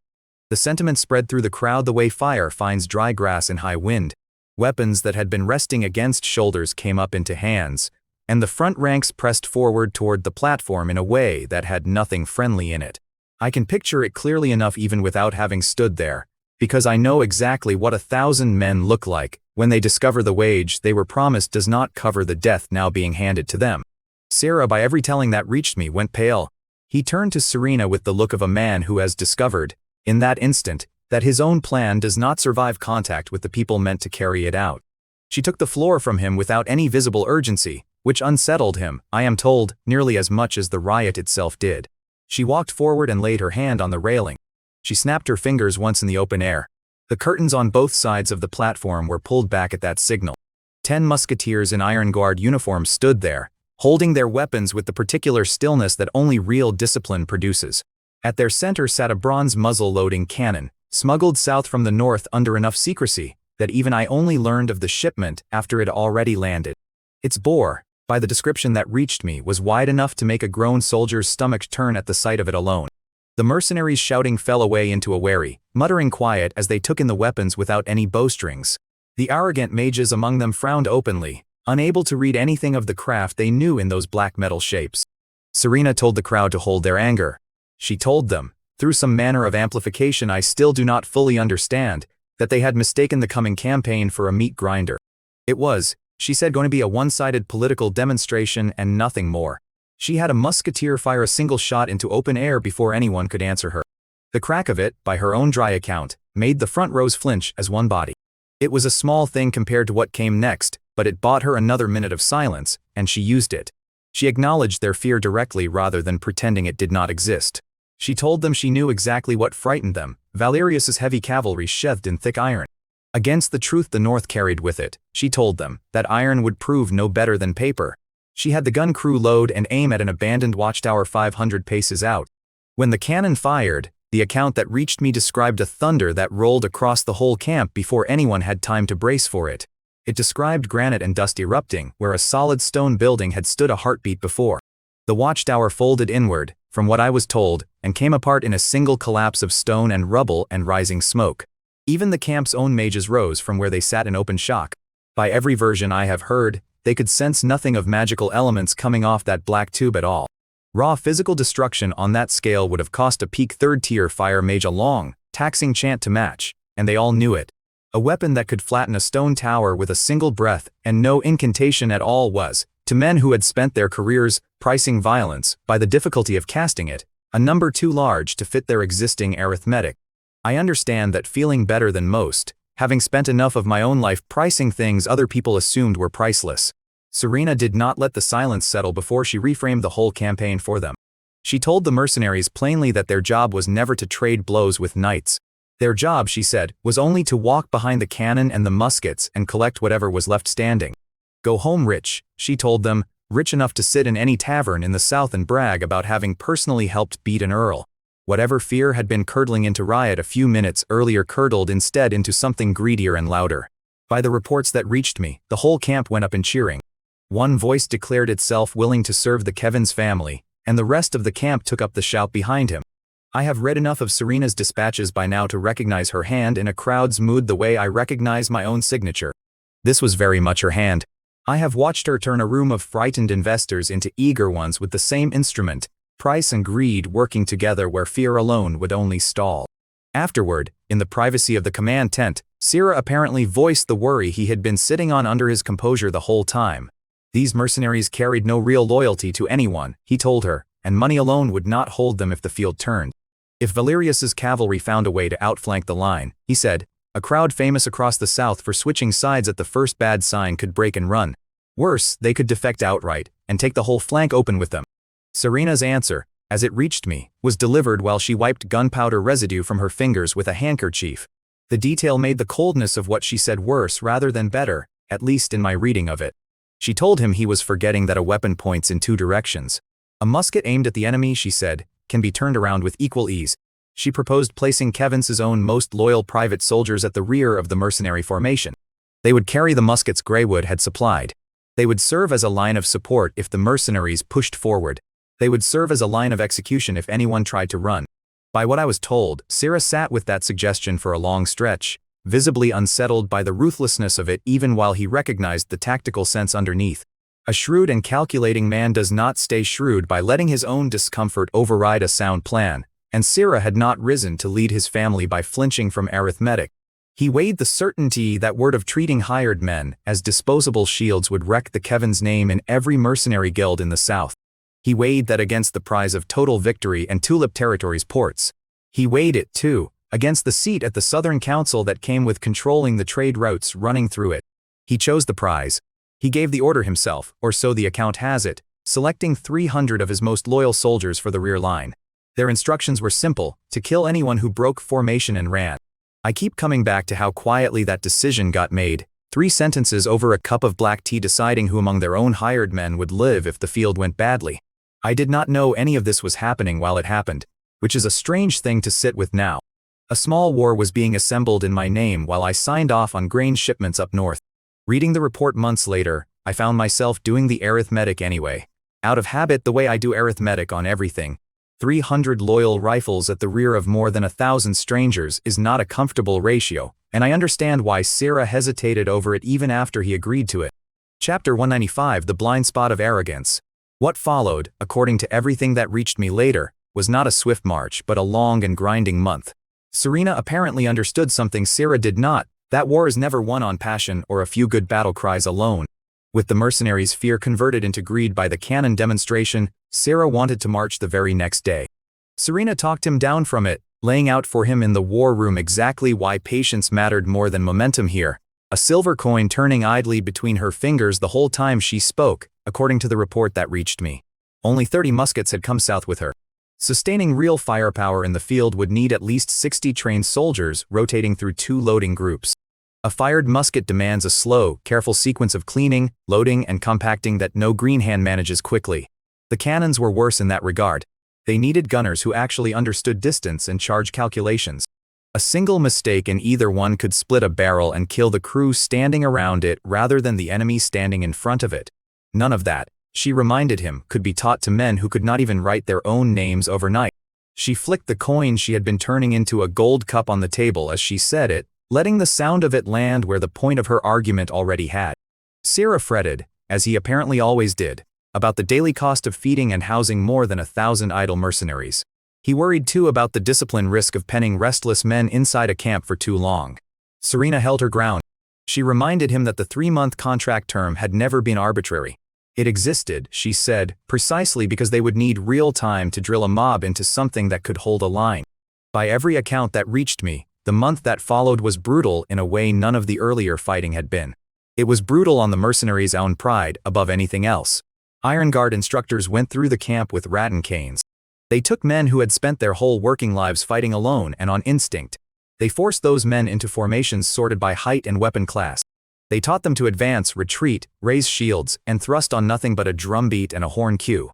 It provoked real unrest in the early days, grown men who had never taken an order in their lives balking at being told which foot to lead with. The unrest was serious enough that several of the ringleaders behind an early mutiny were executed publicly at the camp gate. The rest of the camp was made to watch, which I understand was the entire point of doing it in the open rather than behind a tent flap. I read that particular line in Serena's own dispatch with the flat matter-of-factness she reserves for things she has already decided are necessary. Punishment alone was never her method though, not even here. She introduced a reward system alongside the discipline. Gold was paid out on the spot to squads that drilled well. Upgraded meals were set out in front of the whole camp, so everyone could watch who was earning them. Roasted ribs, butter, and ale poured without limit for the men who had earned the privilege, all of it laid out where the rest of the camp could smell it from their own bowls of black bread. Under that combination of fear and appetite, the mob reshaped itself slowly into something with the beginnings of tactical cohesion. By the reports that came north, some of the mercenaries were muttering marching cadences in their sleep before the month was out. A rabble that had arrived at the camp gate as a loose collection of knives and grudges left it, by every account, walking in step and answering to a horn. None of it happened cheaply, either, and Serena's letters made clear that Greywood's coffers had absorbed a month of wages, rations, gold bonuses, and roasted meat without her once flinching over the ledger. While all of that was happening inside the Kevin's camp, Valerius, hundreds of miles south in his own castle, was doing nothing of the kind. I understand now, once the full picture had come together in my hands, exactly how that came to be. He was reclining by his own fireplace, from what the reports suggested, when his intelligence chief arrived with confirmation of the scale of the recruitment. More than 1,000 mercenaries had gathered, along with several Tier 1 and Tier 2 mages, all of it laid out on parchment for him to read. Valerius took the parchment, glanced over it, and tossed it into a wastebasket beside his chair without a second look, dismissing it with the contempt of a man who has never once had his own assumptions tested. He asked, with the same contempt, whether Serena had left his brain in some tavern to think a pack of hyenas working for copper could threaten walls like his. He was certain that undisciplined hired thugs posed no real threat to a fortified earldom. He was equally certain they posed no threat to the Empire's own prohibitions against unauthorized private war. Mercenaries, in his experience, sold their loyalty for copper and switched sides the moment the fighting turned costly, and he saw no reason 1,000 of them would behave differently. He guessed instead that Serena was posturing, angling for better trade terms the loud way instead of the quiet one. His intelligence chief offered that same theory aloud, cautious about contradicting him outright, but careful to plant the idea that this was weakness dressed up as ambition. He passed the order down without further debate, telling his officers he wanted no extra men sent, only to see how long Sera's coffers could keep feeding hyenas before the whole scheme collapsed on its own. He ordered his border patrols to keep only their routine vigilance. He was confident he could outlast Kevin's financially and watch the whole bluff collapse under its own weight. He told his intelligence chief that a family which sold salted fish for a living had no business lecturing a century-old earldom on strength. That, as I understood it once everything had reached me, is exactly the blind spot that information asymmetry and old assumptions bake into a man. Valerius had no idea that the family he held in such contempt now controlled a weapon capable of cutting through every belief he held about how wars were actually won. Chapter 196, The Death Knell of War. After the month of drilling ended, Sera gave the order at last. 800 Kevin's private soldiers crossed the Blackwater River alongside more than 1,000 trained mercenaries. Tulip Territory's border outposts were overrun, from what the reports say, before the men stationed there could so much as light a signal fire. Patrolmen who had assumed the whole recruitment drive was bluff found crossbow bolts trained on them from the tree line before they had finished reaching for their own weapons. Cheap, well-forged steel out of Greywood's own foundries did the rest of the work quickly, from what I was told, each outpost falling in the time it takes to walk its perimeter once. The invading column did not linger at the border collecting spoils. That surprised even some of the men marching in it, from what I was told, and instead they pushed hard and fast toward the territorial capital.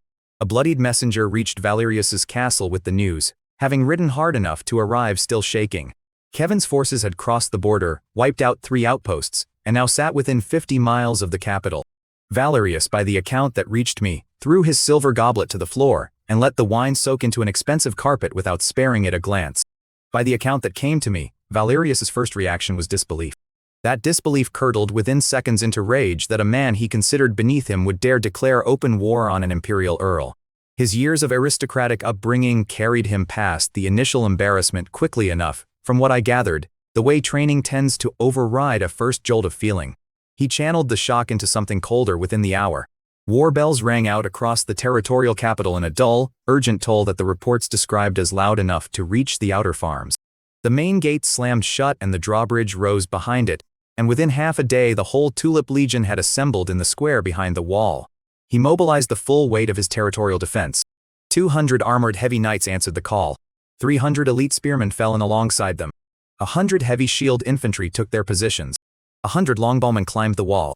400 emergency militia were pressed into service for logistics and for dropping stone from the battlements. Steel lances stood along the assembled ranks like a bristling forest, and the whole square behind the wall took on the look of a machine built and tested for exactly this occasion. His true confidence, though, sat above all of that, in a tower built specifically for his mages. 9 of them waited there in total. 5 were first tier, 3 were second tier, and 1 was third tier, wielding a staff set with a ruby the size of a closed fist. The Kevin's army halted at exactly 800 paces from the wall. That distance, as I later understood it, had been calculated to sit outside the reach of the city's heavy crossbows and its mages, with room to spare. Valerius stood in plate armor engraved with defensive runes and looked down from the battlements. What he saw still read to him as a bloated, disorganized mass. No siege towers stood among it, and no heavy catapults either, only ladders and a few plain rams. Whatever panic he had carried in from the messenger settled back into contempt at the sight of it. He rested his gauntleted hands on the cold stone of the battlements and let a sneer take the corner of his mouth, certain he was looking down at a losing hand.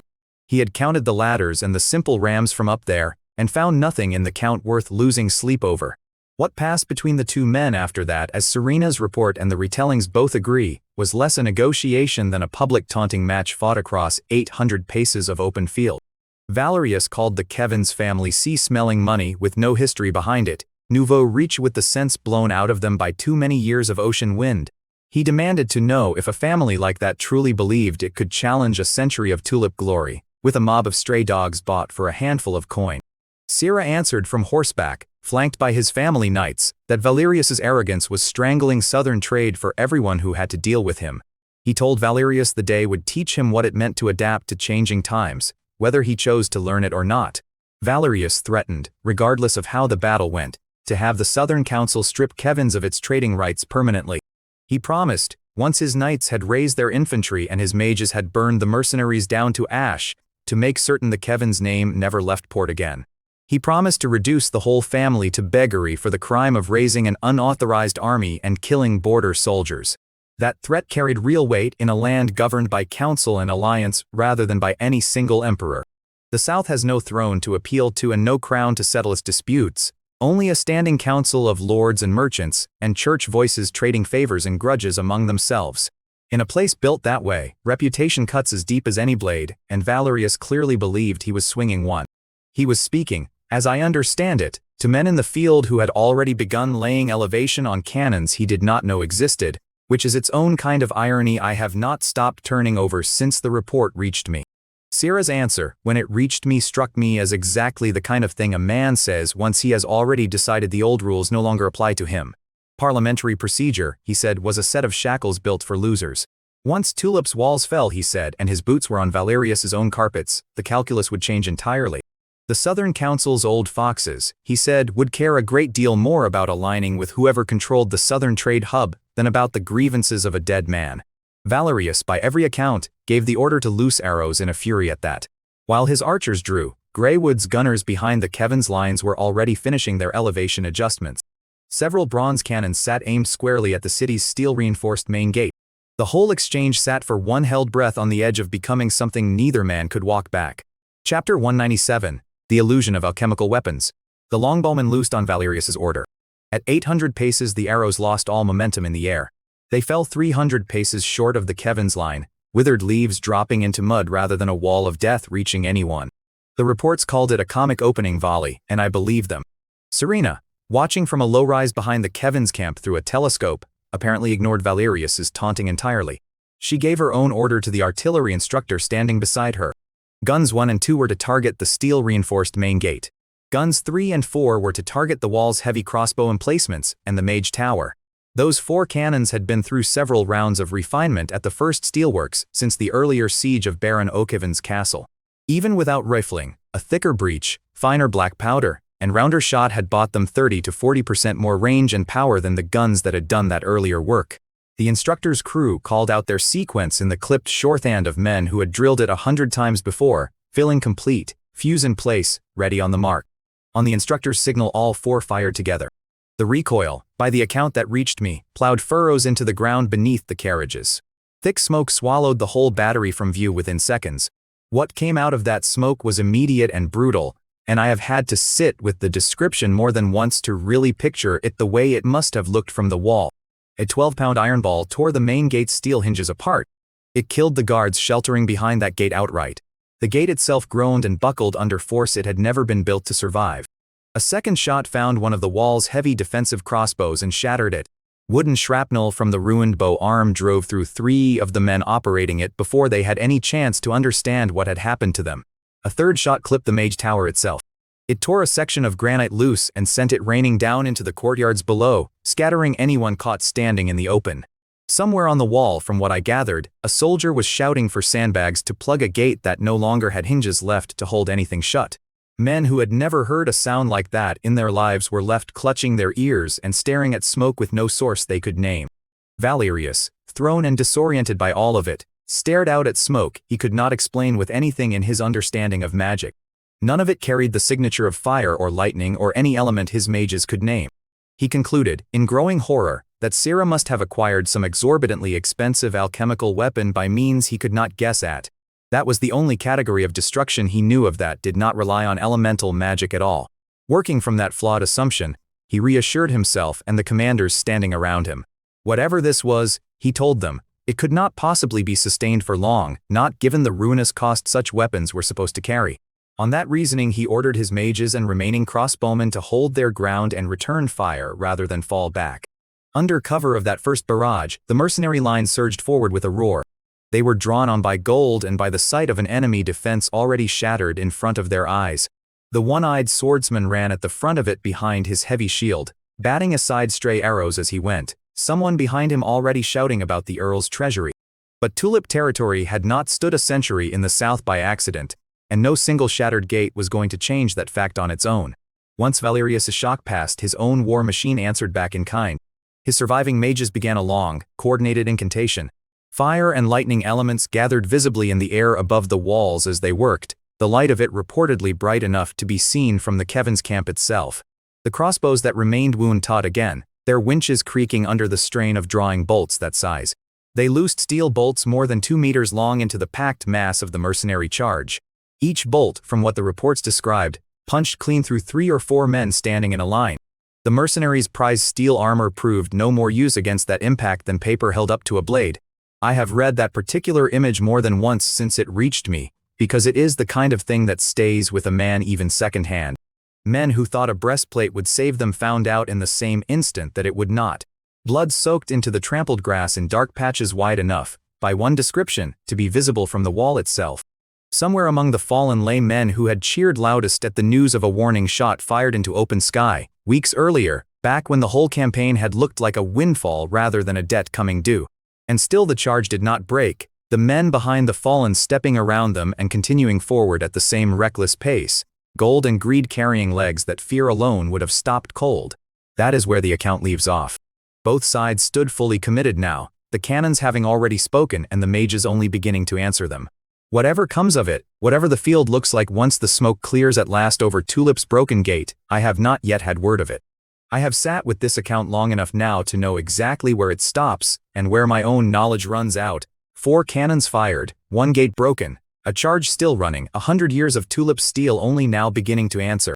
No dispatch has reached me describing who holds that field when the sun goes down on it, and I am not going to pretend otherwise for the sake of a tidier ending. What I have instead is a smoking gate, a mage tower missing part of its wall, and a charge that has not yet reached the walls it is running toward. I only have the certainty, reading between the lines of everything that has reached me so far, that the worst of it is still ahead and not behind,